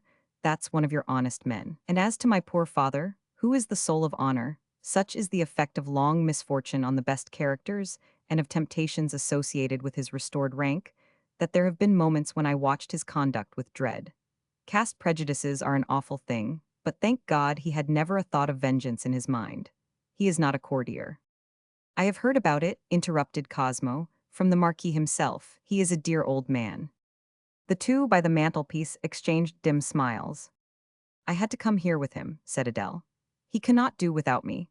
I too was glad to get away from the evil passions and the hopeless stupidities of all the people that had come back without a single patriotic feeling, without a single new idea in their heads, like merciless specters out of a grave, hating the world to which they had returned. They had forgotten nothing and learned nothing. I have seen something of that myself, murmured Cosmo, but the world can't be put back where it was before you and I were born. No, but to see them trying to do it was intolerable. Then my husband appeared on the scene, hired this palazzo, and insisted on us all living here. It was impossible to raise a rational objection to that. Father was never aware of half I went through in my life. I learned early to suppress every expression of feeling. But in the main, we understand each other without talking. When he received Count Helion's letter offering us this house, he just looked at me and said, I suppose we must. For my part, I go through life without raising any objections to anything. One has to preserve one's dignity in some way. And is there another way open to me? Yes, I have made up my mind. But I must tell you, Cosmo, that notwithstanding that amazing tour we made 10 years ago amongst 1000, de Montevesso's problematic relations, those two sisters and that niece have been a perfect novelty to me. I only hope I never betrayed my surprise or any feeling at all about it. The Countess raised her eyes to Cosmo's face. I have spoken of it to you as I have never spoken to anybody in my life, because of old memories which are so much to me, and because I could not mistrust anybody of your name. Have you been wearied by this long tale? No, said Cosmo, but have you thought how it is going to end? To end, she said in a startled tone which affected Cosmo profoundly. To end? What do you mean? Everything is ended already. I was thinking of your endurance, said Cosmo. Do I look worn out? She asked. Cosmo raised his head and looked at her steadily. The impression of her grace and her strength filled his breast with an admiring and almost oppressive emotion. He could find nothing to say, not knowing what was uppermost in his mind, pity or admiration, mingled with a vague anger. Well, what do you see in my face? I never have seen such serenity on any face, said Cosmo. How sure of itself your soul must be. Her color became heightened for a moment. Her eyes darkened as she said in a grateful tone, You are right, Cosmo, my face is not a mask. But he hardly heard her. He was lost in wonder at the sudden disorder of his thoughts. When he regained his mental composure, he noticed that Madame de Montevesso seemed to be listening. I wonder whether the Count is still with my father, she said. Ring that bell on the table at your hand, Cosmo. Cosmo did so, and they waited, looking at each other. Presently the door swung open, and at the same time the cartel above it began to strike the hour. Cosmo counted 11, and then Madame de Montevesso spoke to Bernard, who waited in silence. Is 1000, Le Comte still with my father? I haven't seen him come out yet, Madame la Comtesse. Tell your wife not to wait for me, Bernard. Yes, Madame la Comtesse. Bernard backed out respectfully through the door. How fat he is and what sleek hair, marveled Cosmo. And what a solemn manner. No wonder I did not recognize him at once. He showed me into your father's room, you know. He looks a special envoy's confidential man all over. And to think that he is your household spy, I wonder at your patience. Perhaps if I had anything to conceal, I would have had less patience with the spy, she said equably. I believe that when we lived in Paris, he wrote every week to 1000. De Montevesso, because, you know, he can write quite well. I wonder what he found to write about. Lists of names, I suppose, or perhaps his own views of the people who called with bits of overheard conversations. It's incredible, murmured Cosmo. It's fantastic. What contempt he must have for your husband. The most remarkable thing, said Madame de Montevesso, is that I am convinced that he doesn't write any lies. Yes, said Cosmo, I assume that. And do you mean that the Count is paying him every week for that sort of thing? It's an ugly farce. Don't you think, said the Countess, that something serious may come of it some day? Cosmo made a hopeless gesture. The man you married is mad, he said with intense conviction. There have been times when I felt as if I were mad myself, murmured Madame de Montevesso. Take up your hat, she added quickly. She had heard footsteps outside the door. A moment after, Count Hellion came in and fixed his black glance on his wife and Cosmo. He did not open his lips and remained ominously by the door for a time. The strain of the silence was made sinister by the stiff bearing of the man, the immobility of the carven brown face, crossed by the inky black mustache in harsh contrast with the powdered head. He might have been a sergeant come at the stroke of the hour to tell those two people that the firing squad was waiting for them outside the door. Madame de Montevesso broke the dumb spell. I did my best to entertain Mr. Latham, but we had given you up. He was just going. She glanced serenely at Cosmo, whom the sweetness of her tone, her easy self-possession before that barrack-room figure, stung to the heart. At that moment, no words could have expressed the intensity of his hatred for the Count of Montevesso, at whom he was looking with a smile of the utmost banality. The latter moved forward stiffly. Your father hopes you will see him for a moment presently, he said to his wife. He has not gone to bed yet. Then I will go to him at once. Madame de Montevesso extended her hand to Cosmo, who raised the tips of her fingers to his lips ceremoniously. I will see Mr. Latham out, said the Count, bowing to his wife, who went out of the room without looking at him. Cosmo, following her with his eyes, forgot Count Hellion's existence. He forgot it so thoroughly that it was with a perceptible start that he perceived the Count's eyes fixed on him in an odd way. He will never look at ease anywhere, thought Cosmo scornfully. A great part of his hatred had evaporated. I suppose he means to be pilot. I wonder how he looked on the back of an elephant. It was very good of you to wait so long for my return, said Count Hellion. I have been detained by an absurd discussion arising out of probably false reports. The time passed quickly, said truthful Cosmo, but before the black weary glance of the other hastened to add with assumed care, we talked of old times. Old times, repeated Count Hellion without any particular accent. My wife is very young yet, though she must be older than you are. Isn't she older? Cosmo said curtly that he really did not know. When they were running about as children together, she was the tallest of the three. And now, took up the inexpressive voice of Count de Montevesso, without her high heels she would be a little shorter than you. As you stood together you looked to me exactly the same height. And so you renewed the memories of your youth. They must have been delightful. They were no doubt more delightful for me than they could have been for MME. La Comtesse, said Cosmo, making a motion towards taking leave. A moment, let me have the honor to see you out. Count Hellion walked round the room, blowing out the candles in 3 candelabras in succession, and taking up the fourth in his hand. Why take this trouble? Protested Cosmo. I know my way.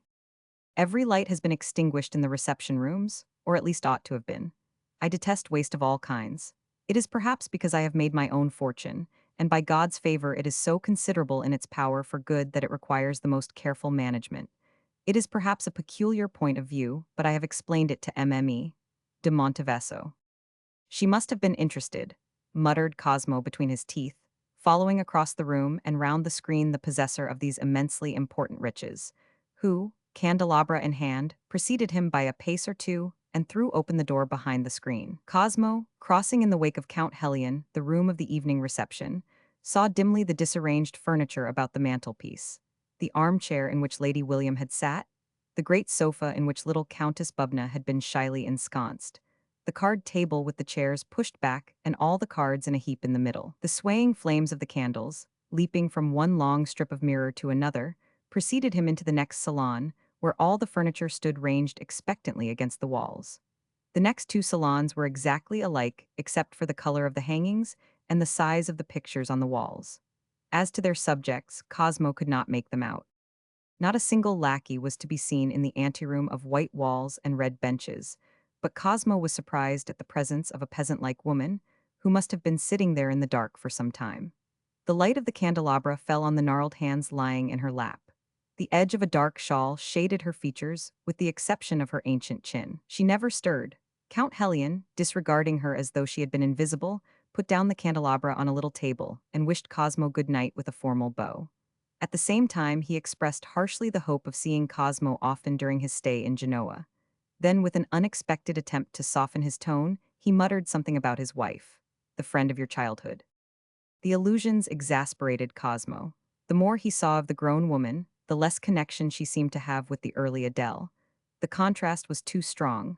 He felt tempted to tell 1000 de Montevesso that he by no means cherished that old memory. The nearest he came to it was the statement that he had the privilege to hear much of Madame de Montevesso in Paris. 1000. De Montevesso, contemplating now the dark peasant-like figure huddled up on the crimson seat against a white wall, hastened to turn towards Cosmo the black weariness of his eyes. MME, de Montevesso has led a very retired life during the Empire. Her conduct was marked by the greatest circumspection, but she is a person of rank. God knows what gossip you may have heard. The world is censorious. Brusquely Cosmo stepped out into the outer gallery, listening to 1000. De Montevesso was no pleasure. The Count accompanied him as far as the head of the great staircase, and stayed to watch his descent with a face that expressed no more than the face of a soldier on parade. Till, all at once, his eyes started to roll about wildly, as if looking for some object he could snatch up and throw down the stairs at Cosmo's head. But this lasted only for a moment. He re-entered the anteroom quietly and busied himself in closing and locking the door with care. After doing this, he approached the figure on the bench and stood over it silently. Romans 7. The old woman pushed back her shawl and raised her wrinkled soft face, without much expression to say. The child has been calling for you for the last hour or more. Hellion de Montevesso walked all the length of the anteroom and back again, then stood over the old woman as before. You know what she is, she began directly the Count had stopped. She won't give us any rest. When she was little one could always give her a beating, but now there is no doing anything with her. You had better come and see for yourself. Very unruly, asked the Count de Montevesso. She is 16, said the old woman crisply, getting up and moving towards the stairs leading to the upper floor. A stick that had been lying concealed in the folds of her dress was now in her hand. She ascended the stairs more nimbly than her appearance would have led one to expect, and the Count of Montevesso followed her down a long corridor, where at last the shuffle of her slippers and the tapping of her stick ceased in front of a closed door. A profound silence reigned in this remote part of the old palace, which the enormous vanity of the upstart had hired for the entertainment of his wife and his father-in-law in the face of the restored monarchies of Europe. The old peasant woman turned to the stiff figure which, holding the candelabra and in its lace coat, recalled a gorgeous lackey. "We have put her to bed," she said, "but as to holding her down in it, that was another matter. Maria is strong, but she got weary of it at last. We had to send for Father Paul. Shameless as she is, she would not attempt to get out of her bed in her nightdress before a priest. The father promised to stay till we could fetch you to her, so I came down, but I dared not go further than the anteroom. A valet told me you had still a guest with you, so I sent him away and sat down to wait. The wretch, to revenge himself on me, put out the lights before he went. He shall be flung out tomorrow," said 1000, de Montevesso in a low tone. "I hope I have done nothing wrong, Hellion." "No," said 1000, de Montevesso in the same subdued tone. He lent his ear to catch some slight sound on the other side of the door, but the stillness behind it was like the stillness of a sick room to which people listen with apprehension. The old woman laid her hand lightly on the sleeve of the gorgeous coat. "You are a great man." "I am," said Count Hellion without exultation. The old woman, dragged out at the age of 70 from the depths of her native valley by the irresistible will of the great man, tried to find utterance for a few simple thoughts. Old age, with its blunted feelings, had alone preserved her from utter bewilderment at the sudden change. But she was overpowered by its greatness. She lived inside that palace as if enchanted into a state of resignation. Ever since she had arrived in Genoa, which was just 5 weeks ago, she had kept to the upper floor. Only the extreme necessity of the case had induced her to come so far downstairs as the white anteroom. She was conscious of not having neglected her duty. "I did beat her faithfully," she declared with the calmness of old age and conscious rectitude. The lips of 1000, de Montevesso twitched slightly. "I did really, though often feeling too weary to raise my arm. Then I would throw a shawl over my head and go in the rain to speak to Father Paul. He had taught her to read and write. He is full of charity. He would shrug his shoulders and tell me to put my trust in God. It was all very well for him to talk like that. True that on your account I was the greatest person for miles around. I had the first place everywhere. But now that you made us come out here just because of your fancy to turn the child into a contessa, all my poor senses leave my old body. For, if I did beat her, being entrusted with your authority, everybody else in the village waited on a turn of her finger. She was full of pride and willfulness then. Now since you have introduced her amongst all these grandissimi signori of whom she had only heard as one hears of angels in heaven, she seems to have lost her head with the excess of pride and obstinacy. What is one to do? The other day, on account of something I said, she fastened her 10 fingers into my gray hair. She threw her shawl off and raised her creased eyelids. This gray hair, on the oldest head of your family, Hellion. If it hadn't been for Maria, she would have left me a corpse on the floor." The mild bearing of the old woman had a dignity of its own, but at this point it broke down and she became agitated. "Many a time I sat up in my bed thinking half the night, I am an old woman, I can read the signs. This is a matter for priests. When I was a big girl in our village, they had to exorcise a comely youth, a herdsman. I am not fit to talk of such matters. But you, Hellion, could say a word or two to Father Paul. He would know what to do, or get the bishop."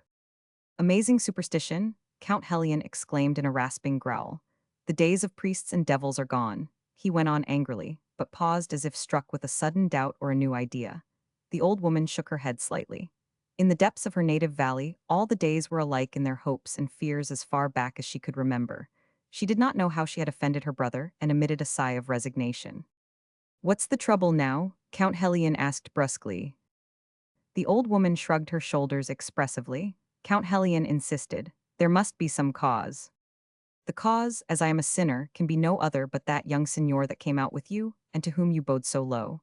I didn't know you had to bow to anybody unless perhaps to the king who has come back lately. But then a king is anointed with holy oils.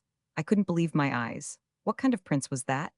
She waited, screwing her eyes up at Count Hellion, who looked down at her inscrutably and at last condescended to say, "That was an Englishman." She moaned with astonishment and alarm. A heretic? She thought no heretic could be good-looking. Didn't they have their wickedness written on their faces? "No," said Count Hellion. No man has that, and no woman either. Again he paused to think. Let us go in now, he added.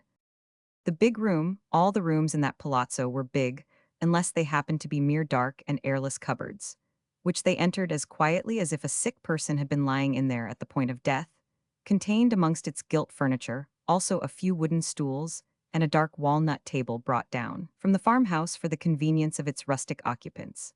A priest sitting in a gorgeous armchair held to the light of a common brass oil lamp an open book, the shadow of which darkened a whole corner of the vast space between the high walls decorated with rare marbles, long mirrors, and heavy hangings. A few small pieces of washing were hung out to dry on a string stretched from a window latch to the back of a chair. A common brazier stood in the fireplace, and near it, a gaunt, bony woman dressed in black with a white handkerchief on her head was stirring something in a little earthen pot. Ranged at the foot of a dais bearing a magnificent but dismantled couch of state were two small wooden bedsteads, on one of which lay the girl whom Cosmo knew only as Clelia, my husband's niece, with a hand under her cheek. The other cheek was much flushed. A tangle of loose black hair covered the pillow. Whether from respect for the priest or from mere exhaustion, she was keeping perfectly still under her bedclothes pulled up to her very neck so that only her head remained uncovered. At the entrance of the count, the priest closed his book and stood up, but the woman by the mantelpiece went on stirring her pot. Count Hellion returned a bonsoir, abbed to the priest's silent bow, put down the candelabra on a console, and walked straight to the bedstead. The other three people, the gaunt woman still with her pot in her hand, approached it too but kept their distance. The girl Clelia remained perfectly still under the downward, thoughtful gaze of Count Hellion. In that face, half buried in the pillow, one eye glittered full of tears. She refused to make the slightest sound in reply to Count Hellion's questions, orders, and remonstrances. Even his coaxings, addressed to her in the same low, harsh tone, were received in obstinate silence. Whenever he paused, he could hear at his back the old woman whispering to the priest. At last even that stopped. Count Hellion resisted the temptation to grab all that hair on the pillow and pull the child out of bed by it. He waited a little longer and then said in his harsh tone, "I thought you loved me." For the first time there was a movement under the blanket. But that was all. Count Hellion turned his back on the bed and met three pairs of eyes fixed on him with different expressions. He avoided meeting any of them. "Perhaps if you were to leave us alone," he said. They obeyed in silence, but at the last moment he called the priest back and took him aside to a distant part of the room where the brass oil lamp stood on the walnut-wood table. The full physiognomy of Father Paul Carpi, with its thin eyebrows and pouting mouth, was overspread by a self-conscious professional placidity that seemed ready to see or hear anything without surprise. Count de Monteveso was always impressed by it. "Ab," he said brusquely, "you know that my sister thinks that the child is possessed. I suppose she means by a devil." He looked with impatience at the priest, who remained silent, and burst out in a subdued voice. "I believe you people are hoping now to bring him back into the world again, that old friend of yours." He waited for a moment. "Sit down, Ab." Father Carpi sank into the armchair with some dignity, while Count Hellion snatched a three-legged stool and planted himself on it on the other side of the table. "Now, wouldn't you?"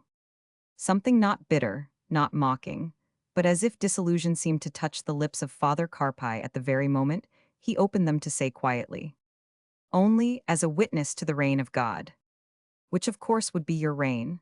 Never mind, a man like me can be master under any reign." He jerked his head slightly towards the bed. "Now what sort of devil would it be in that child?" The deprecatory gesture of Father Carpi did not detract from his dignity. "I should call it dumb myself," continued Count Hellion. "We will leave it alone for a time. What hurts me often is the difficulty of getting at your thoughts, Ab. Haven't I been a good enough friend to you?" To this, too, Father Carpi answered by a deferential gesture and deprecatory murmur. Count Hellion had restored the church, rebuilt the presbytery, and had behaved generally with great munificence. Father Carpi, sprung from shopkeeping stock in the town of Novi, had lived through times difficult for the clergy. He had been contented to exist. Now, at the age of 40 or more, the downfall of the empire, which seemed to carry with it the ruin of the impious forces of the revolution, had awakened in him the first stirrings of ambition.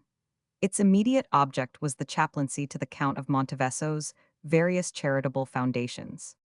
There was a man, one of the great of this world, whom, without understanding him in any deeper sense or ever trying to judge his nature, he could see plainly enough to be unhappy. And that was a great point. For the unhappy are more amenable to obscure influences, religious and others. But Father Carpi was too intelligent to intrude upon the griefs of that man, with the mysterious, past either religious consolation or secular advice. For a long time now he had watched and waited, keeping his thoughts so secret that they seemed even hidden from himself. To the outbreaks of that rough, arrogant, contemptuous, and oppressive temper, he could oppose only the gravity of his sacerdotal character as Adele did her lofty serenity. That detachment, both scornful and inaccessible, which seemed to place her on another plane. Father Carpi had never been before confronted so directly by the difficulties of his position as at that very moment, and on the occasion of that intolerable and hopeless girl. To gain time, he smiled, a slight, noncommittal smile. We priests, 1,000. LeConte are recommended not to enter into discussion of theological matters with people who, whatever their accomplishments and wisdom, are not properly instructed in them. As to anything else, I am always at Monseigneur's service. He gave this qualification to Count Hellion, because it was not beyond the bounds of respect due from a poor, parish priest to a titled great man of his province. Have you been much about amongst the town people? Asked Count Hellion. I go out every morning about 7 to say mass in that church you may have noticed nearby. I have visited also once or twice an old friend from my seminary days, a priest of a poor parish here. We rejoiced together at the return of the Holy Father to Rome. For the rest, I had an idea. Monseigneur, that you did not wish me to make myself prominent in any way in this town. Perhaps I didn't. It may be convenient, though, to know what are the rumors current amongst the populace. That class has its own thoughts. I suppose your friend would know something of that. No doubt, but I can tell you, Monseigneur, what the people think. They think that if they can't be Genoese as before, they would rather be French than Piedmontese. That, Monseigneur, is a general feeling even amongst the better class of citizens. Much would they gain by it, mumbled Count de Monteveso, unless the other were to come back. He added sharply, is there any talk of him coming back? That indeed would be a misfortune. Father Carpi's tone betrayed a certain emotion which Count Hellion noticed, faint as it was. Whatever happens, you will have always a friend in me, he said, and Father Carpi acknowledged the assurance by a slight inclination of his body. Surely God would not allow it, he murmured uneasily. But the stare of his interlocutor augmented his alarm. He was still more startled when he heard Count de Monteveso make the remark that the only thing which seemed to put a limit to the power of God was the folly of men. He had too poor an opinion of Count de Monteveso to be shocked by the blasphemy. To him, it was only the proof that the Count had been very much upset by something, some fact or some news. And people are very foolish just now both in Paris and in Vienna, added Count de Monteveso after a long pause. It was news then. Father Carpi betrayed nothing of his anxious curiosity. The inward unrest which pervaded the whole basin of the western Mediterranean was strongest in Italy perhaps, and was very strong in the heart of Father Carpi, who was both an Italian and a priest. Perhaps he would be told something. He almost held his breath, but Count de Monteveso took his head between his hands and said only, one is pestered by folly of all sorts. See whether you can bring that child to reason. However low in the scale of humanity, Father Carpi placed the Count de Monteveso, he never questioned his social position. Father Carpi was made furious by the request, but he obeyed. He approached the rustic bedstead and looked at the occupant with somber disgust. Nothing was obscure to him in the situation. If he couldn't tell exactly what devil possessed that creature, he remembered perfectly her mother, a rash sort of girl who was found drowned years ago in a remarkably shallow pond amongst some rocks not quite a mile away from the presbytery.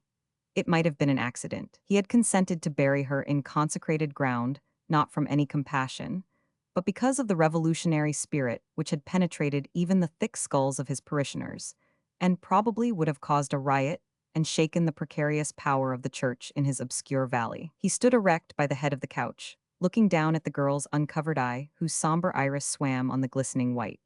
He could have laughed with contempt and fury. He regulated his deep voice so that it reached Count de Monteveso at the other side of the room only as a solemn, admonishing murmur. You miserable little wretch, he said, can't you behave yourself? You have been a torment to me for years. The sense of his own powerlessness overcame him so completely that he felt tempted for a moment to throw everything up, walk out of the room, seek refuge amongst sinners that would believe either in God or in the devil. You are a scourge to us all, he continued in the same equable murmur. If you don't speak out, you little beast, and put an end to this scene soon, I will exorcise you. The only effect of that threat was the sudden immobility of the rolling eye. Father Carpi turned towards the Count. "It is probably some sort of malady," he said coldly. "Perhaps a doctor could prescribe some remedy." Count Hellion came out of his listless attitude. A moment ago a doctor was in the house in conference with 1,000.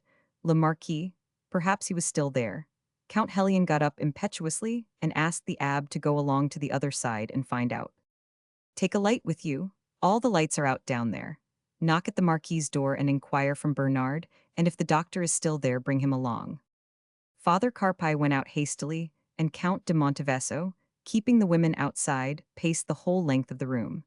The fellow called himself a doctor, whatever else he might have been. Whether he did any good to the child or not, Count de Monteveso stopped and looked fixedly at the bed.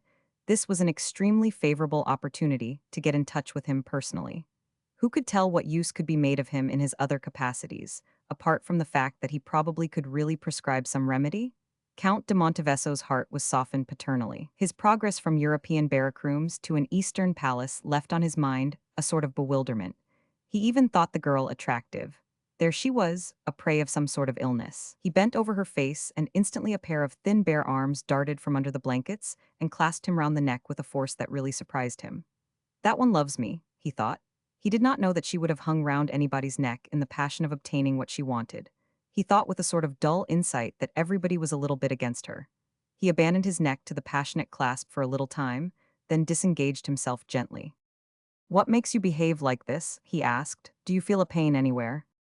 No emotion could change the harshness of his voice, but it was very low and there was an accent in it which the girl could not mistake. She sat up suddenly with her long wild hair covering her shoulders. With her round eyes, the predatory character of her face, the ruffled fury of her aspect, she looked like an angry bird, and there was something bird-like in the screech of her voice. "Pain? No, but if I didn't hate them so I would like to die, I would." Count de Monteveso put one hand at the back of her head and clapped the other broad palm over her mouth. This action surprised her so much that she didn't even struggle. When the Count took his hands away, she remained silent without looking at him. "Don't scream like this," he murmured harshly but with obvious indulgence. "Your aunts are outside and they will tell the priest all about it." Clelia drew up her knees, clasped her hands round them outside the blanket, and stared. "It is just your temper," suggested Count Hellion reproachfully. "All those dressed-up witches despise me, I am not frightened, and the worst of them is that yellow-haired witch, your wife. If I had gone in there in my bare feet they could not have stared more down on me.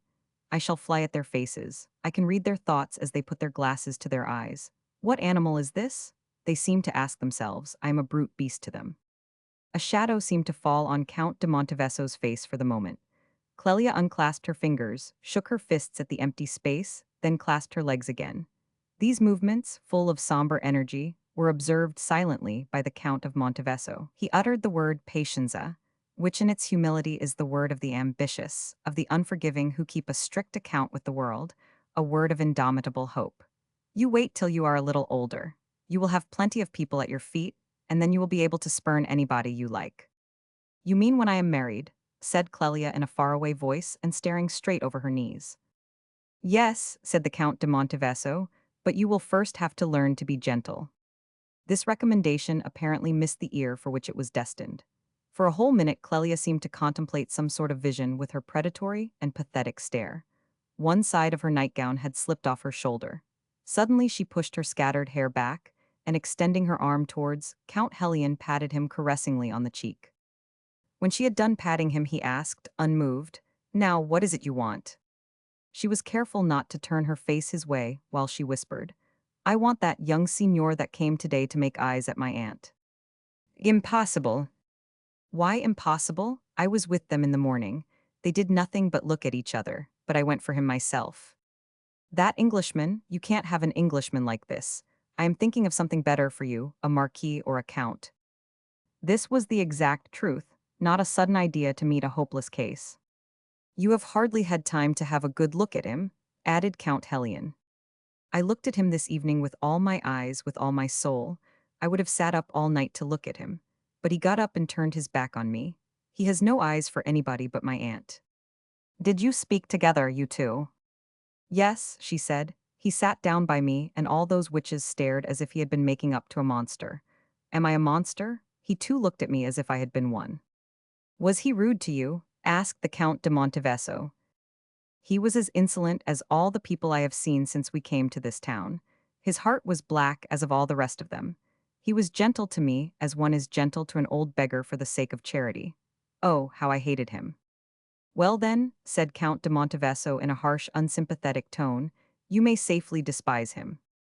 Clelia threw herself half out of bed on the neck of Count Helion, who preserved an unsympathetic rigidity, though he did not actually repulse her wild and vehement caress. "Oh, dearest uncle of mine," she whispered ardently. Into his ear, "He is handsome, I must have him for myself." There was a knocking at the door. Count Helion tore the bare arms from his neck and pushed the girl back into bed. "Cover yourself up," he commanded hurriedly. He arranged the blanket at her back. "Lie still and say nothing of all this, and then you need have no fear. But if you breathe a word of this to anybody, then come in." He shouted to the renewed knocking, and had just time to shake his finger at Clelia menacingly before the abb and the doctor entered the room. Part 3. Cosmo walked away with no more than one look back, just before turning the corner, at the tensely alert griffins guarding the portals of the palazzo. At the entrance of his, in a small knot of men, on the pavement, paused in their low conversation to look at him. After he had passed, he heard a voice say, "This is the English milord." He found the dimly lit hall empty, and he went up the empty staircase into the upper regions of silence.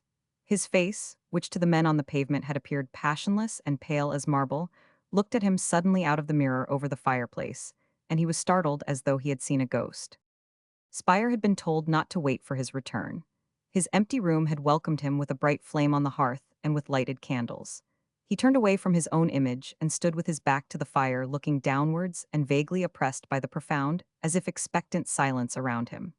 The strength and novelty of the impressions received during that day, the intimacy of their appeal, had affected his fortitude. He felt mortally weary and began to undress, but after he got into bed, he remained for a time in a sitting posture.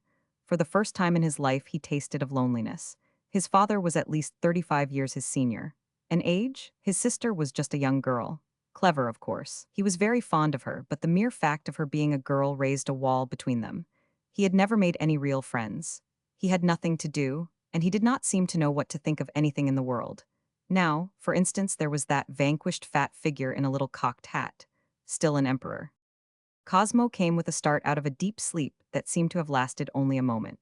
But he knew at once where he was, though at first he had to argue himself out of the conviction of having parted from Count Helion at the top of a staircase less than 5 minutes ago. Meantime, he watched Spire flooding the room with brilliant sunshine, for the 3 windows of the room faced east. "Very fine morning, sir," said Spire over his shoulder. "Quite a spring day." A delicious freshness flowed over Cosmo. It did not bring joy to him, but dismay. Daylight already? It had come too soon. He had had no time yet to decide what to do. He had gone to sleep. A most extraordinary thing. His distress was appeased by the simple thought that there was no need for him to do anything. After drinking his chocolate, which Spire received on a tray from some woman on the other side of the door, he informed him that he intended to devote the whole day to his correspondence. A table having been arranged to that and close to an open window, he started writing at once. On retiring without a sound, Spire left the goose quill flying over the paper. It was past noon before Cosmo, hearing him come in again on some pretense or other, raised his head for the first time and dropped the pen to say, "Give me my coat, I will go down to the dining room."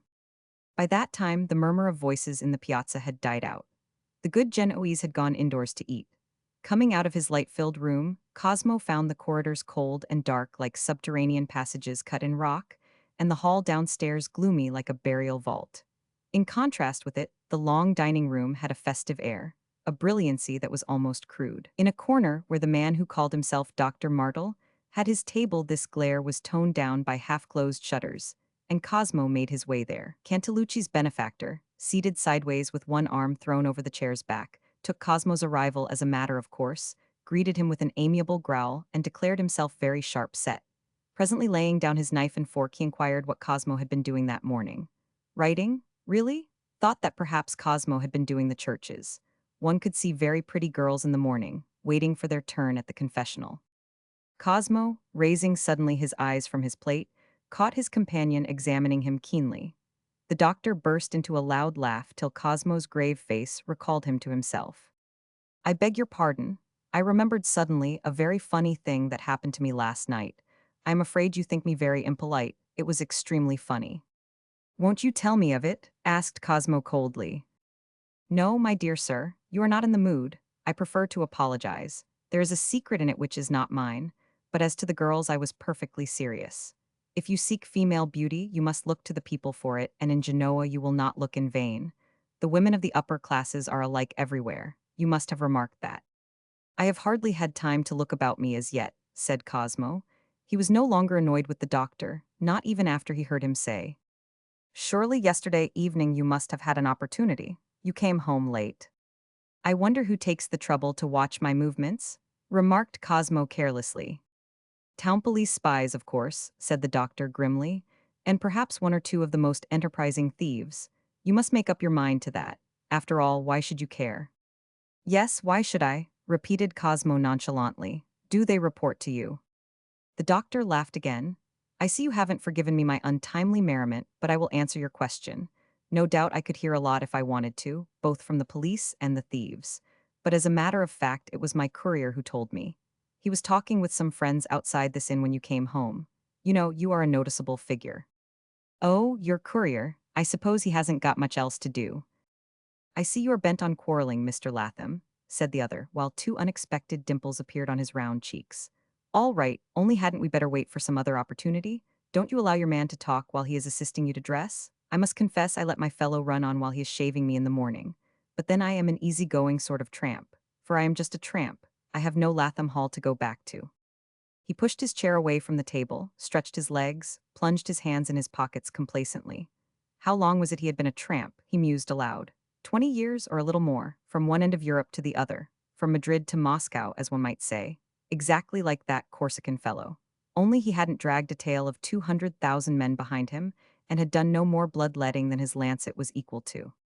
He looked up at Cosmo suddenly. The lancet's my weapon, you know? Not bayonet or saber. Cold steel anyhow. Of course I found occasion to fire off my pistols more than once in the course of my travels, and I must say for myself that whenever I fired them, it settled the business. One evening, I remember in Transylvania, stepping out of a wretched inn to take a look round, I ran against a coalition of three powerful haydocks in tarry breeches, with mustaches a foot long.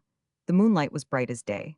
I took in the situation at a glance, and I assure you two of them never made a sound as they fell, while the third just grunted once. I fancy they had designs on my poor horse. He was inside the inn, you know, a custom of the country. Men and animals under the same roof. I used to be sorry for the animals. When I came in again, the Jew had just finished frying the eggs. He had been very surly before, but when he served me, I noticed that he was shaking like a leaf. He tried to propitiate me by the offer of a sausage. I was simply ravenous. It made me ill for 2 days. That's why I haven't forgotten the occurrence. He nearly managed to avenge those bandits. Luckily, I had the right kind of drugs in my valise, and my iron constitution helped me to pull through. But I should like to have seen Bonaparte in that predicament. He wouldn't have known what to do, and anyhow the sausage would have finished him. His constitution is not like mine. He's unhealthy, sir, unhealthy. You had occasion to observe him often? Asked Cosmo, simply because he was reluctant to go back to his writing. Our paths seldom crossed, stated the other simply. But some time after the abdication I was passing through Valence. It's a tramp's business, you know, to keep moving, and I just had a good look at him outside the post house. You may take it from me, he won't reach the term of the psalmist. Well, Mr. Latham, when I take a survey of the past, here we are, the Corsican and I within, say, 100 miles of each other at the end of 20 years of tramping, and frankly, which of us is the better off when all's said and done? That's a point of view, murmured Cosmo wearily. He added, however, that there were various ways of appreciating the careers of the world's great men. There are, assented the other. For instance, you would say that nothing short of the whole of Europe was needed to crush that fellow, but Pazzo di Borgo thinks that he has done it all by himself. At the name of the emperor's Corsican enemy, Cosmo raised his head. He had caught sight in Paris of that personage, at one or other of those great receptions, from which he used to come away disgusted with the world and dissatisfied with himself. The doctor seemed inwardly amused by his recollection of Pazzo di Borgo. He said to me, he continued, "Ah, if Bonaparte had had the sense not to quarrel with me, he wouldn't be in Elba now. What do you think of that, Mr. Latham? Is that a point of view?" "I should call it mad egotism." "Yes, but the most amusing thing is that there is some truth in it. The private enmity of one man may be more dangerous and more effective than the hatred of millions on public grounds. Pozzo has the ear of the Russian emperor. The fate of the Bourbons hung on a hair. Alexander's word was law, and who knows? Cosmo, plunged in abstraction, was repeating to himself mechanically, the fate of the Bourbons hung on a hair, the fate of the Bourbons. Those words seemed meaningless. He tried to rouse himself. Yes, Alexander, he murmured vaguely. The doctor raised his voice suddenly in a peevish tone. I am not talking of Alexander of Macedon, Mr. Latham. His vanity had been hurt by Cosmo's attitude. The young man's faint smile placated him, and the incongruous dimples reappeared on the doctor's cheeks while he continued. Here you are. For Pozzo, Napoleon has always been a starveling squiring. For the prince, he has been principally the born enemy of good taste. The prince, repeated Cosmo, struggling to keep his head above the black waters of melancholia which seemed to lap about his very lips. You have said the prince, haven't you? What prince? Why, Talleyrand, of course. He did once tell him so too. Pretty audacious. What? Well, I don't know. Suppose you were master of the world and somebody were to tell you something of the sort to your face. What could you do? Nothing. You would have to gulp it, feeling pretty small. A private gentleman of good position could resent such a remark from an equal, but a master of the world couldn't. A master of the world, Mr. Latham, is very small potatoes, and I will tell you why. It's because he is alone of his kind, stuck up like a thief in the pillory for dead cats and cabbage stalks to be thrown at him. A devil of a position to be in unless for a moment. But no man born of woman is a monster. There never was such a thing. A man who would really be a monster would arouse nothing but loathing and hatred. But this man has been loved by an army, by a people. For years his soldiers died for him with joy. Now, didn't they? Yes. Cosmo perceived that he had managed to forget himself. Yes, he said, that cannot be denied. No, continued the doctor. And now, within 20 yards of us on the other side of the wall, there are millions of people who still love him. Hey, Cantalucci? He called across the now empty length of the room. Come here. The innkeeper, who had been noiselessly busy about a distant sideboard, approached with deference, in his shirt sleeves, girt with a long apron of which one corner was turned up, and with a white cap on his head. Being asked whether it was true that Italians loved Napoleon, he answered by a bow and excellency. You think yourself that he is a great man, don't you? Pursued the doctor, and obtained another bow and another murmured excellency. The doctor turned to Cosmo triumphantly. You see? And Bonaparte has been stealing from them all he could lay his hands on for years, all their works of art. I am surprised he didn't take away the wall on which the Last Supper is painted. It makes my blood boil. I love Italy, you know. He addressed again the motionless Cantalucci. But what is it that makes you people love this man? This time Cantalucci did not bow. He seemed to make an effort. Signor, it is the idea. The doctor directed his eyes again to Cosmo, in silence. At last, the innkeeper stepped back 3 paces before turning away from his English clients. The dimples had vanished from the doctor's full cheeks. There was something contemptuous in the peevishness of his thin lips and the extreme hardness of his eyes. They softened somewhat before he addressed Cosmo. Here is another point of view for you. Devil only knows what that idea is, but I suspect it's vague enough to include every illusion that ever fooled mankind. There must be some charm in that gray coat and that old 3-cornered hat of his, for the man himself has betrayed every hatred and every hope that have helped him on his way. What I am wondering at, Cosmo said at last, is whether you have ever talked like this to anybody before. The doctor seemed taken aback a little. Oh, you mean about Bonaparte, he said. If you had gone to that other inn, Pellegrini's, more suitable to your nationality and social position, you would have heard nothing of that kind. I am not very communicative really, but to sit at meals like 2 mutes would have been impossible. What could we have conversed about? One must have some subject other than the weather, and, frankly, what other subject would we have had here in Genoa, or for that matter in any other spot of the civilized world? I know there are amongst us in England a good many young men who call themselves revolutionists and even republicans. Charming young men, generous and all that. Friends of Boney, you might be one of them. As he paused markedly, Cosmo murmured that he was hardly prepared to state what he was. That other inn, the Pellegrini, was full when he arrived. Well, there had been 3 departures this morning, the doctor informed him. You can have your things packed up this afternoon and carried across the place. You know, by staying here you make yourself conspicuous to the spies, not to speak of the thieves. They ask themselves, what sort of inferior Englishman is that? With me it is different. I am known for a man who has his own work to do. People are curious. And as my work is confidential, I prefer to keep out of the way rather than have to be rude. but for you it would be more amusing to live over there. New faces all the time, endless gossip about all sorts of people. I do not think it is worthwhile to change now, said Cosmo coldly. Of course not, if you are not going to prolong your stay. If you project a visit to Elba, Livorno is the port for that. And if you are anxious to hear about Napoleon, you will hear plenty of gossip about him there. Here you have nothing but my talk. I have found it very interesting, said Cosmo, rising to go away. The doctor smiled without amiability. He was determined never to let Cosmo guess that he knew of his acquaintance with the people occupying the palace guarded by the symbolic griffins. Of that fact he had been made aware by the Count de Monteveso, who, once he had got the doctor into Clelia's room, decided to take him into his confidence, on the ground that one must be frank with a medical man. The real reason was, however, that knowing Dr. Martel to be employed on secret political work by the statesmen of the Alliance, and having a very great idea of his occult influences in all sorts of spheres, he hoped to get from him another sort of assistance. His last words were, "You see yourself the state the child is in. I want that popinjay moved out of Genoa." The only answer of the doctor to this, and the last sound during that professional visit that Count de Monteveso heard from him, was a short wooden laugh. That man of political intrigues, confidential missions, often he had more than one at a time on his hands, inordinately vain of his backstairs importance, was not mercenary. He had always preserved a most independent attitude towards his employers. To him, the Count de Monteveso was but a common stupid soldier of fortune of no importance, and of no position except as the son-in-law of the Marquis d'Armand.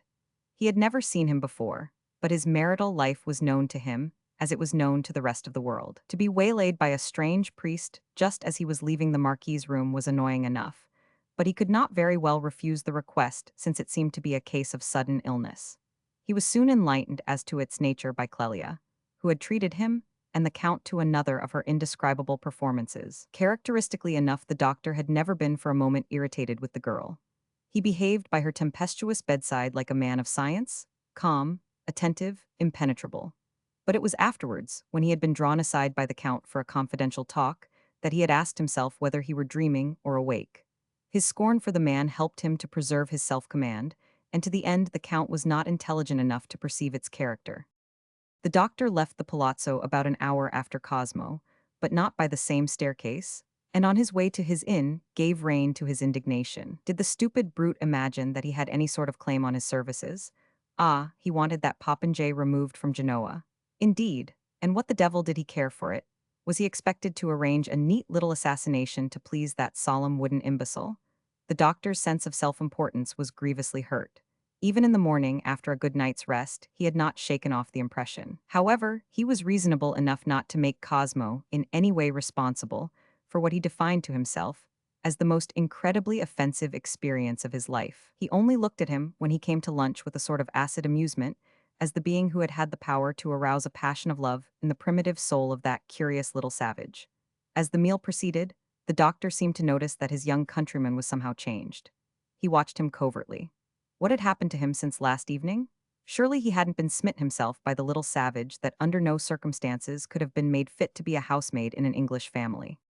After he had been left by Cosmo alone in the dining room, the doctor's body continued to loll in the chair while his thoughts continued to circle around that funny affair, of which you couldn't say whether it was love at first sight or a manifestation of some inherited lunacy. Quite a good-looking young man. Out of the common, too, in a distinguished way. Altogether a specimen of one's countrymen one could well be proud of, mused further the doctor, whose tastes had been formed by much intercourse with all kinds of people. Characteristically enough, too, he felt for a moment sorry in his grumpy, contemptuous way for the little disheveled savage with a hooked nose and burning cheeks and her thin sticks of bare arms. The doctor was humane. The origin of his reputation sprang from his humanity. But his thought, as soon as it left Clelia, stopped short as it were before another image that replaced it in his mind. He had remembered the Countess of Monteveso. He knew her of old, by sight and reputation. He had seen her no further back than last night by the side of the old Marquis's chair. Now he had seen the Count de Monteveso himself, he could well believe all the stories of a lifelong jealousy. The doctor's hard, active eyes stared fixedly at the truth.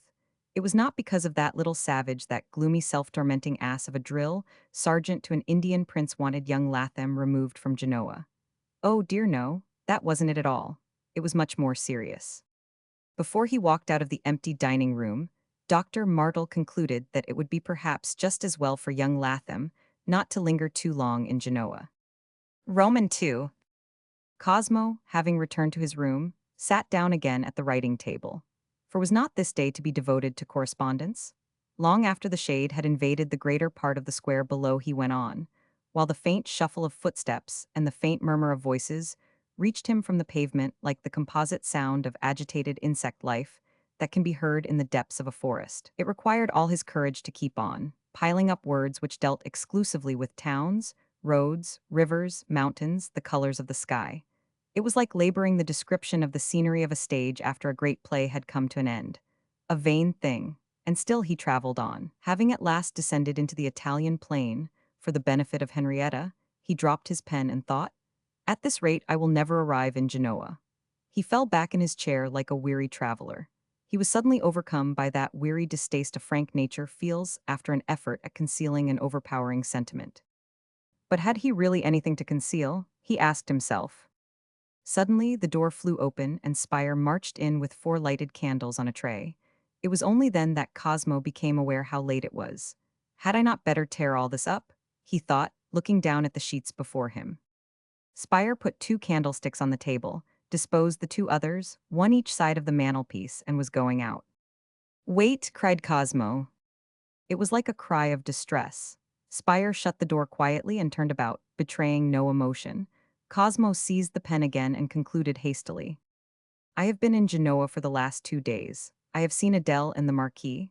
They send their love. You shall have lots about them in my next. I have no time now to tell you what a wonderful person she has become, but perhaps you would not think so."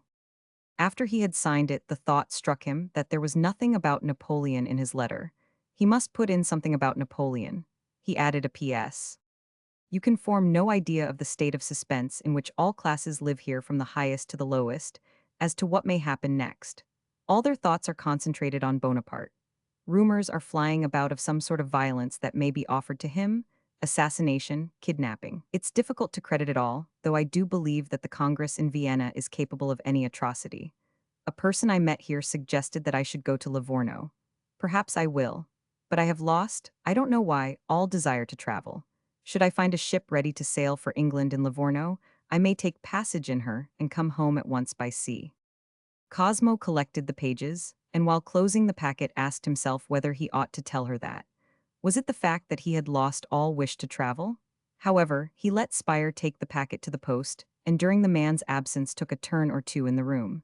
He had got through the day. Now there was the evening to get through somehow. But when it occurred to him that the evening would be followed by the hours of an endless night, filled by the conflict of shadowy thoughts that haunt the birth of a passion, the desolation of the prospect was so overpowering that he could only meet it with a bitter laugh. Spire, returning, stood thunderstruck at the door. "What's the matter with you? Have you seen a ghost?" asked Cosmo, who ceased laughing suddenly and fixed the valet with distracted eyes.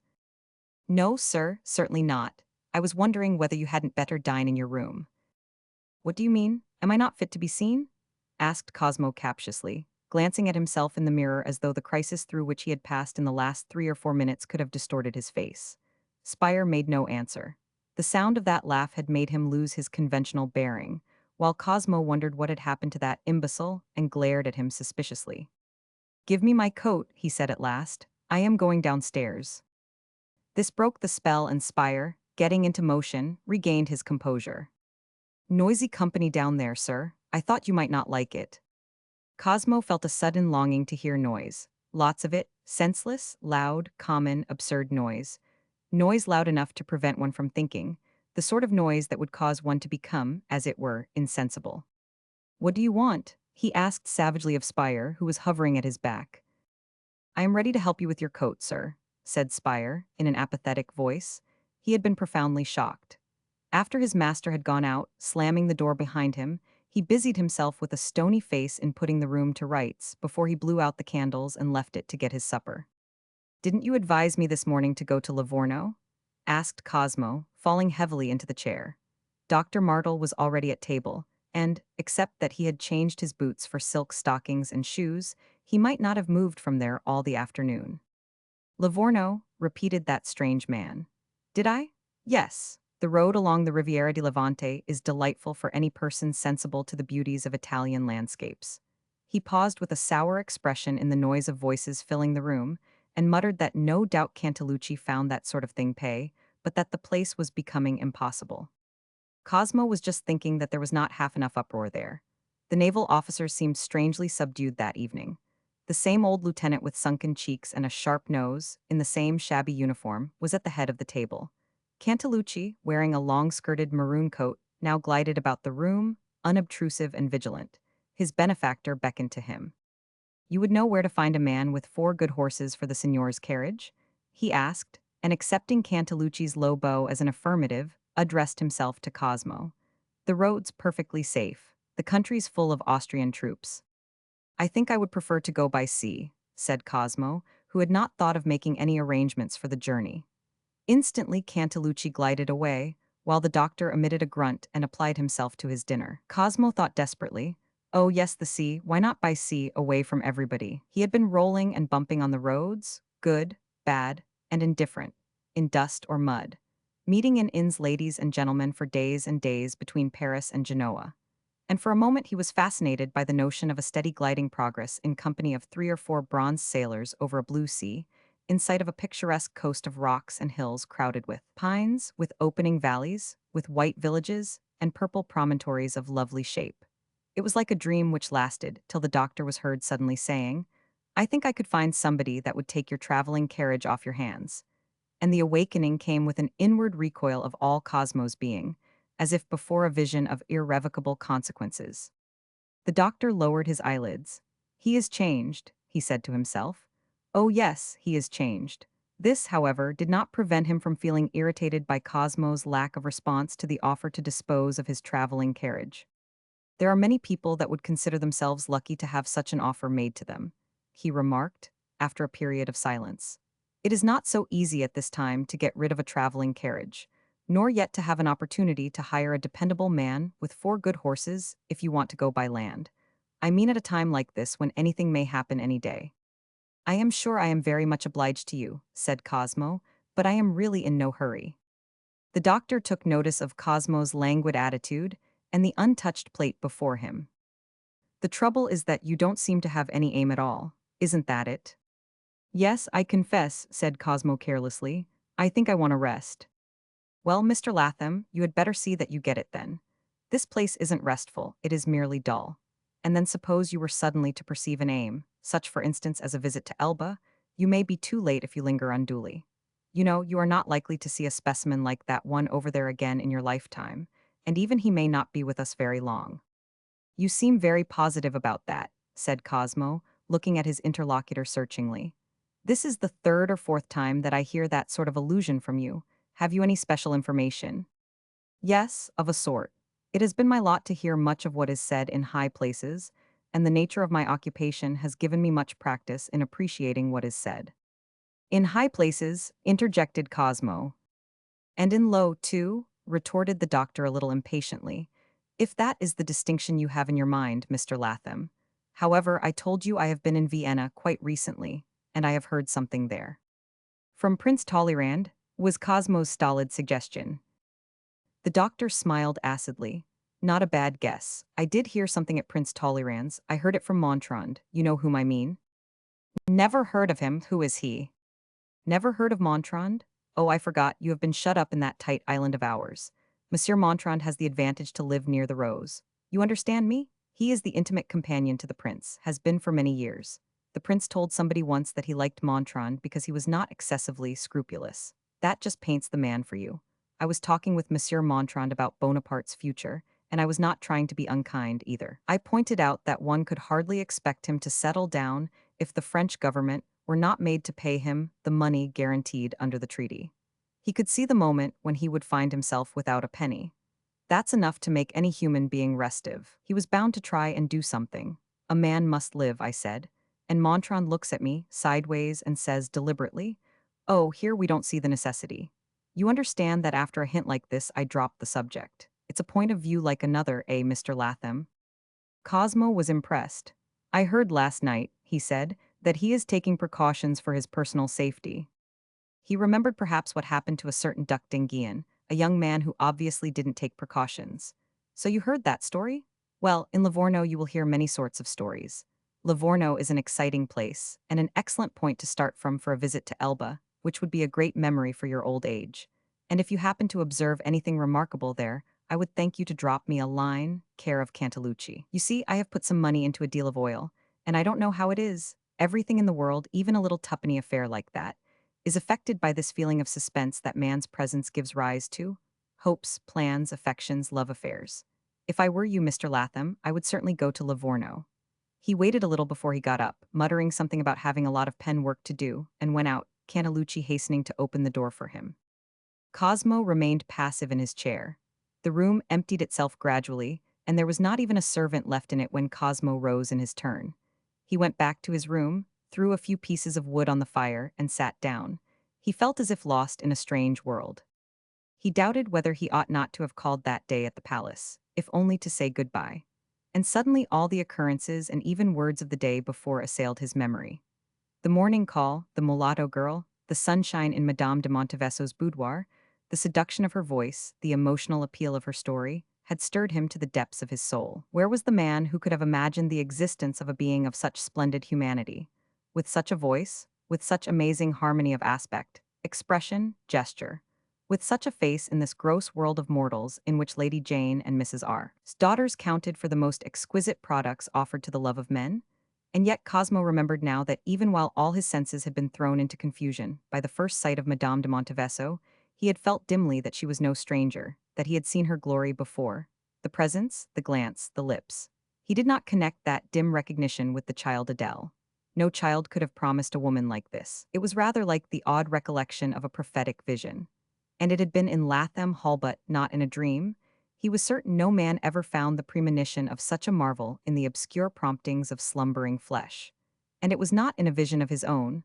Such visions were for artists, for inspired seers. She must have been foretold to him in some picture he had seen in Latham Hall, where one came on pictures, mostly of the Italian school, in unexpected places, on landings, at the end of dark corridors, in spare bedrooms. A luminous oval face on the dark background, the noble full-length woman, stepping out of the narrow frame with long draperies held by jeweled clasps and girdle, with pearls on head and bosom, carrying a book and a pen, or was it a palm? And, yes, he saw it plainly with terror, with her left breast pierced by a dagger. He saw it there plainly as if the blow had been struck before his eyes. The released hilt seemed to vibrate yet, while the eyes looked straight at him, profound, unconscious in miraculous tranquility. Terror-struck as if at the discovery of a crime, he jumped up, trembling in every limb. He had a horror of the room, of being alone within its four bare walls on which there were no pictures except that awful one which seemed to hang in the air before his eyes. Cosmo felt that he must get away from it. He snatched up his cloak and hat and fled into the corridor.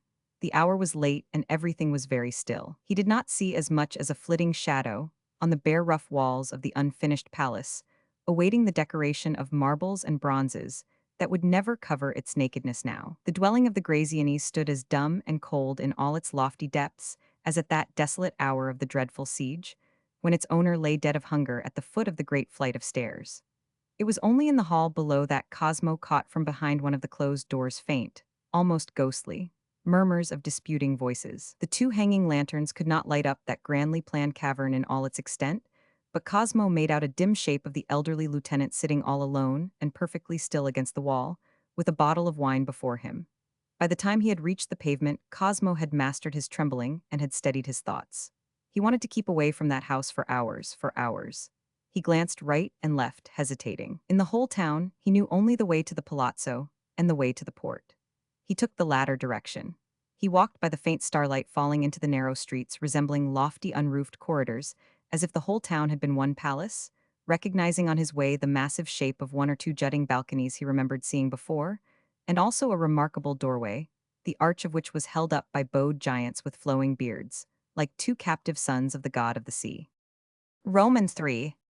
At the moment when Cosmo was leaving his room to escape the haunting vision of an old picture representing a beautiful martyr with a dagger in her breast, Dr. Martle was at work finishing what he called a confidential memorandum, which he proposed to hand over to the Marquis d'Armand. The doctor applied very high standards of honor and fidelity to his appreciation of men's character. He had a very great respect for the old marquis. He was anxious to make him the recipient of that crop of valuable out-of-the-way information, interesting to the French Bourbons which he had gathered lately. Having sat up half the night, he slept late and was just finishing shaving when, a little before 11 o'clock, there was a knock at his door and Cantalucci entered. The innkeeper offered no apology for this intrusion, but announced without preliminaries that the young English gentleman had vanished during the night from the inn. The woman who took the chocolate in the morning upstairs found no servant ready to receive it as usual. The bedroom door was ajar. After much hesitation, she had ventured to put her head through. The shutters being open, she had seen that the bed had not been slept in. The doctor left off dabbing his cheeks with eau de cologne and turned to stare at the innkeeper. At last, he shrugged his shoulders slightly. Cantalucci took the point immediately. Yes, but in this case it was impossible to dismiss the affair lightly. The young English signor had not been much more than 48 hours in Genoa. He had no time to make many acquaintances, and in any case, Cantalucci thought, he ought to have been back by this time. The doctor picked up his wig and adjusted it on his head thoughtfully, like a considering cap. That simple action altered his physiognomy so completely that Cantalucci was secretly affected. He made one of his austerely deferential bows, which seemed to put the whole matter into the doctor's hands at once. "You seem very much upset," said the doctor. "Have you seen his servant? He must know something." "I doubt it, Excellency. He has been upstairs to open the shutters, of course. He is now at the front door, looking out. I did speak to him. He had too much wine last evening and fell asleep with his head on the table. I saw him myself before I retired." The doctor preserving a sort of watchful silence, Cantalucci added that he, himself, had retired early on account of one of those periodical headaches he had suffered from since the days of his youth, when he had been chained up in the dungeons of St. Elmo for months. The doctor thought the fellow did look as though he had had a bad night. "Why didn't you come to see me? You know I can cure worse ailments." The innkeeper raised his hands in horror at the mere idea. He would never have dared to disturb His Excellency for such a trifle as a headache. But the cause of his trouble was quite other. A partisan of the revolutionary French from his early youth, Cantalucci had been an active conspirator against the old order of things. Now that kings and priests were raising their heads out of the dust, he had again become very busy. The latest matter in hand had been the sending of some important documents to the conspirators in the south. He had found the messenger, had taken steps for getting him away secretly, had given him full instructions the last thing before going to bed. The young fellow was brave, intelligent, and resourceful, beyond the common. But somehow the very perfection of his arrangements kept the old conspirator awake. He reviewed them again and again. He could not have done better. At last he fell asleep, but almost immediately, it seemed to him, he was roused by the old crone whose task it was to light the fires in the morning. Sordid and witch-like, she conveyed to him in a toothless mumble the intelligence that Cheka was in the kitchen, all in tears and demanding to see him at once. This Cheka was primarily and principally a pretty girl, an orphan left to his care by his late sister. She was not consulted when her uncle, of whom she stood in awe, married her to the middle-aged owner of a wine shop in the low quarter of the town, extending along the shore near the harbor. He was good-natured, slow-witted, and heavy-handed at times, but Cheka was much less afraid of him than of her austere uncle. It amused her to be the padrona of an osteria, which in the days of empire was a notable resort for the officers of French privateers. But on the peace that clientele had disappeared, and Cheka's husband, leaving the wine casks to her management, employed his leisure in petty smuggling operations, which kept him away from home. Cantalucci connected his niece's eruption with some trouble that men might have got into. He was vexed. He had other matters to think of. He was astonished by the violence of her grief. When she could speak at last, her tale turned out to be more in the nature of a confession. The old conspirator could hardly believe his ears when he heard that the man whom he had trusted had committed the crime of betraying the secrecy of his mission by going to the osteria late at night to say goodbye to Cheka. She assured him that he had been there only a very few moments. What, in a wine shop, before all the people, with spies swarming everywhere?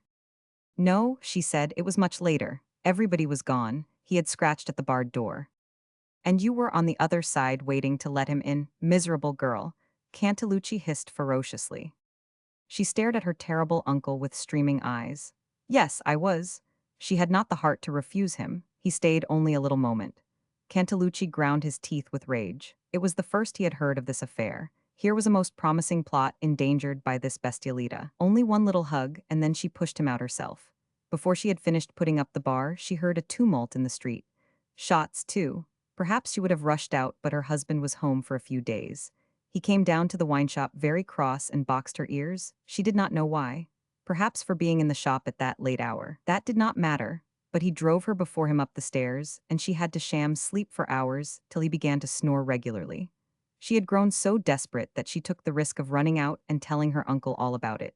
She thought he ought to know. What brought her to the inn really was a faint hope that Attilio, having eluded the assassins, she was sure they were assassins, had taken refuge there unscathed or wounded perhaps.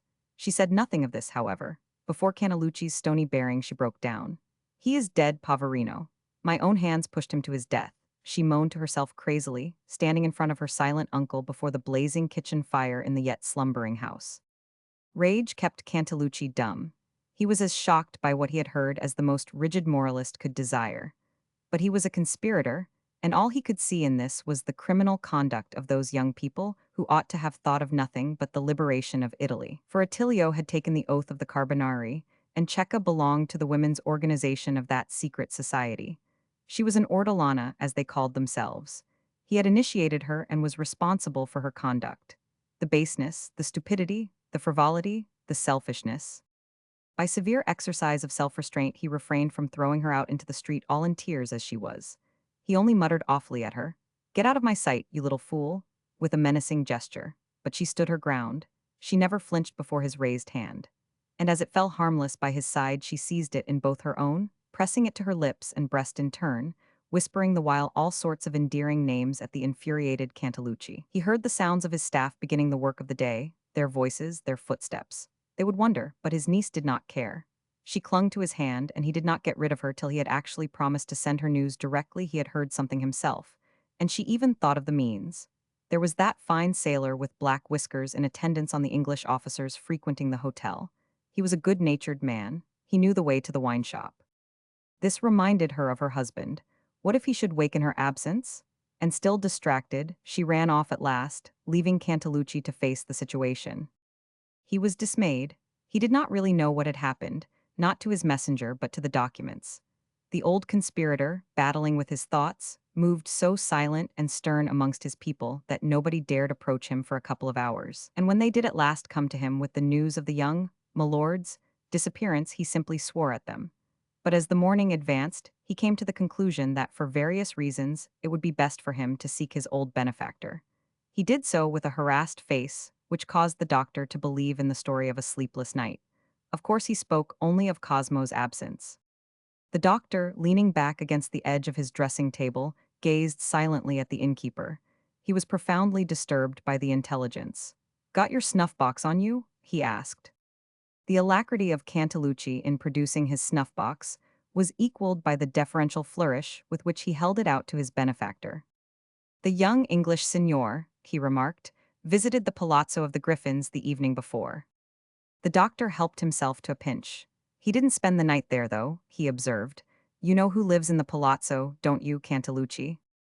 "Some Piedmontese general. I understand, Your Excellency," said Cantalucci, who had been in touch with Count Helion ever since the Austrian occupation, and had even forwarded secretly one or two letters for the Count to Elba. But these were addressed to a grain merchant in Portoferraio.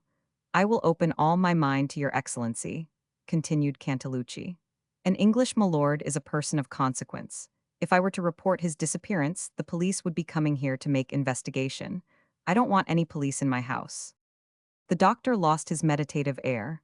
"I dare say you don't," he said grimly. "I recommend myself to Your Excellency's protective influence," murmured Cantalucci insinuatingly.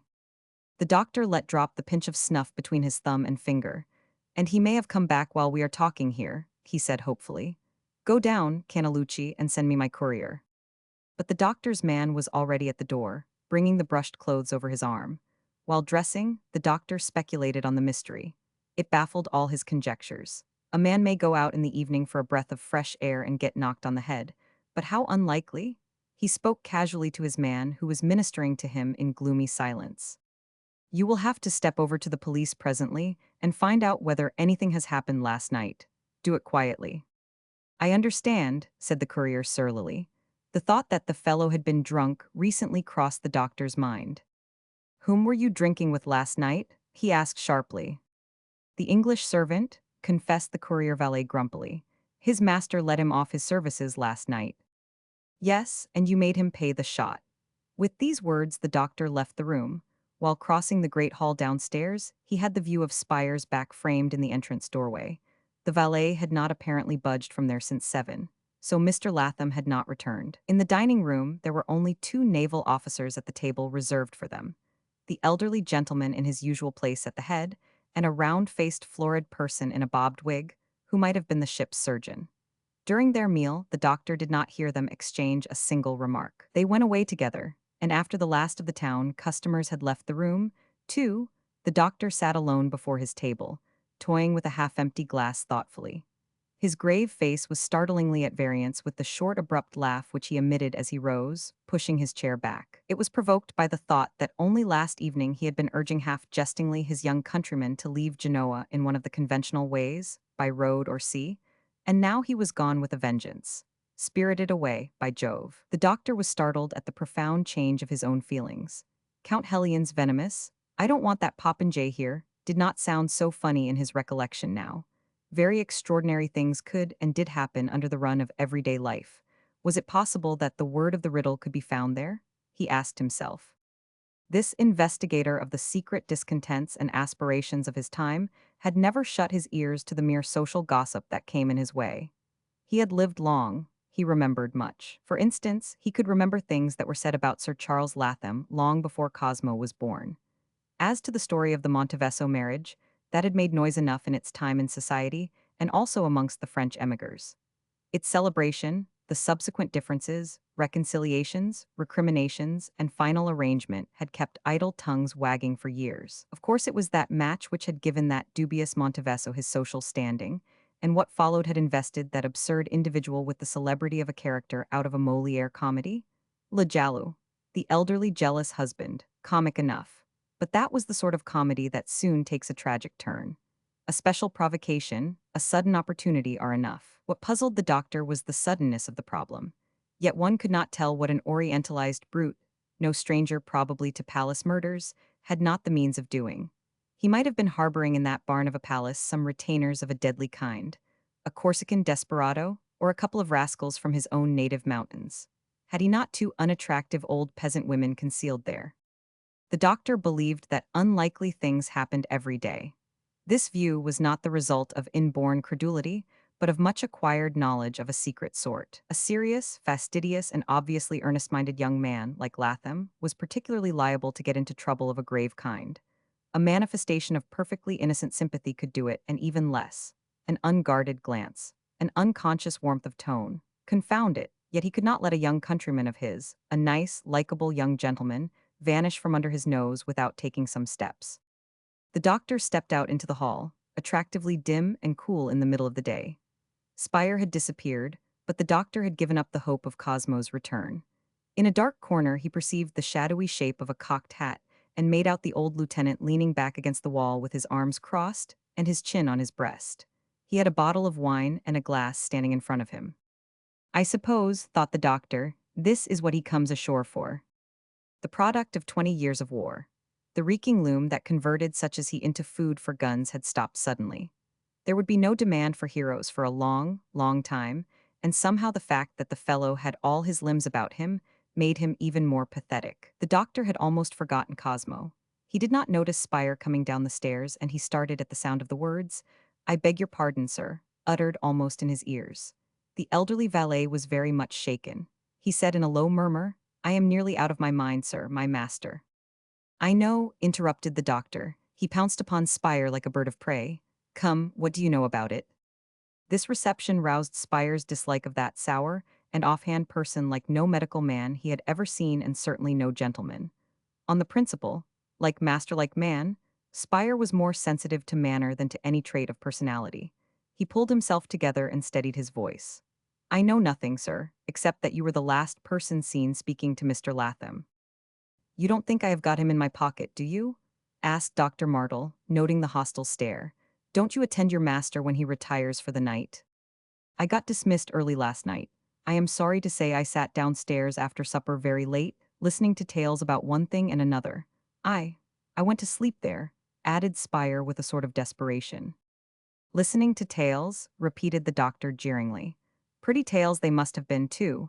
Zillers is no company for a respectable English servant. You ought to be ashamed of yourself. Well, and then? I went up, sir, and... In the middle of the night, suggested the doctor. It was pretty late, He faltered at the remembrance. The waking up in the cold, dark kitchen, the cold, dark staircase, the light shining through the keyhole of Mr. Cosmo's bedroom, the first vague feeling that there was something wrong, the empty room. And most awful of all, the bed not slept in, and the candles in the candelabras burning low. He remembered his horror, incredulity, his collapse into an armchair where he sat till broad daylight in a pitiable state of mental agitation. A slight tremor passed through his portly frame before he forced himself to speak. Mr. Latham had emptied his pockets, sir, as if he were making ready to go to bed. All the change and the keys were lying on the mantelpiece. One would think he had been kidnapped. Of course it can't be, he added in a low, intense tone. Do you mean to say he disappeared without his hat? Asked the doctor. No, sir, hat and cloak aren't there. And to the doctor's further questions, Spire confessed that he had spoken to no one in the house that morning. He would only have been told lies. He did not think much of the people in the inn. So I took the liberty of speaking to you, sir. Mr. Latham may turn up any moment, and I don't know that he would like to find that I have been to the police already. No, perhaps he wouldn't, assented the doctor reflectively. That's just it, sir, murmured Spire. Mr. Cosmo is a very peculiar young gentleman. He doesn't like notice to be taken. Doesn't he? Well then, you had better wait before you go to the police. We had better give him till 4 o'clock. Very well, sir, said Spire, fighting down his feeling that nothing in the world would be worse than this waiting. The doctor nodded dismissal, then at the last moment. By the by, hadn't you better look up all the papers that may be lying about? Spire was favorably impressed by the suggestion. Yes, sir, we have a small, strong box with us. I will go and do it at once. During that colloquy, conducted in low tones at the foot of the grand staircase, nobody had appeared in the hall. Not even the vigilant Cantalucci. But the elderly lieutenant had raised his head, and his dull, uninterested eyes followed the doctor across the hall and out through the door into the sunshine of the square. In all its vast and paved extent, only very few figures were moving. The doctor's tastes, and even his destiny, had made of him a nocturnal visitor to the abodes of the great.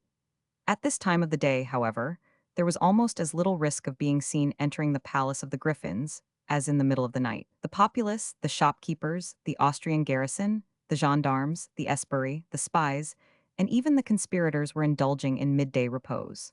The very team of dapple-gray horses, harnessed to an enormous two-wheeled cart drawn up in the shade, dozed over their empty nosebags. Dogs slumbered in the doorways in utter abandonment, and only the bronze griffins seated on their narrow pedestals of granite before the doorway of the palace preserved their alert, wide-awake pose of everlasting watchfulness. They were really very fine, and the doctor gave them an appreciative glance before crossing the empty quadrangle. He felt the only wide-awake person in a slumbering world. He wondered if he would succeed in getting admitted to the palace. If not, he confessed to himself, he would be at a loss what to do next. Very disagreeable. He had, however, the memorandum for the Marquis in his pocket as a pretext for his visit. All was still without and within, but in the noble anteroom at the foot of the marble staircase, he was met by a sight characteristic of the easy Italian ways. Extended face downward on one of the red and gold benches, one of the footmen in shirt sleeves, and with his breeches untied at the knees, was sleeping profoundly. His disheveled head rested on his forearm. At an unceremonious poke in the ribs, he jumped up to his feet, looking scared and wild. But Dr. Martle was ready for him.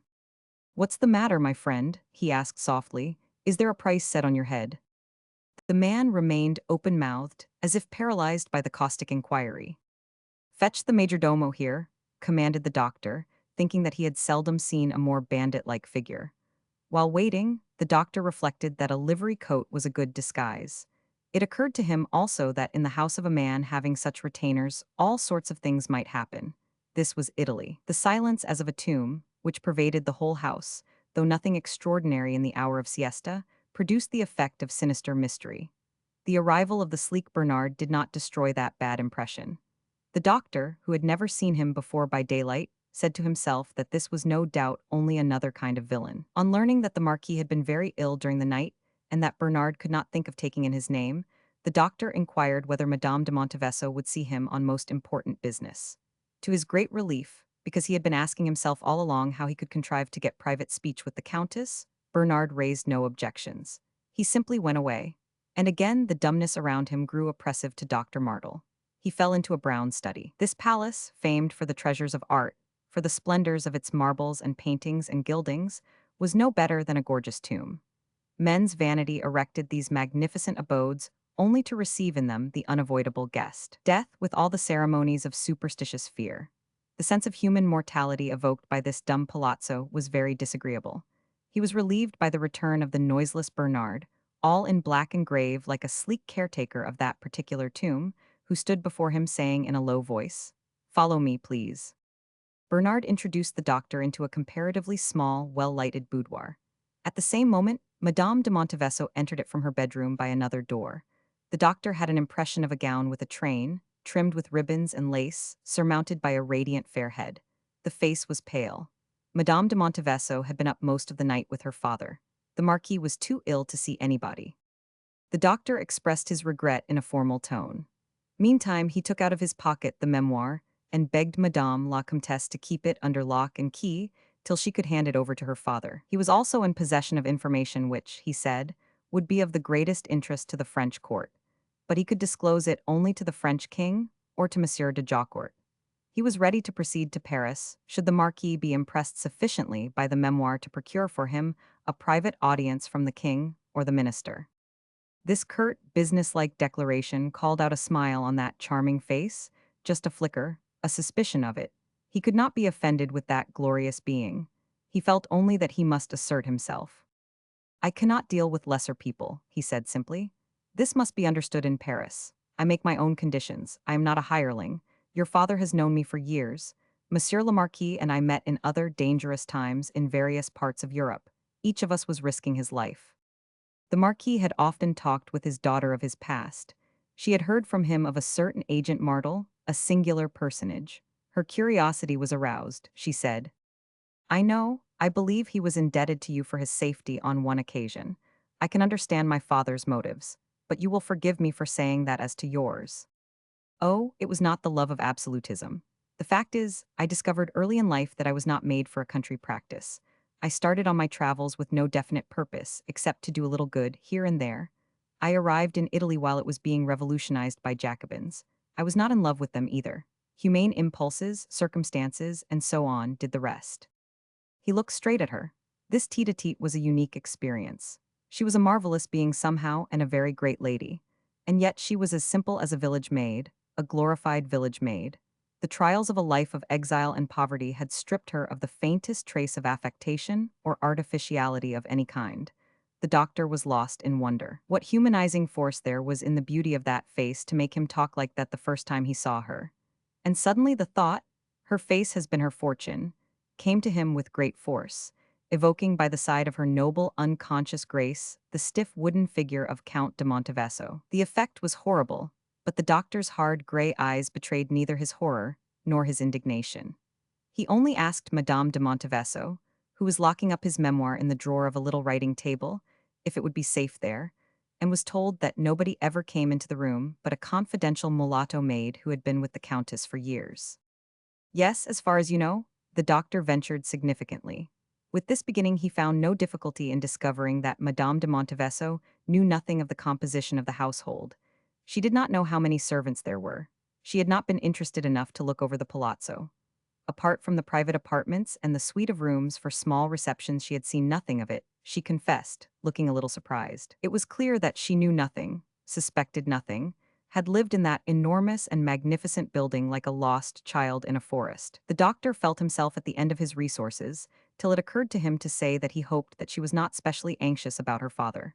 No, Madame de Montevesso was not specially anxious. He seemed better this morning. Dr. Martle was very much gratified, and then, by a sudden inspiration, added that it would be a pleasure to give the good news to Mr. Latham, whom he hoped to see this evening. Madame de Montevesso turned rigid with surprise for a moment at the sound of that name. "You have met Mr. Latham," she faltered out. Oh, by the merest chance. We are staying at the same inn. He shares my table. He is very attractive. Madame de Montevesso looked no longer as though she expected her visitor to go away. The doctor had just time to note the change before he was asked point blank. Did Mr. Latham tell you that he was a friend of ours? He answered evasively that he knew very little about Mr. Latham, except what he could see for himself, that Mr. Latham was very superior to the young men of fashion coming over in such numbers from England since the end of the war. That generation struck him as very crude and utterly uninteresting. It was different, as far as Mr. Latham was concerned. A situation had arisen which would make a little information as to his affairs very desirable. Desirable, repeated Madame de Montevesso in a whisper. Yes, helpful. The deliberate stress which he put on that word augmented Madame de Montevesso's bewilderment. I don't quite understand. In what way? Helpful for you or helpful for Mr. Latham? You see, said the doctor slowly, though our acquaintance was short, my interest was aroused. I am a useful person to know for those who travel in Italy. Madame de Montevesso sank into a burgher, pointing at the same time to a chair which faced it. But the doctor, after a slight bow, only rested his hand on its high back. At the end of 5 minutes, Adele was in possession of all the doctor knew about Cosmo's disappearance. She sat silent, her head drooped, her eyes cast down. The doctor was beginning to feel restive when she spoke, without looking up. And this is the real motive for your visit here. The doctor was moved by the hopeless tone. It might have been an attempt to appear indifferent, but only in a moment she seemed to have become lifeless. Well, he said, on the spur of the moment it seemed the only thing to do. There is somebody in the next room. May I shut the door? It's only my maid, said Madame de Montevesso. She couldn't hear us from there. Well, then perhaps we had better leave the door as it is. It's best to avoid all appearance of secrecy. The doctor was thinking of Count Hellion, but Madame de Montevesso made no sign. The doctor lowered his voice still more. I wanted to ask you if you had seen him yesterday, last night. No, but he may have called without your knowledge. She admitted that it was possible. People had been sent away from the door on account of her father's illness. There had been no reception in the evening, but Mr. Latham would have asked for her. She thought she would have been told. The doctor suggested that Mr. Latham might have asked for the Count. Madame de Montevesso had only seen her husband for a moment in her father's bedroom the day before, and not at all yet this day. For all she knew, he may have been away for the day on a visit in the country. But I know nothing of his interests, really, she said in a little less deadened voice. She could not explain to the doctor that she was a stranger in that house, an unwilling visitor with an unsympathetic host whose motives one cannot help suspecting.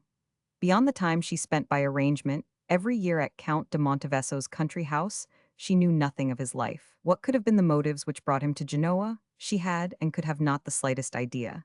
She only felt that she ought not to have accepted his pressing invitation to this hired palazzo. But then she could not have come with her father to Genoa, and yet he could not have done without her. And indeed it seemed but a small thing. The alarming thought crossed her mind that, all unwittingly, she had taken a fatal step. The doctor, who had quite an accurate notion of the state of affairs, hastened to say, after all, I don't know that this is of any importance. I have heard that Mr. Latham was busy writing all yesterday. If he had come to Italy with some sort of purpose, he continued as if arguing with himself, one could. Then sharply, you couldn't tell me anything, could you? He asked Adele. This is the first time I have seen him for 10 years. Madame de Montevesso raised her eyes, full of trouble, to the doctor's face. Since we were children together in Yorkshire, we talked of old times. Only of old times, she repeated. Of course, very natural, mumbled the doctor. He made the mental remark that one did not disappear like this after talking of old times. And aloud he said, I suppose Mr. Latham made the acquaintance of Count de Montevesso. Certainly. I presume that they had an opportunity to have a conversation together. I don't think that that Mr. Latham made any confidences to Count de Montevesso. While saying those words, Adele looked the doctor straight in the face. He was asking himself whether she could read his thoughts, when she got up suddenly and walked away to the window, without haste and with a grace of movement which aroused the doctor's admiration. He could not tell her what he had in his mind. He looked irresolutely at the figure in the window. It was growing enigmatic in its immobility. He began to feel some little awe when he heard unexpectedly the words, You suspect a crime. The doctor could not guess the effort which went to the uttering of those few words. It was the stunning force of the shock which enabled Adele de Monteveso to appear so calm. It was the general humanity of Dr. Martle's disposition which dictated his answer. I suspect some imprudence, he admitted in an easy tone. At that moment he drew the gloomiest view of Cosmo's disappearance, from the sinister conviction that 24 hours was enough to arrange an assassination. The difficulty is to imagine a cause for it, to find the motive. Madame de Monteveso continued to face the window, as if lost in the contemplation of a vast landscape. "And you came to look for it here," she said. "I don't think I need to apologize," he said, with a movement of annoyance like a man who has received a home thrust. "Of course I might have simply gone about my own affairs, which are of some importance to a good many people. My advice to Mr. Latham was to leave Genoa, since he did not seem to have any object in remaining, and seemed to have a half-formed wish to visit Elba. I suggested Leghorn as the best port for crossing over." It was impossible to say whether the woman at the window was listening to him at all. She did not stir, she seemed to have forgotten his existence. But that immobility might have been also the effect of concentrated attention. He made up his mind to go on speaking. His mind, his imagination seemed very busy with Napoleon. It seemed to me the only reason for his travels. He paused. "I believe the only reason for Mr. Latham coming to Genoa was to see us." Madame de Monteveso turned round and moved back towards the verger. She was extremely pale. "I mean father and myself," she explained. "He came to see me the day before yesterday in the morning. I invited him to our usual evening reception. He stayed after everybody else was gone. I asked him to, but my father needed me, and I had to leave Mr. Latham with Monsieur de Monteveso." The doctor interrupted her gently. "I know, madame. I was in the palazzo with the marquis, in the very room, when he sent for your husband." "I forgot," confessed Madame de Monteveso simply, "but Mr. Latham got back to his inn safely." "Yes, he was writing letters next day till late in the evening, and seems to have been spirited away in the middle of that occupation. But people like Mr. Latham are not spirited out of their bedrooms by main force. I advised the servant to wait till 4 o'clock, then I came straight here."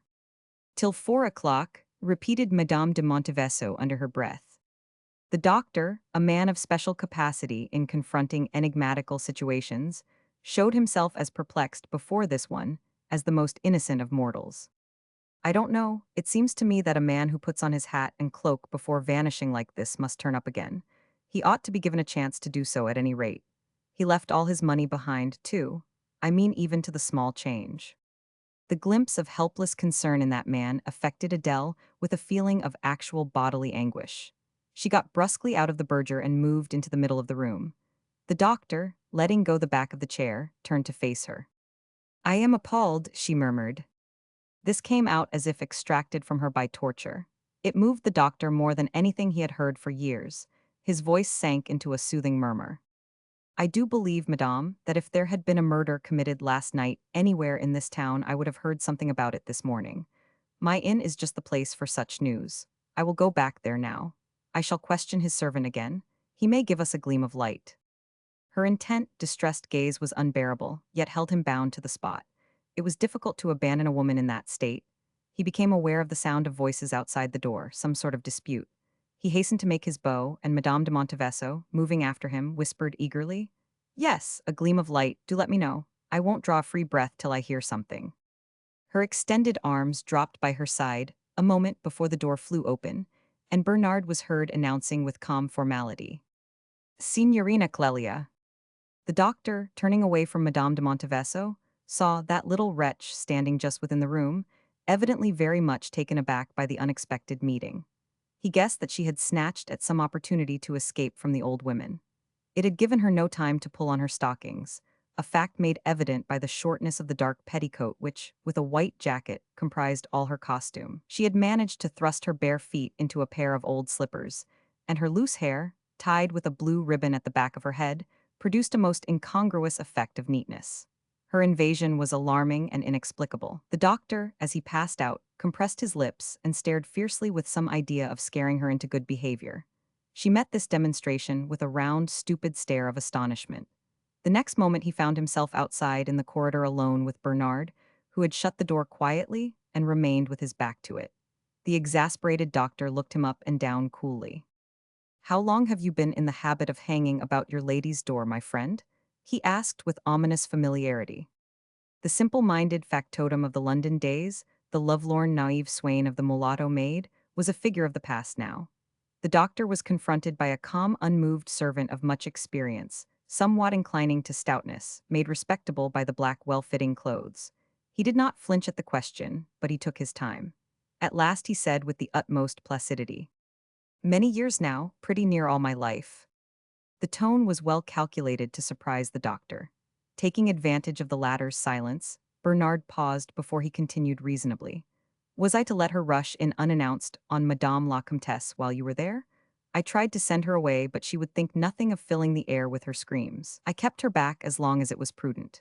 He raised his open hand, palm outwards, warning the doctor to remain silent, while with conscientious gravity he applied his big ear to the door.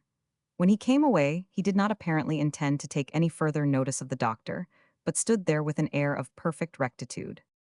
"Is that your constant practice?" asked the astonished doctor, with curiosity rather than indignation. "Suppose I told on you," he added with a glance at the door. "Suppose somebody else gave you away." "You would not be thanked," was the unexpected answer. "I wouldn't be believed, is that it? Well, I confess that I can hardly believe my own eyes." "Oh, you would be believed?" was the ready but dispassionate admission. Bernard's trust in his interlocutor's acuteness was not deceived. "Do you mean that you have been found out already?" said the doctor in a changed tone. "Hugh, you don't say. Well, stranger things have happened. Whose old retainer are you?" "I have always belonged to Madame la Comtesse," said the old retainer without looking at the doctor, who, after some meditation, accepted the statement at its face value. "I am staying at Cantalucci's Inn," he said in an ordinary conversational tone, "and I would be glad to see you there any time you like to call, especially if you had anything to tell me of Mr. Latham." Bernard not responding in any way to that invitation, the doctor added, "You know what I mean." "Oh, yes, I know what you mean." That answer came coldly from the lips of the respectable servant, who said nothing more while conscientiously escorting the doctor to the anteroom at the foot of the grand staircase. A little bowed old woman in black clothes clung to the balustrade halfway down the marble steps, in the act of descending, while another, taller and upright, hovered anxiously on the landing above. Bernard's scandalized, "Go away, go back," sounded irresistibly authoritative. The doctor had no doubt that it would send the two crones back to their lair, but he did not stop to see. Bernard went up the staircase slowly to the first landing, where he watched the retreat of the two weird apparitions down a long and dim corridor. They were very much intimidated by this man in black and with a priestly aspect. One of them, however, made a stand and screamed in an angry, cracked voice, "Where's the child? The child, we are looking for her." "Why don't you take her back to your village and keep her there?" he cried out sternly. "I have seen her, she won't get lost." A distant door slammed. They had vanished as if blown away by his voice, and Bernard, with a muttered afterthought, "More's the pity," continued up one flight of stairs after another till he reached the wilderness of the garrets that once upon a time had been inhabited by a multitude of servants and retainers. The room he entered was low and somber, with rough walls and a vast bare floor. His wife Agli sat on the edge of the bed, with her hands in her lap and downcast eyes, which she did not raise at his entrance. He looked at her with a serious and friendly expression before he sat down by her side, and even then she did not move. He took her tragic immobility in silence as a matter of course. His face, which had never been very mobile, had acquired with years a sort of blank dignity. It had been the work of years, of those married years which had crushed the last vestiges of pertness out of the more emotional Agli. When she whispered to him, "Bernard, this thing kill me a little every day," he felt moved to put his arm round his wife's waist and made a mental remark which always occurred to him poignantly on such occasions, that she had grown very thin. In the trials of a life which had not kept its promise of contented bliss, he had been most impressed by the loss of that plumpness which years ago was so much appreciated by him. It seemed to give to that plaint which he had heard before more than once an awful sort of reality, a dreadful precision. A little, every day. He took his arm away brusquely and got up. "I thought I would find you here," he remarked in an indifferent marital tone. "That man has gone now," he added. With a deep sigh, the maid of Madame de Montevesso struggled out of the depths of despondency, only to fall a prey to anxiety. "Oh, Bernard, what did that man want with Miss Adele?" Bernard knew enough to have formed a conjecture that English fellow must have either left some papers or a message for the Marquis with Madame de Monteveso. Part 4 I. In what seemed to him a very short time, Cosmo found himself under the colonnade, separating the town piled upon the hills from the flat ground of the waterside. A profound quietness reigned on the darkly polished surface of the harbor and the long, incurved range of the quays. This quietness that surrounded him on all sides through which, beyond the spars of clustered coasters, he could look at the night horizon of the open sea, relieved that fantastic feeling of confinement within his own body, with its intolerable tremors and shrinkings and imperious suggestions. Mere weaknesses all. His desire, however, to climb to the top of the tower, as if only their complete relief could be found for his captive spirit, was as strong as ever. The only light on shore he could see issued in a dim streak from the door of the guardhouse, which he had passed on his return from the tower on his first evening in Genoa. As he did not wish to pass near the Austrian sentry at the head of the landing steps, Cosmo, instead of following the quay, kept under the portico at the back of the guardhouse. When he came to its end, he had a view of the squat bulk of the tower across a considerable space of flat waste ground, extending to the low rocks of the seashore. He made for it with the directness of a man possessed by a fixed idea. When he reached the iron-studded low door within the deep dark archway at the foot of the tower, he found it immovable. Locked, how stupid, as if those heavy ship guns up there could be stolen. Disappointed, he leaned his shoulders against the side of the deep arch, lingering as people will before the finality of a closed door or of a situation without issue. His superstitious mood had left him. An old picture was an old picture, and probably the face of that noble saint copied from an old triptych and of Madame de Monteveso were not at all alike. At most, a suggestion which may have been the doing of the copyist, and so without meaning. A copyist is not an inspired person, not a seer of visions. He felt critical, almost ironic, towards the Cosmo of the morning, the Cosmo of the day, the Cosmo rushing away like a scared child from a fanciful resemblance that probably did not even exist. What was he doing there? He might have asked the way to the public gardens. Lurking within the dark archway, muffled up in his blue cloak, he was a suspect figure like an ambushed Spadassin waiting for his victim, or a conspirator hiding from the minions of a tyrant. I am perfectly ridiculous, he thought. I had better go back as soon as I can. This was his sudden conclusion, but he did not move. It struck him that he was not anxious to face his empty room. Was he ready to get into another panic? He asked himself scornfully. At that moment he heard distinctly the sound of whispering as if through the wall, or from above or from the ground. He held his breath. The whispering went on, loquacious. When it stopped, another voice, as low but deeper and more distinct, muttered the words, "The hour is past." Ha! Whispers in the air, sounds wandering without bodies, as mysterious as though they had come across 100 miles, for he had heard no footsteps, no rustle, no sound of any sort. Nothing but the two voices. They were so weirdly disembodied and unbelievable that he had to clothe them in attributes, the excitable, the morose. They were quite near, but he did not know on which side of the arch within which he was hiding. For he was frankly hiding now, no doubt about it. He had remembered that he had left his pistols by his bedside, and he was certain he would hear the voices again. The wait seemed long before the fluent loquacious came back through space and was punctually followed by the deep voice, which this time emitted only an unintelligible grunt. The disagreeable sense of having no means of defense in case of necessity prevented Cosmo from leaving the shelter of the deep arch. Two men, the excitable and the morose, were within a foot of him. Remembering that the tower was accessible on its seaward face, Cosmo surmised that they had just landed from a boat and had crept round barefooted, secret, and, no doubt, ready to use their knives. Smugglers, probably. That they should ply their trade within 300 yards of the guardroom with a sentry outside did not surprise him very much. These were Austrian soldiers, ignorant of local conditions and certainly not concerned with the prevention of smuggling.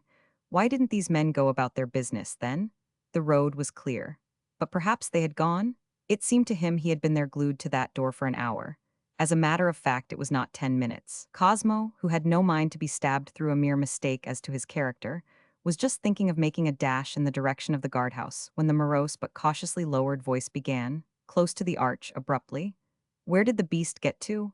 I thought a moment ago he was coming. Didn't you think too that there were footsteps, just as we landed?" Cosmo's uplifted foot came down to the ground. Of the excitable whisper's long rigmarole not a word could be made out. Cosmo imagined him short and thick. The other, whom Cosmo pictured to himself as lean and tall, uttered the word, "Why?" The excitable man hissed fiercely, "To say goodbye." "Devil take all these women," commented the morose voice dispassionately. The whisper, now raised to the pitch of a strangled wheeze, remarked with some feeling, "He may never see her again." It was clear they had never even dreamt of any human being besides themselves having anything to do on this part of the shore at this hour of the night. "Won't they be frightened when I rush out?" thought Cosmo, taking off his cloak and throwing it over his left forearm. If it came to an encounter, he could always drop it.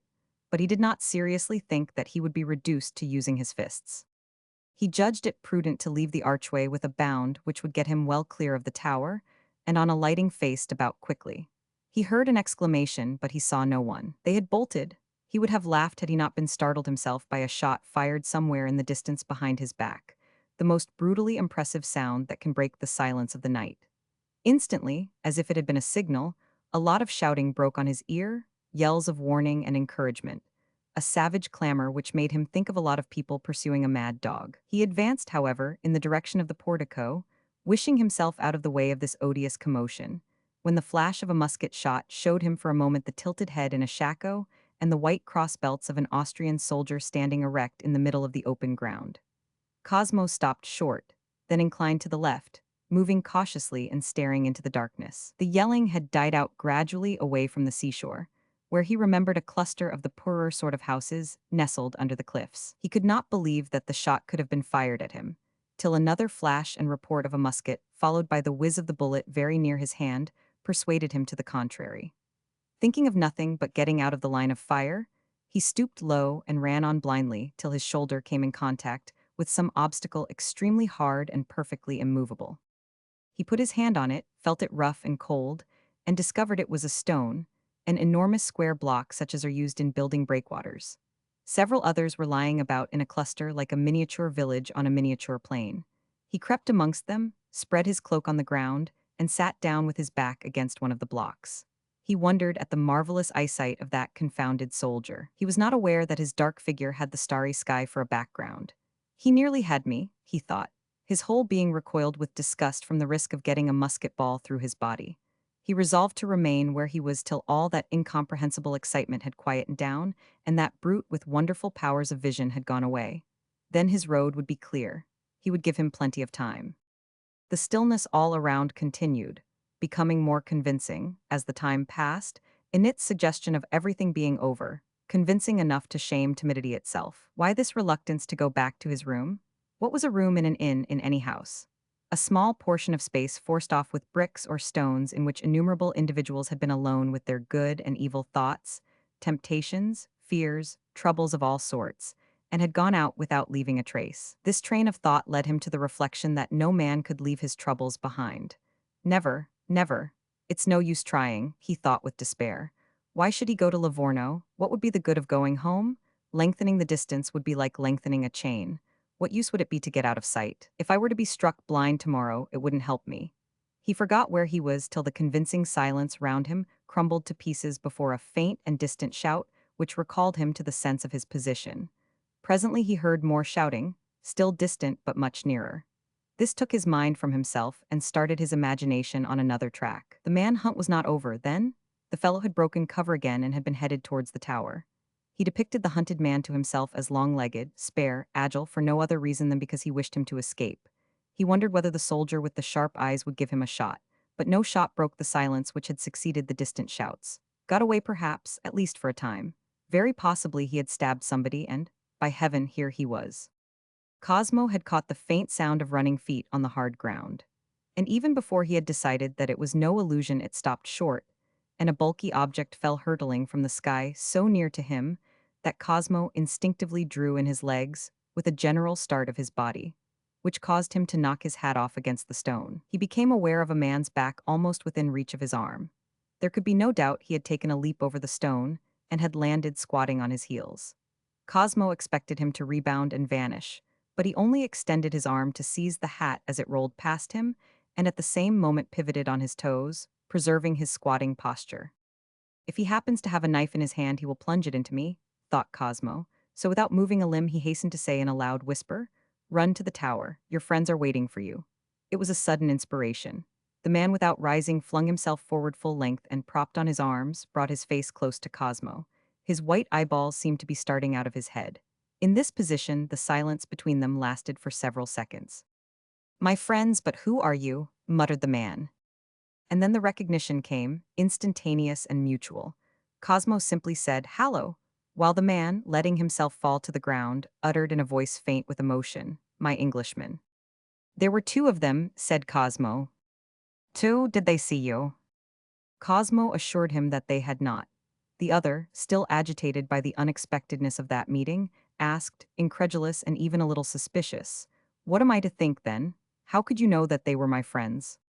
Cosmo disregarded the question. "You will be caught if you linger here," he whispered. The other, as though he had not heard the warning, insisted, "How could they have mentioned my name to you?"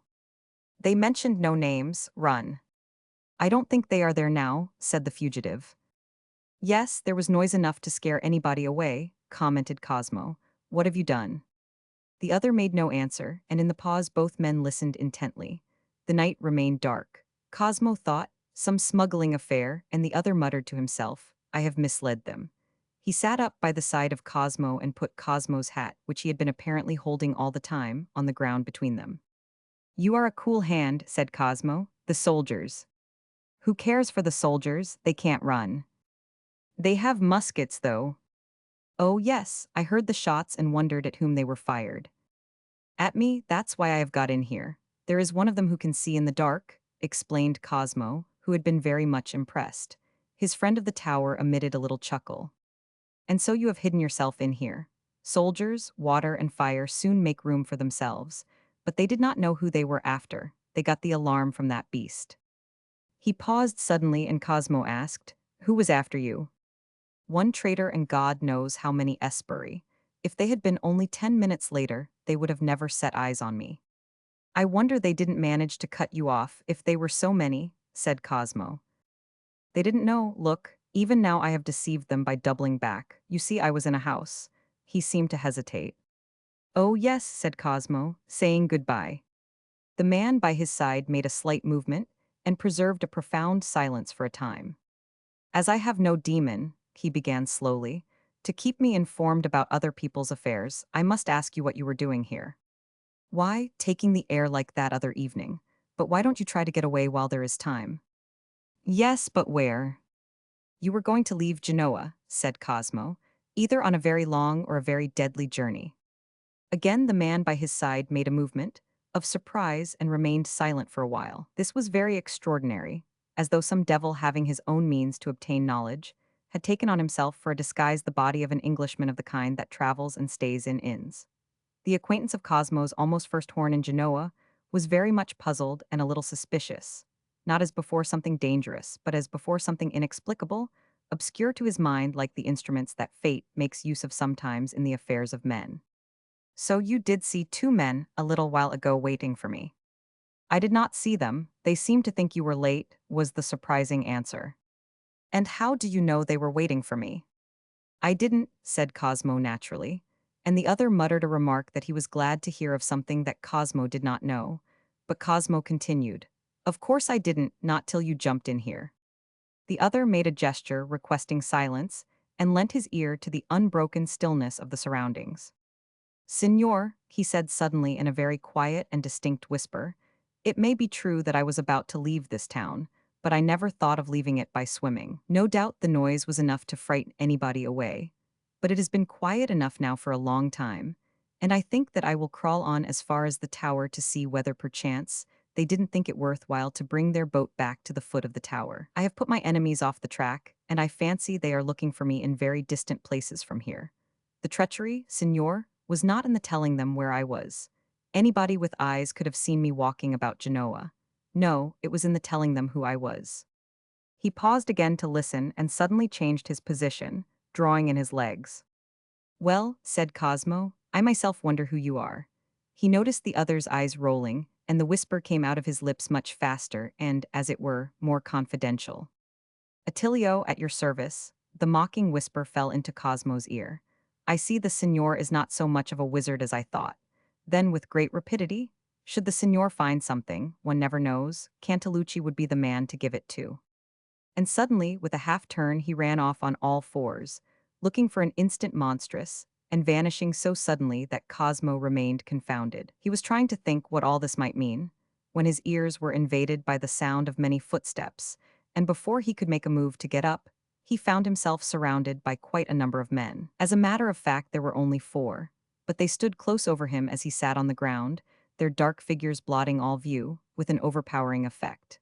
Very prudently, Cosmo did not attempt to rise. He only picked up his hat, and as he did so, it seemed to him that there was something strange about the feel of it. When he put it on his head, some object neither very hard nor very heavy fell on the top of his head.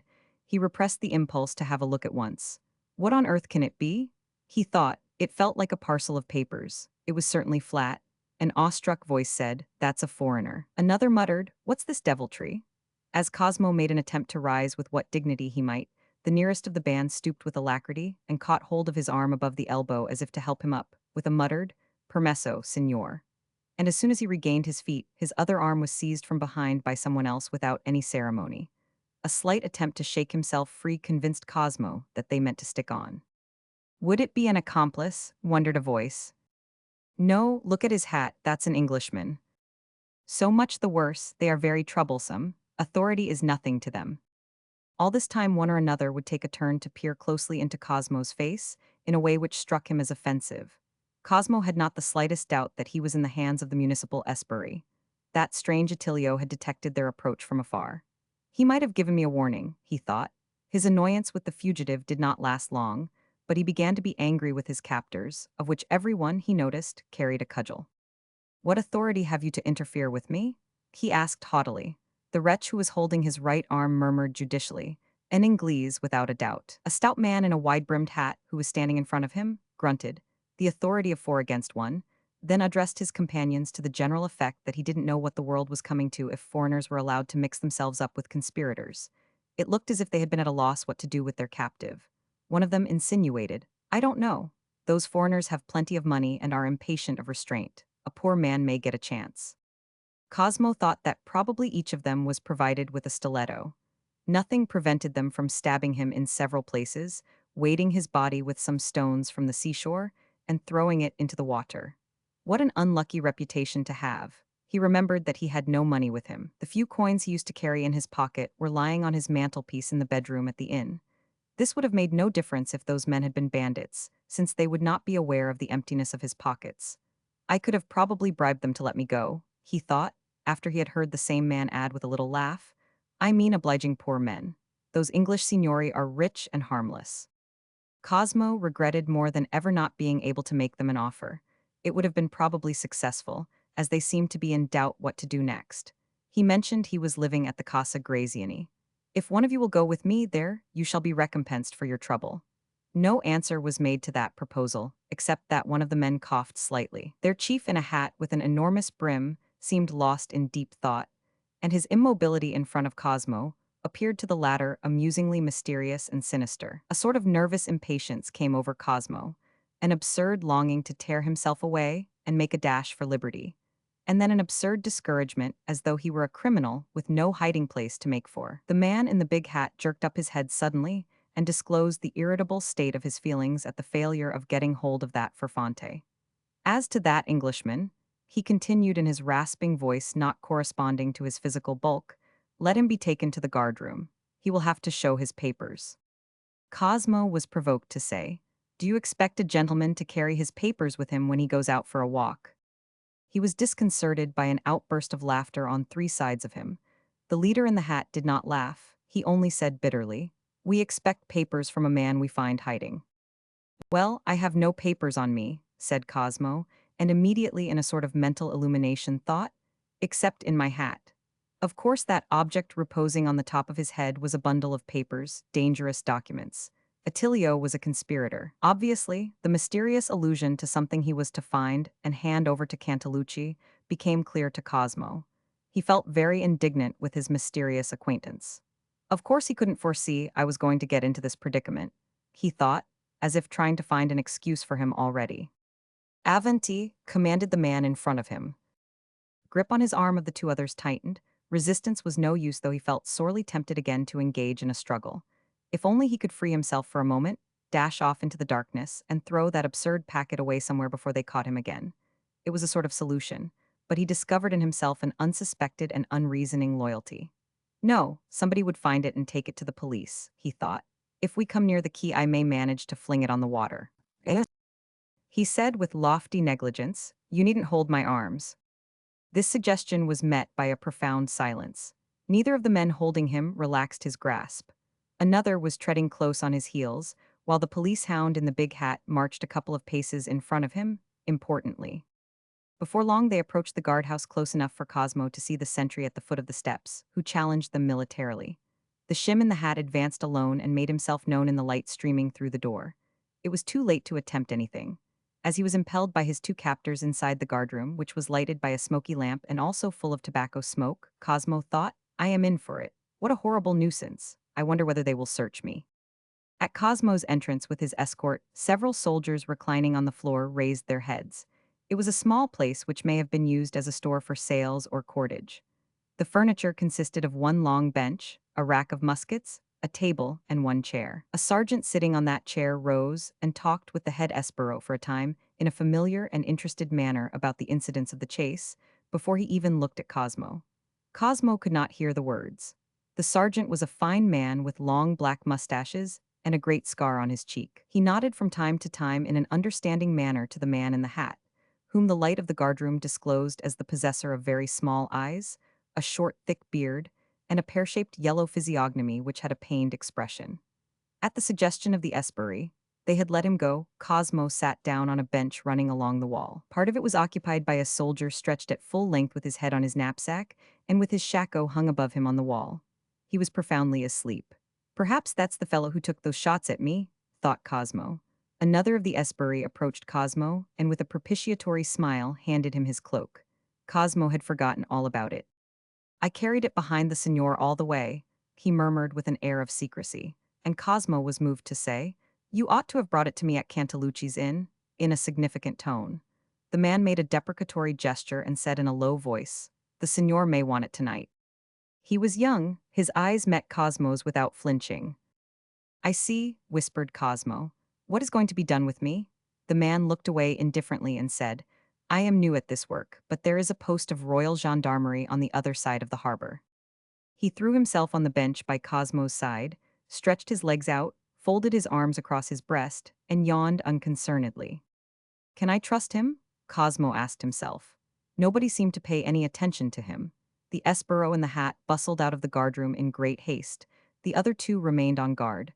The sergeant sitting astride the chair folded his arms on the back of it and stared at the night through the open door. The esbirro by Cosmo's side muttered, looking up at the ceiling, "I think Barbone is gone to find a boatman." From this, Cosmo understood that he was going to be taken across the harbor and given up to the gendarmes. He thought, "If they insist upon searching me, I would have to submit, and in any case a hat is not a hiding place. I may just as well hand the packet over without a struggle." A bright idea struck him. "If those fellows take me over there in a boat to save themselves the trouble of walking round the harbor, I will simply contrive to drop my hat overboard, even if they do hold my arms during the passage." He was now convinced that Attilio belonged to some secret society. He certainly was no common fellow. He wondered what had happened to him. Was he slinking and dodging about the low parts of the town on his way to some refuge? Or had he really found the excitable man and the grumpy man still waiting under the tower with a boat? Most unlikely, after such an alarming commotion of yells and shots. He feared that Attilio, unable to get away, could hardly avoid being caught tomorrow, or at the furthest next day. He himself obviously did not expect anything better, or else he would not have been so anxious to get rid of those papers. Cosmo concluded that conspirators were perfectly absurd with their passion for documents, which were invariably found at a critical time, and sent them all to the gallows. He noticed the eyes of the sergeant, a Croat with pendant black mustaches, fixed on his hat, and at once felt uneasy as if he had belonged to a secret society himself. His hat was the latest thing in men's round hats which he had bought in Paris. But almost directly, the sergeant's eyes wandered off to the doorway and resumed their stare. Cosmo was relieved. He decided, however, to attempt no communication with the young police fellow, whose lounging attitude, abandoned and drowsy, and almost touching elbows with him, seemed to Cosmo too suggestive to be trustworthy. And indeed, he reflected, what could he do for him? His excitement about this adventure was combined in a strange way with a state of inward peace which he had not known for hours. He wondered at his loyalty to the astute Attilio. He would have been justified in regarding the transaction as a scurvy trick, whereas he found that he could not help contemplating it as a matter of trust. He went on exercising his wits upon the problem of those documents. He was sure those were papers of some kind, which he had been asked to give to Cantalucci. How surprised he would be, since apparently the innkeeper was a conspirator too. Yet he thought it would be better to destroy them than to let them fall into the hands of the Piedmontese justice or the Austrian military command. I must contrive, he thought, to get rid of them in the boat. I can always shake my hat overboard accidentally. But the packet would float, and some boatman would be sure to find it during the day. On the other hand, by the time daylight came, the handwriting would probably have become illegible. Or perhaps not? Fire, not water, was what he needed. If there had been a fire in that inexpressibly dirty guardroom, he would have made use of it at once under the very noses of those wild-looking Croats. But would that have been the proper thing to do in such a hurry? He had not come to any conclusion before Barbone returned, accompanied by a silver-haired, meek old fellow with a nut-brown face, barefooted and bare-armed, and carrying a pair of sculls over his shoulder, whom Barbone pushed in front of the sergeant. The latter took his short pipe out of his mouth, spat on one side, looked at the old man with a fixed savage stare, and finally nodded. At Cosmo he did not look at all, but to Barbone he handed a key with the words, "Bring it back." The esbury closed round Cosmo, and Barbone uttered a growl with a gesture towards the door. Why Barbone should require a key to take him out of doors, Cosmo could not understand, unless it were the key of liberty. But it was not likely that the fierce Croat and the gloomy Barbone should have indulged in symbolic actions. The mariner with the sculls on his shoulder followed the group patiently to where, on the very edge of the quay, the Austrian soldier with his musket shouldered paced to and fro across the streak of reddish light from the garrison door. He swung round and stood, very martial, in front of the group, but at the sight of the key exhibited to him by Barbone moved out of the way. The air was calm but chilly. Below the level of the quay, there was the clinking of metal and the rattling of small chains, and Cosmo then discovered that the key belonged to a padlock, securing the chain, to which quite a lot of small rowing boats were moored. The young policeman said from behind into Cosmo's ear, "The signor is always forgetting his cloak," and threw it lightly on Cosmo's shoulders. He explained also that every night all the small boats in the port were collected and secured like this on both sides of the port, and the Austrians furnished the sentry to look after them on this side. The object was that there should be no boats moving after 10 o'clock, except the galley of the Dogana, and of course the boat of the English man-o'-war. "Come and see me at noon at Cantalucci's inn," whispered Cosmo, to which the other breathed out a "certainly, Excellency," feelingly before going up the steps. Cosmo found himself presently sitting in a boat between two esbury. The ancient fellow shoved off and shipped his oars. From the quay, high above, Barbone's voice shouted to him, "The gendarmes will take charge of your boat for the rest of the night." The old boatman's only answer was a deep sigh, and in a very few strokes the quay with the sentry receded into the darkness. One of the esbury remarked in a tone of satisfaction, "Our service will be over after we have given up the signor there." The other said, "I hope the signor will consider we have been kept late on his account." Cosmo, who was contemplating with immense distaste the prospect of being delivered up to the gendarmes, emitted a mirthless laugh, and after a while said in a cold tone, "Why waste your time in pulling to the other side of the harbor? Put me on board the nearest vessel. I'll soon find my way to the quay from one tartan to another, and your service would be over at once." The fellow on his left assumed an astonishing seriousness. "Most of those tartans have a dog on board.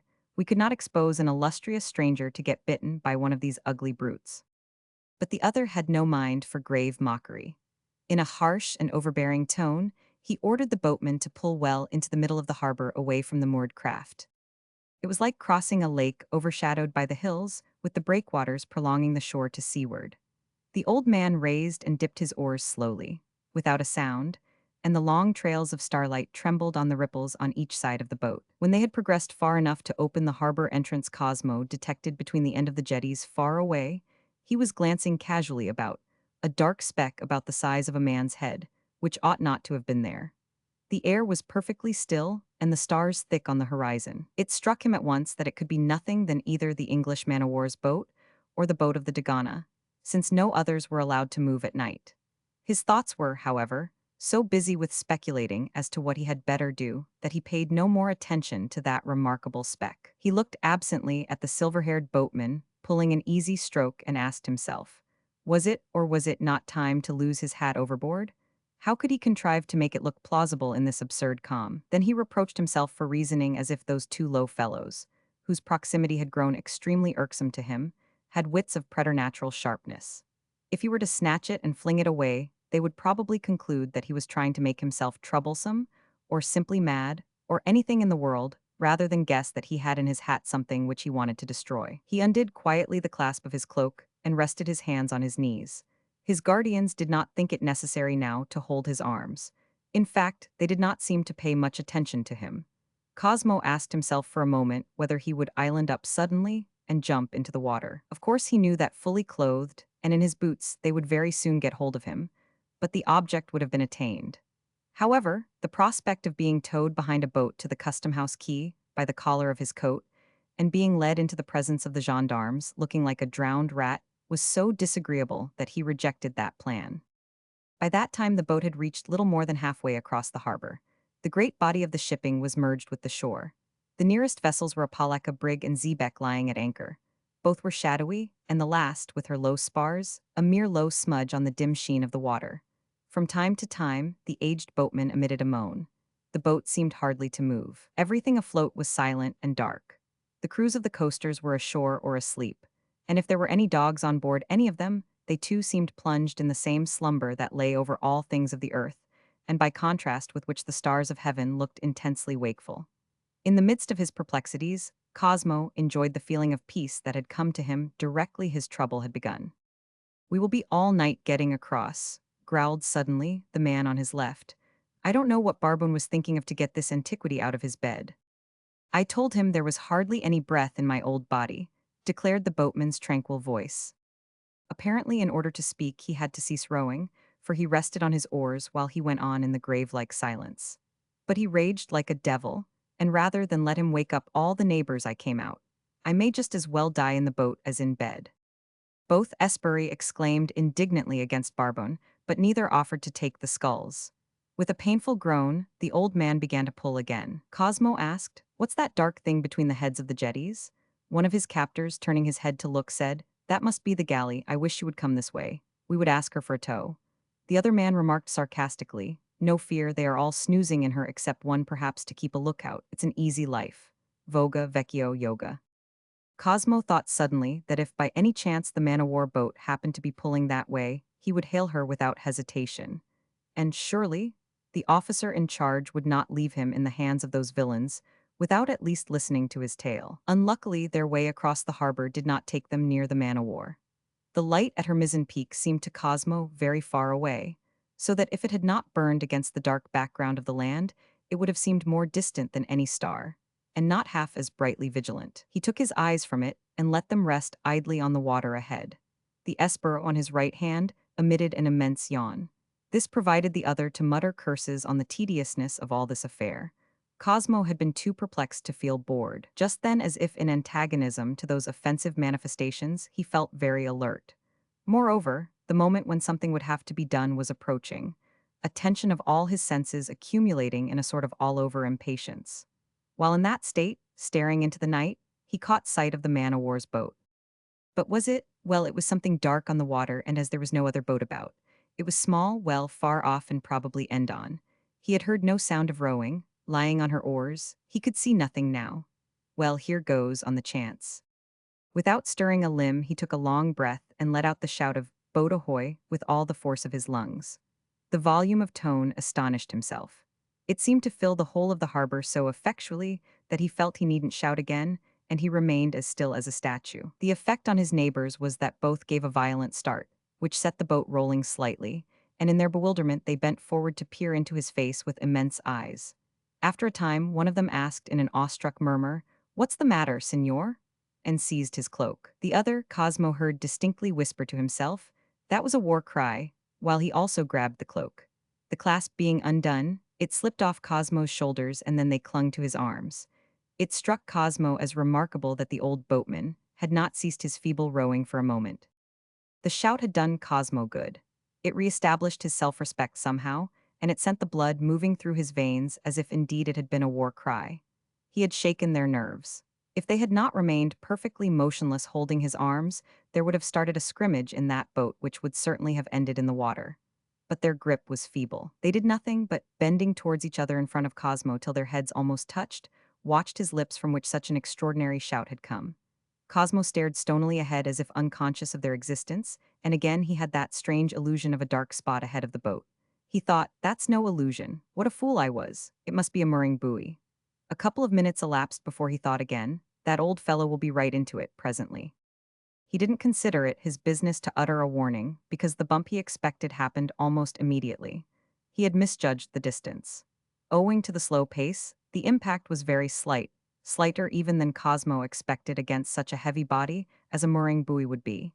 It was really more like a feeble hollow sound than a shock. Cosmo, who was prepared for it, was really the one that felt it at once, and the ancient boatman looked sharply over his shoulder.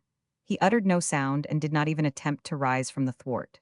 He simply, as it seemed to Cosmo, let go the oars. The estuary only became aware of something having happened after the hollow bump was repeated, and Cosmo had become aware that the object on the water was not a buoy, but another boat not much bigger than theirs. Then they both exclaimed, and in their surprise their grip relaxed. One of them cried in astonishment, an empty boat. It was indeed a surprising occurrence. With no particular purpose in his mind, Cosmo stood up while one of the estuary stood up either to catch hold of the boat or push it away, for the two boats were alongside each other by that time. A strange voice in the dark said very loud, "The man in the hat," and as if by enchantment 3 figures appeared standing in a row. Cosmo had not even time to feel surprised. The two boats started knocking about considerably, and he felt himself seized by the collar and one arm and dragged away violently from between the two estuary by the power of irresistible arms which as suddenly let him go as if he were an inanimate object, and he fell heavily in the bottom of the second boat almost before his legs were altogether clear of the other. During this violent translation, his hat fell off his head without any scheming on his part. He was not exactly frightened, but he was excusably flustered. One is not kidnapped like this without any preliminaries every day. He was painfully aware of being in the way of his new captors. He was kicked in the ribs and his legs were trodden upon. He heard blows being struck against hard substances, which he knew were human skulls because of the abortive yells ending in groans. There was a determination and ferocity in this attack, combined with the least possible amount of noise. All he could hear were the heavy blows and the hard breathing of the assailants. Then came a sort of helpless splash. Somebody will get drowned, he thought. He made haste to pull himself forward from under the feet of the combatants. Luckily for his ribs, they were bare, which also added to the quietness of that astonishing development. Once in the bows, he sat up, and by that time everything was over. 3 shadowy forms were standing in a row in the boat, motionless, like laborers who had accomplished a notable task. The boat out of which he had been dragged was floating within a yard or two, apparently empty. The whole affair, which could not have lasted more than a minute, seemed to Cosmo to have been absolutely instantaneous. Not a sound came from the shipping along the quays, not even from the brig and the xebec which were the nearest. A sense of final stillness such as follows, for instance, the explosion of a mine and resembles the annihilation of all one's perceptive faculties took possession of Cosmo for a moment. Presently he heard a very earnest but low voice cautioning the silent world. "If you dare make a noise, I will come back and kill you." It was perfectly impersonal. It had no direction, no particular destination. Cosmo, who heard the words distinctly, could connect no image of a human being with them. He was roused at last when, dropping his hand on the gunwale, he felt human fingers under it. He snatched his hand away as if burnt and only then looked over. The white hair of the old boatman seemed to rest on the water right against the boat's side. He was holding on silently, even in this position displaying the meek patience of his venerable age, and Cosmo contemplated him in silence. A voice, not at all impersonal this time, said from the stem sheets, "Get out your oars." "There is a man in the water here," said Cosmo, wondering at his own voice being heard in those fantastic conditions. It produced, however, the desired effect, and almost as soon as he had spoken, Cosmo had to help a bearded sailor, who was a complete stranger to him, to haul the old man inside the boat. He was no great weight to get over the gunwale, but they had to handle him as if he had been drowned. He never attempted to help himself. The other men in the boat took an interest in the proceedings. "Is he dead?" came a subdued inquiry from aft. "He is very old and feeble," explained Cosmo in an undertone. Somebody swore long but softly, ending with the remark, "Here's a complication." "That scoundrel Barbone dragged out a dying man," began Cosmo impulsively. Va bene, bundle him in and come aft, signor." Cosmo, obeying this injunction, found himself sitting in the stem sheets by the side of a man whose first act was to put his hand lightly upon his shoulder in a way that conveyed a sort of gentle exultation. The discovery that the man was Attilio was too startling for comment at the first moment. The next, it seemed the most natural thing in the world. "It seems as if nothing could keep us apart," said that extraordinary man in a low voice. He took his hand off Cosmo's shoulder and directed the two rowers, who, Cosmo surmised, were the whisperers of the tower, to pull under the bows of the brig. "We must hide from those custom-house fellows," he said. "I fancy the galley is coming along." No other word was uttered till one of the men got hold of the brig's cable, and the boat came to a rest with her side against the stem of that vessel, when Cosmo, who now could himself hear the faint noise of rowing, asked Attilio in a whisper, "Are they after you?" "If they are after anything," answered the other coolly, "they are after a very fine voice. What made you give that shout?" "I had to behave like a frightened mouse before those Esperi, on account of those papers you left with me, and I felt that I must assert myself." Cosmo gave this psychological explanation grimly. He changed his tone to add that, fancying he had seen the shape of the English man-o'-war's boat, the temptation to hail her had been irresistible. "Possibly that's what started them. They know nothing of us. Luck was on our side. We slipped in unseen." The sound of rowing meantime had grown loud enough to take away from them all desire for further conversation, for the noise of heavy oars working in their rowlocks has a purposeful, relentless character on a still night, and the big 12-oared galley, pulled with a short, quick stroke, seemed to hold an unerring way in its hollow, thundering progress. For those in the boat concealed under the bows of the brig, the strain of having to listen without being able to see was growing intolerable. Cosmo asked himself anxiously whether he was going to be captured once more before this night of surprises was out. But at the last moment, the galley swerved and passed under the stem of the Palaka, as if bent on taking merely a sweep round the harbor. Everybody in the boat drew a long breath. But almost immediately afterwards, the sound of rowing stopped short, and everyone in the boat seemed turned again into stone. At last Attilio breathed into Cosmo's ear, "Per Dio, they have found the other boat." Cosmo was almost ashamed at the swift eagerness of his fearfully whispered inquiry. "Are the men in her dead?" "All I know is that if either of them is able to talk, we are lost," Attilio whispered back. "These Esperi were going to deliver me to the gendarmes," Cosmo began under his breath, when all at once the noise of the oars burst again on their ears abruptly. But soon all apprehension was at an end, because it became clear that the sound was receding towards the east side of the harbor. In fact, the custom-house people who had started to row round, because of a vague impression that there had been some shouting in the harbor, had to their immense surprise come upon a boat which at first seemed empty, but which, they soon discovered, contained two human forms huddled up on the bottom boards, apparently dead, but at any rate insensible if they were still breathing. Attilio surmised that as the quickest way of dealing with this mystery, the custom-house officer had decided to tow the boat at once to the police station on the east side was perfectly right. And also his conviction that now or never was his chance to slip out of that harbor, where he and his companions felt themselves in a trap, the door of which might snap to at any time. At the best it was a desperate situation, he felt. Cosmo felt it, too, if in a more detached way, like a rather unwilling spectator. Yet his anxiety for the safety of his companions was as great as though he had known them all his life. Though he had in a way lost sight of his personal connection, he could not help forming his own view, which he poured into Attilio's ear while the two rowers put all their strength into their work. Tensely rigid at the tiller, Attilio had listened, keeping his eyes fixed on the gap of dark gleaming water between the black heads of the two breakwaters. "The signor is right," he assented. "We could not hope to escape from that galley once she caught sight of us. Our only chance is to slip out of the port before she gets back to her station outside the jetties. This affair will be a great puzzle to them. They will lose some time talking it over with the gendarmes, unless one or another of those Esperi comes to himself." "Yes, those Esperi," murmured Cosmo. "What would you have? We did our best with the boat stretchers, I can assure you." Cosmo had no doubt of that.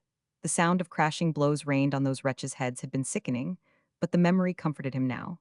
So did the return of the profound stillness after the noise of the galley's oars had died out in the distance.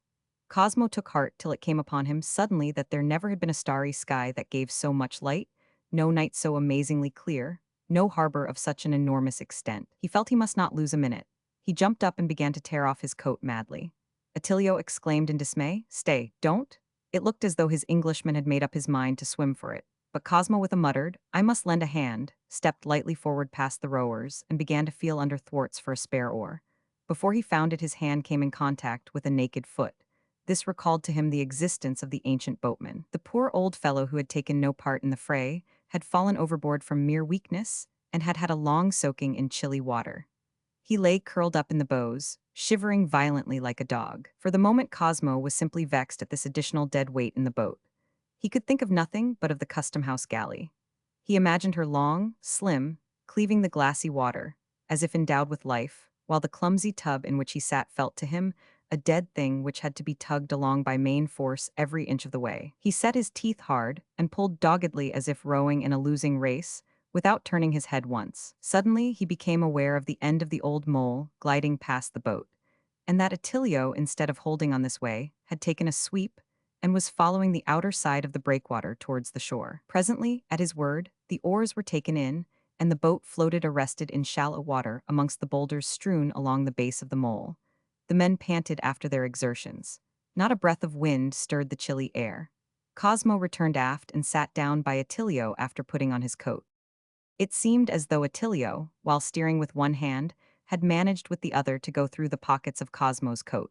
For his first words, murmured in an anxious tone, were, "Signor, where are those papers?" Cosmo had forgotten all about them. The shock was severe. "The papers," he exclaimed faintly, "in my hat." "Yes, I put them there. You had it on your head in the boat. I recognized you by it." "Of course I had it on. Where is it?" "God knows," said Attilio bitterly. "I was asking you for the papers." "I only discovered that the packet was in my hat after I put it on," protested Cosmo. "Four were standing over me already." "Is it possible?" exclaimed Attilio very low. "Afterwards I was watched all the time." While they were exchanging those words in the extremity of their consternation, the man nearest to them went down suddenly on his knees and began to grope under the thwarts industriously. Having heard the word hat, he had remembered that while battling with the Esbury, he had trodden on some round object which had given way under his foot. He assured the signor that it was a thing that could not be helped, while he tendered to him apologetically the rim with one hand and the crown with the other. It was crushed flat like an empty bag, but it was seized with avidity, and presently Cosmo's feelings were relieved by the discovery that it still contained the parcel of papers. Attilio took possession of it with a low, nervous laugh. It was an emotional sound which, coming from that man, gave Cosmo food for wonder. During the few moments the silence lasted before Attilio announced in a whisper, "Here she is." Cosmo, looking seaward, saw on the black and gleaming water, polished like a mirror for the stars, an opaque hummock resembling the head of a rock, and he thought that the race had been won by a very narrow margin. The galley, in fact, had reached the heads of the jetties a very few minutes only after the boat. On getting back to his station, the officer in the galley pulled about 50 yards clear of the end of the old mole and ordered his men to lay oars in. He had left the solution of the mystery to the police.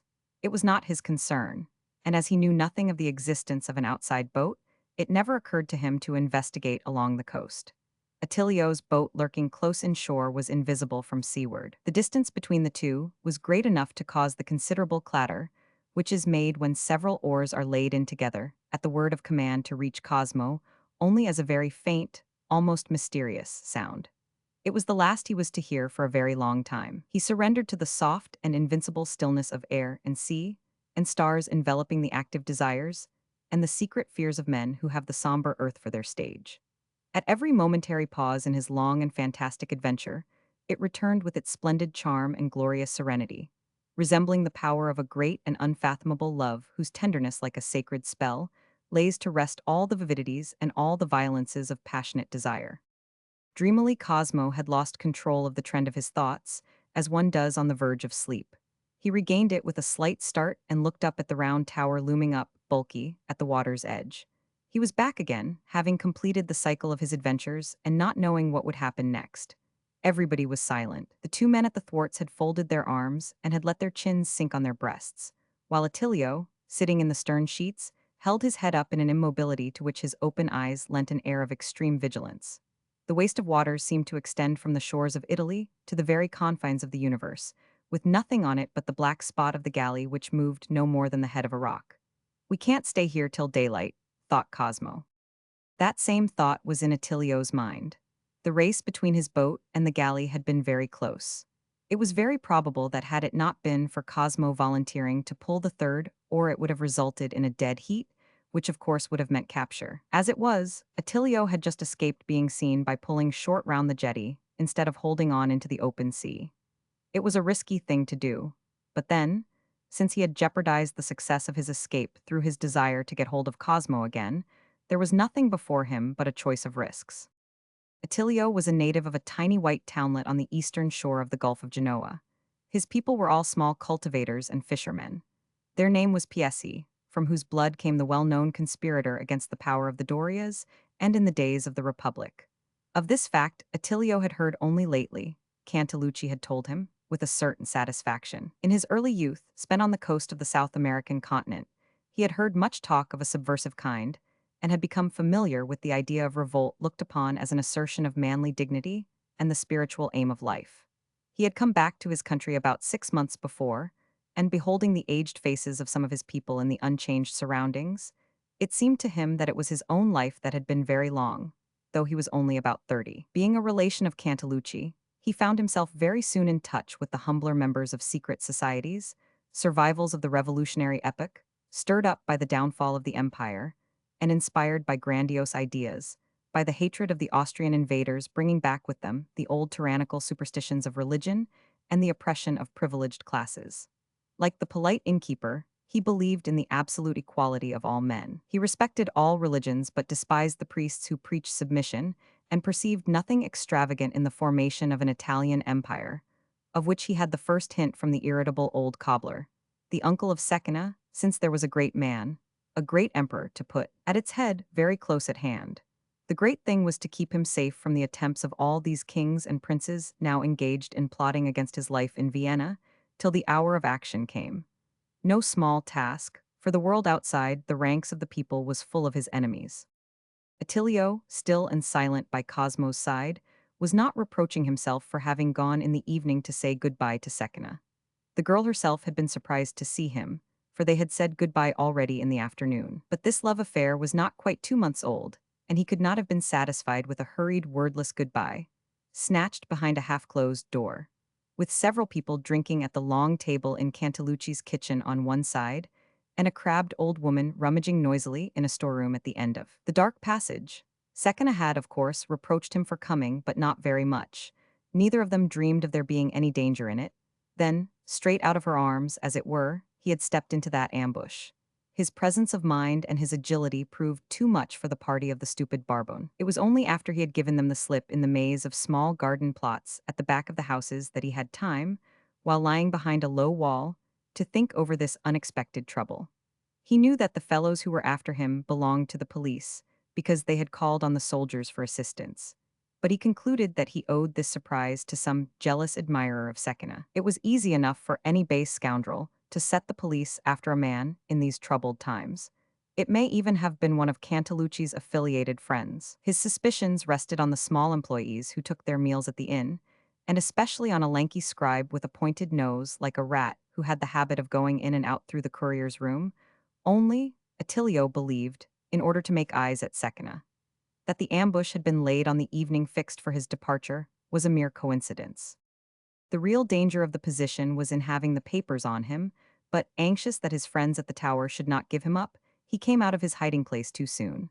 The soldiers had gone away, but the Esperi were still half-heartedly poking about in dark corners and caught sight of him. Another rush saved him for the moment. The position he felt was growing desperate. He dared not throw away the papers. The discovery of Cosmo sitting amongst the stones was an event so extraordinary in itself that it revolutionized his rational view of life as a whole in the way a miracle might have done. He felt suddenly an odd and confiding love for that marvelous person fate had thrown in his way. The pursuit was close. There was no time to explain. There was no need. But directly he found himself safe in the boat, Attilio began to regret having parted with the papers. It was not much use proceeding on his mission without these documents entrusted to him by Cantalucci, acting on behalf of superior powers. He asked himself what could have happened to Cosmo. Did the fellows arrest him on suspicion? That was not very likely, and at worst it would not mean more than a short detention. They would not dare to search him, surely. But even if they found the packet, Cosmo would declare it his own property and object to its being opened. He had a complete confidence in Cosmo's loyalty, and, what was more, in that young Englishman's power to have his own way. He had the manner for that and the face for that. The face and bearing of a man with whom it was lucky to be associated in anything. The galley being just then at the other end of her beat, Attilio saw his way clear to slip into the harbor. The state of perfect quietness over the whole extent of the harbor encouraged his native audacity. He began by pulling to the east side where the gendarmerie office was near the quay. Everything was quiet there. He made his men lay their oars amongst the shadows of the anchored shipping and waited. Sleep, breathless sleep, reigned on shore and afloat. Attilio began to think that Cosmo could not have been discovered. If so, then he must be nearing Cantalucci's inn by this time. He resolved then to board one of the empty coasters moored to the quay, wait for the morning there, and then go himself to the inn, where he could remain concealed till another departure could be arranged. He told his men to pull gently to the darkest part of the quay. And then he heard Cosmo's mighty shout. He was nearly as confounded by it as the Espery in the boat. That voice bursting out on the profound stillness seemed loud enough to wake up every sleeper in the town, to bring the stones rolling down the hillsides. And almost at once he thought, what luck! The luck of the Englishman's amazing impudence, for what other man would have thought of doing that thing? He told his rowers to lay their oars in quietly and get hold of the boat stretchers.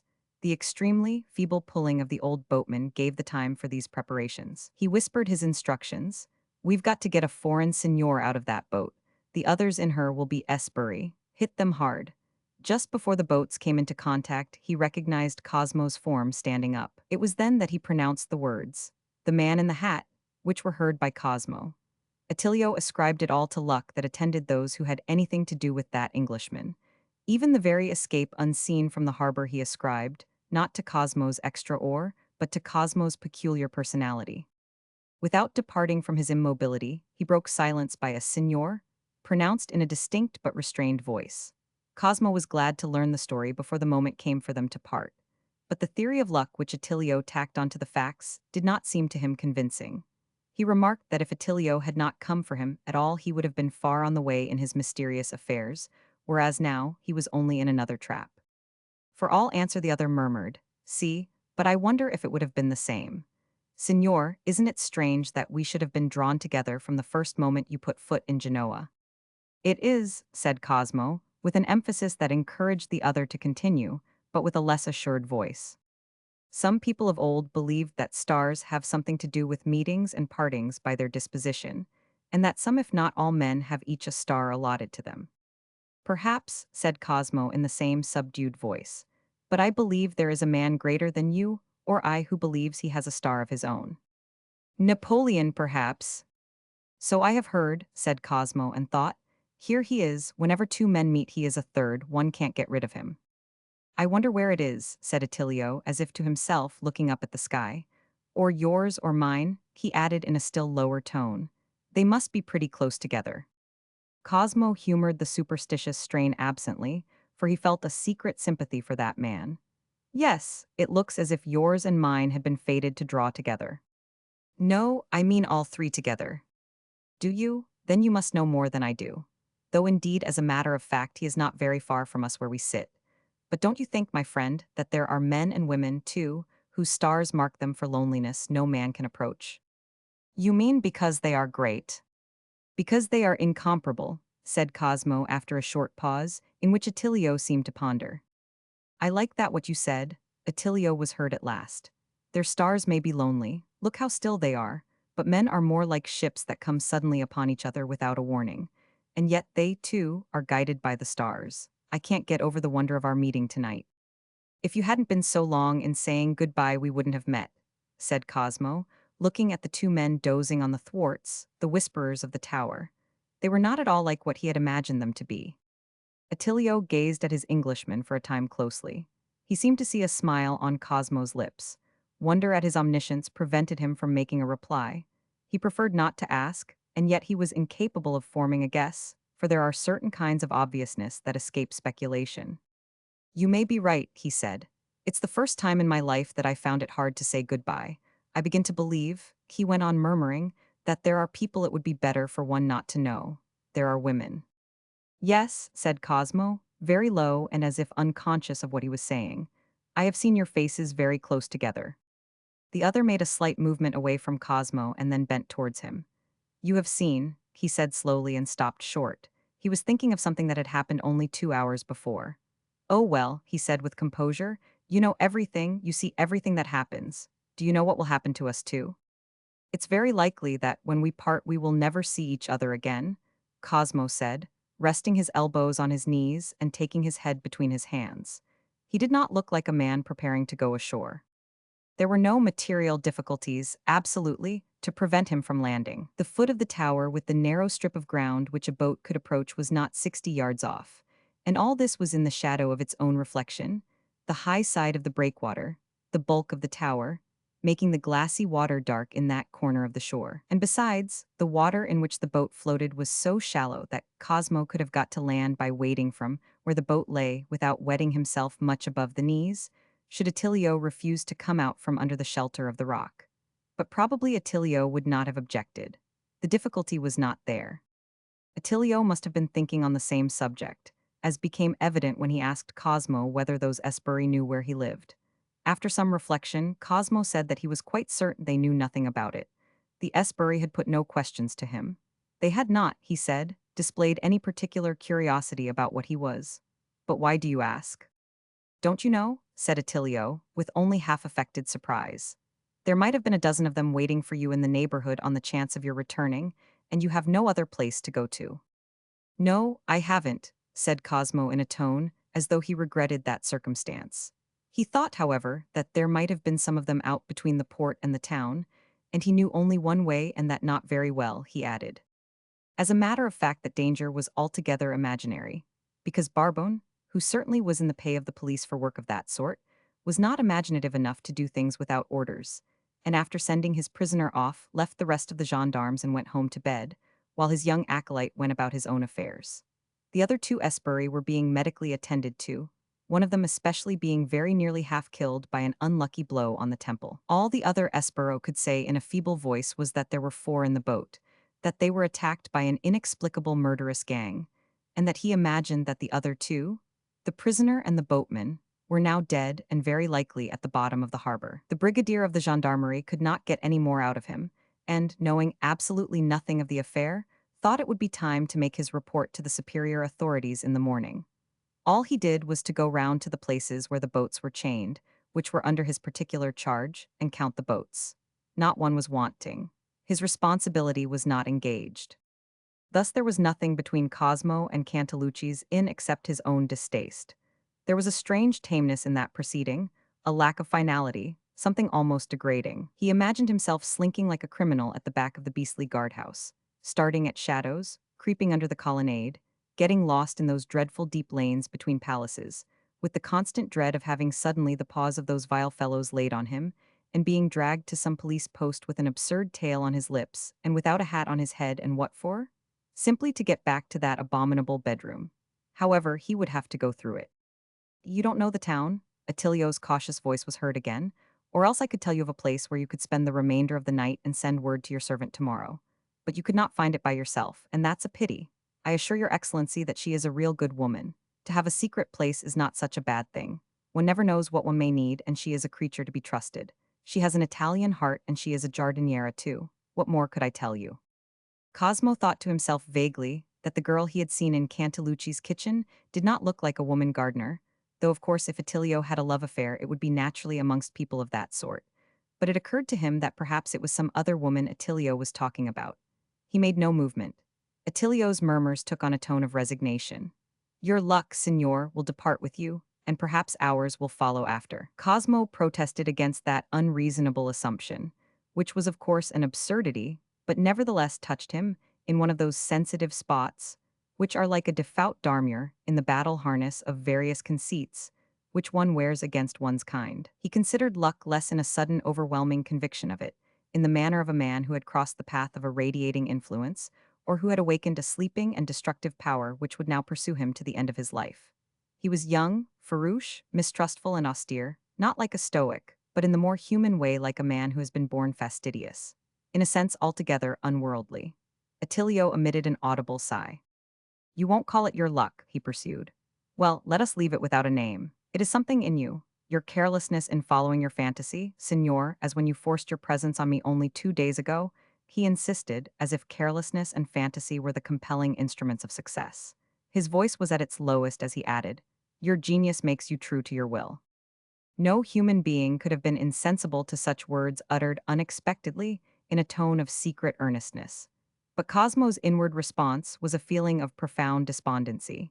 He was crushed by their appalling unfitness. For the last 24 hours, he had been asking himself whether he had a will of his own, and it had seemed to him that he had lost the notion of the real nature of courage. At that very moment, while listening to the mysteriously low pitch of Attilio's voice, the thought flashed through his mind that there was something within him that made of him a predestined victim of remorse.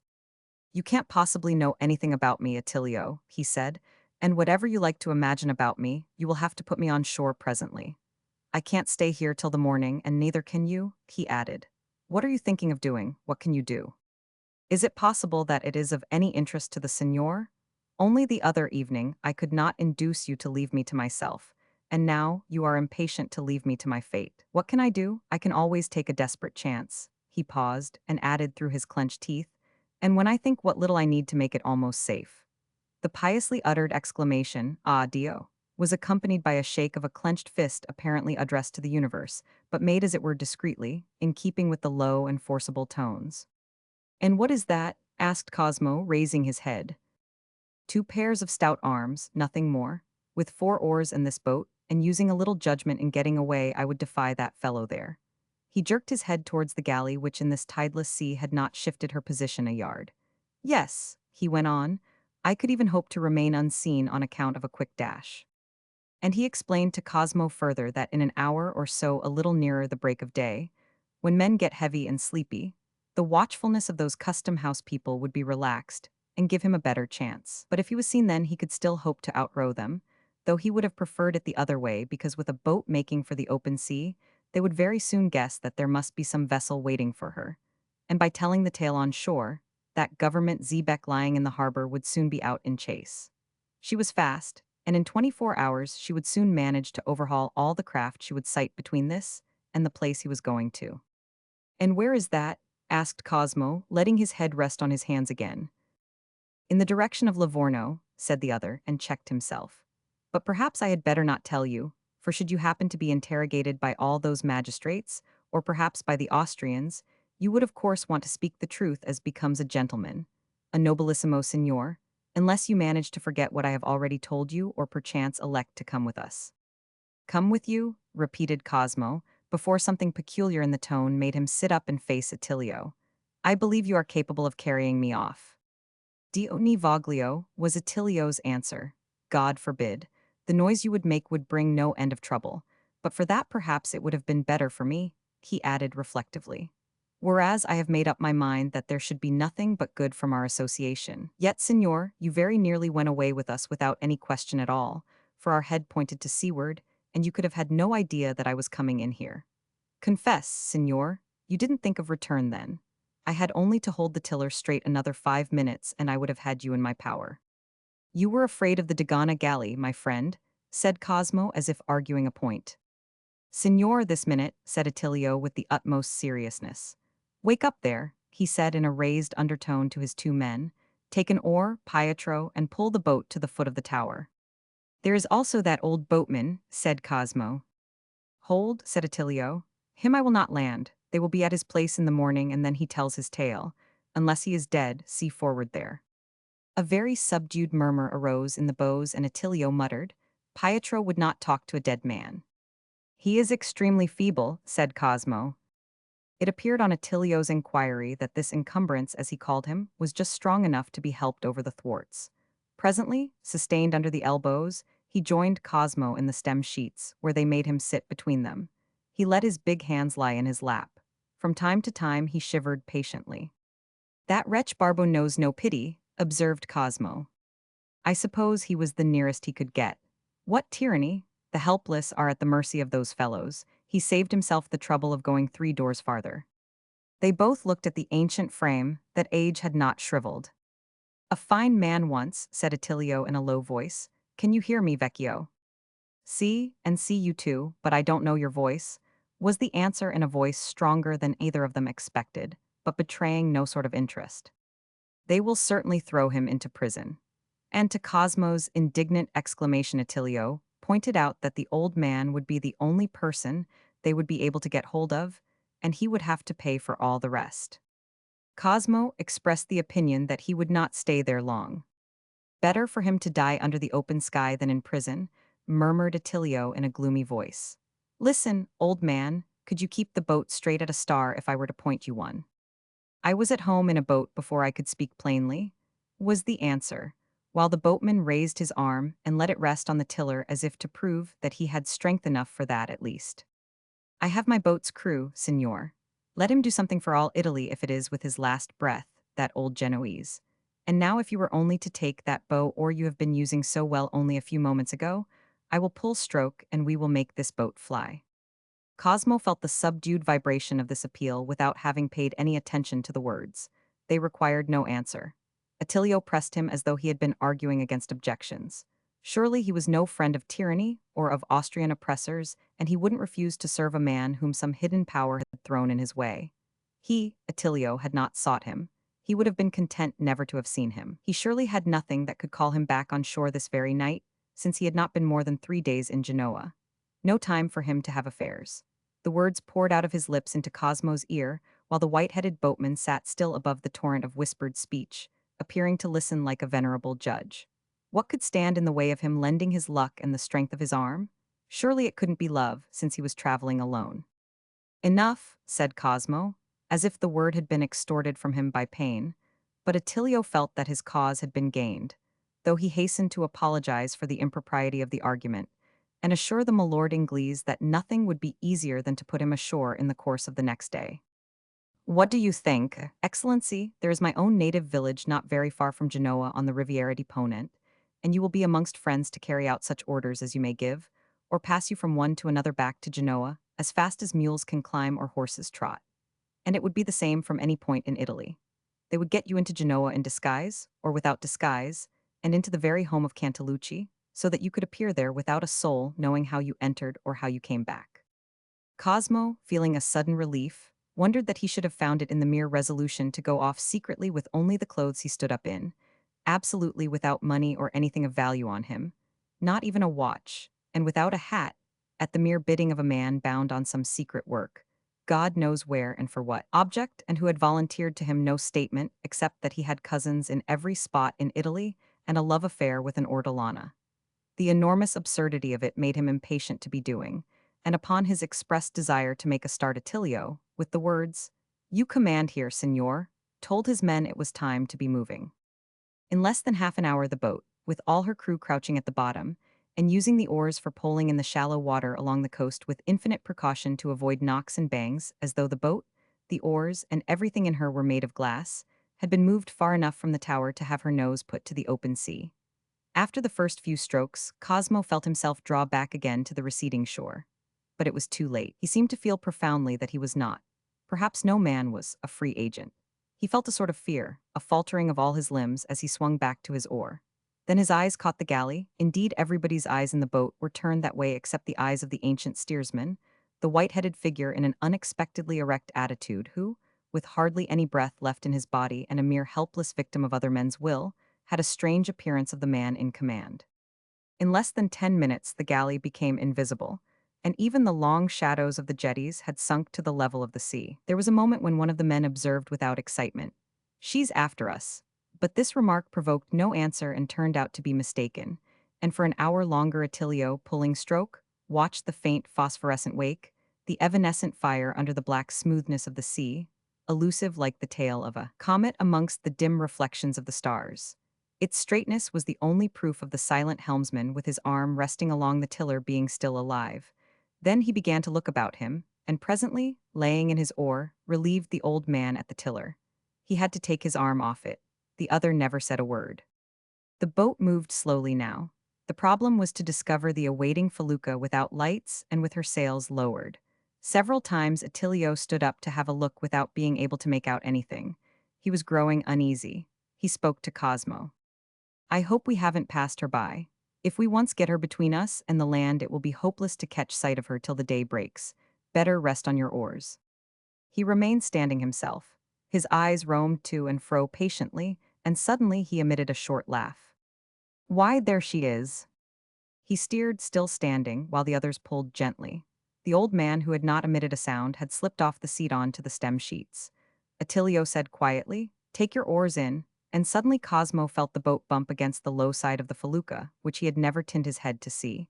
No hat or even murmur came from her. She had no lights. Attilio's voice said, "You first, signor," and Cosmo, looking up, saw three motionless heads above the bulwarks. No word was spoken to him. He was not even looked at by those silent and shadowy men. The first sound he heard were the words, "Take care," pronounced by Attilio in connection with getting the old boatman on board. Cosmo, standing aside, saw a group carry him over to the other side of the deck. While the sails were being hoisted, he sat on the hatch and came to the very verge of believing himself invisible till suddenly Attilio stood by his side. "Like this we will catch the very first breath of daybreak, and may a breeze follow it to take us out of sight of that town, defiled by the Austrians, and soon to be the prey of the nobles and the priests." He paused. "So at least Cantalucci says. There are bed places below, if you want to take some rest, signor." "I am not sleepy," said Cosmo. If no longer invisible, he could still feel disembodied, as it were. He was neither sleepy nor tired, nor hungry, nor even curious, as if altogether freed from the weaknesses of the body, and not indifferent, but without apprehensions or speculations of any sort to disturb his composure, as if of a fully informed wisdom. He did not seem to himself to weigh more than a feather. He was suffering the reaction of the upheaval of all his feelings, and the endless contest of his thoughts, and that sort of mental agony which had taken possession of him, while he was descending the great staircase of the palazzo, under the eye of the Count of Montevesso. It was as though one of those fevers in which the victim watches his own delirium had left him irresponsible, like a sick man in his bed. Attilio went on. "Cantalucci's an experienced conspirator. He thinks that the force of the people is such that it would be like an uprising of the ground itself. Maybe, but where is the man that would know how to use it?" Cosmo let it go by like a problem that could await solution, or as a matter of mere vain words. The night air did not stir, and Attilio changed his tone.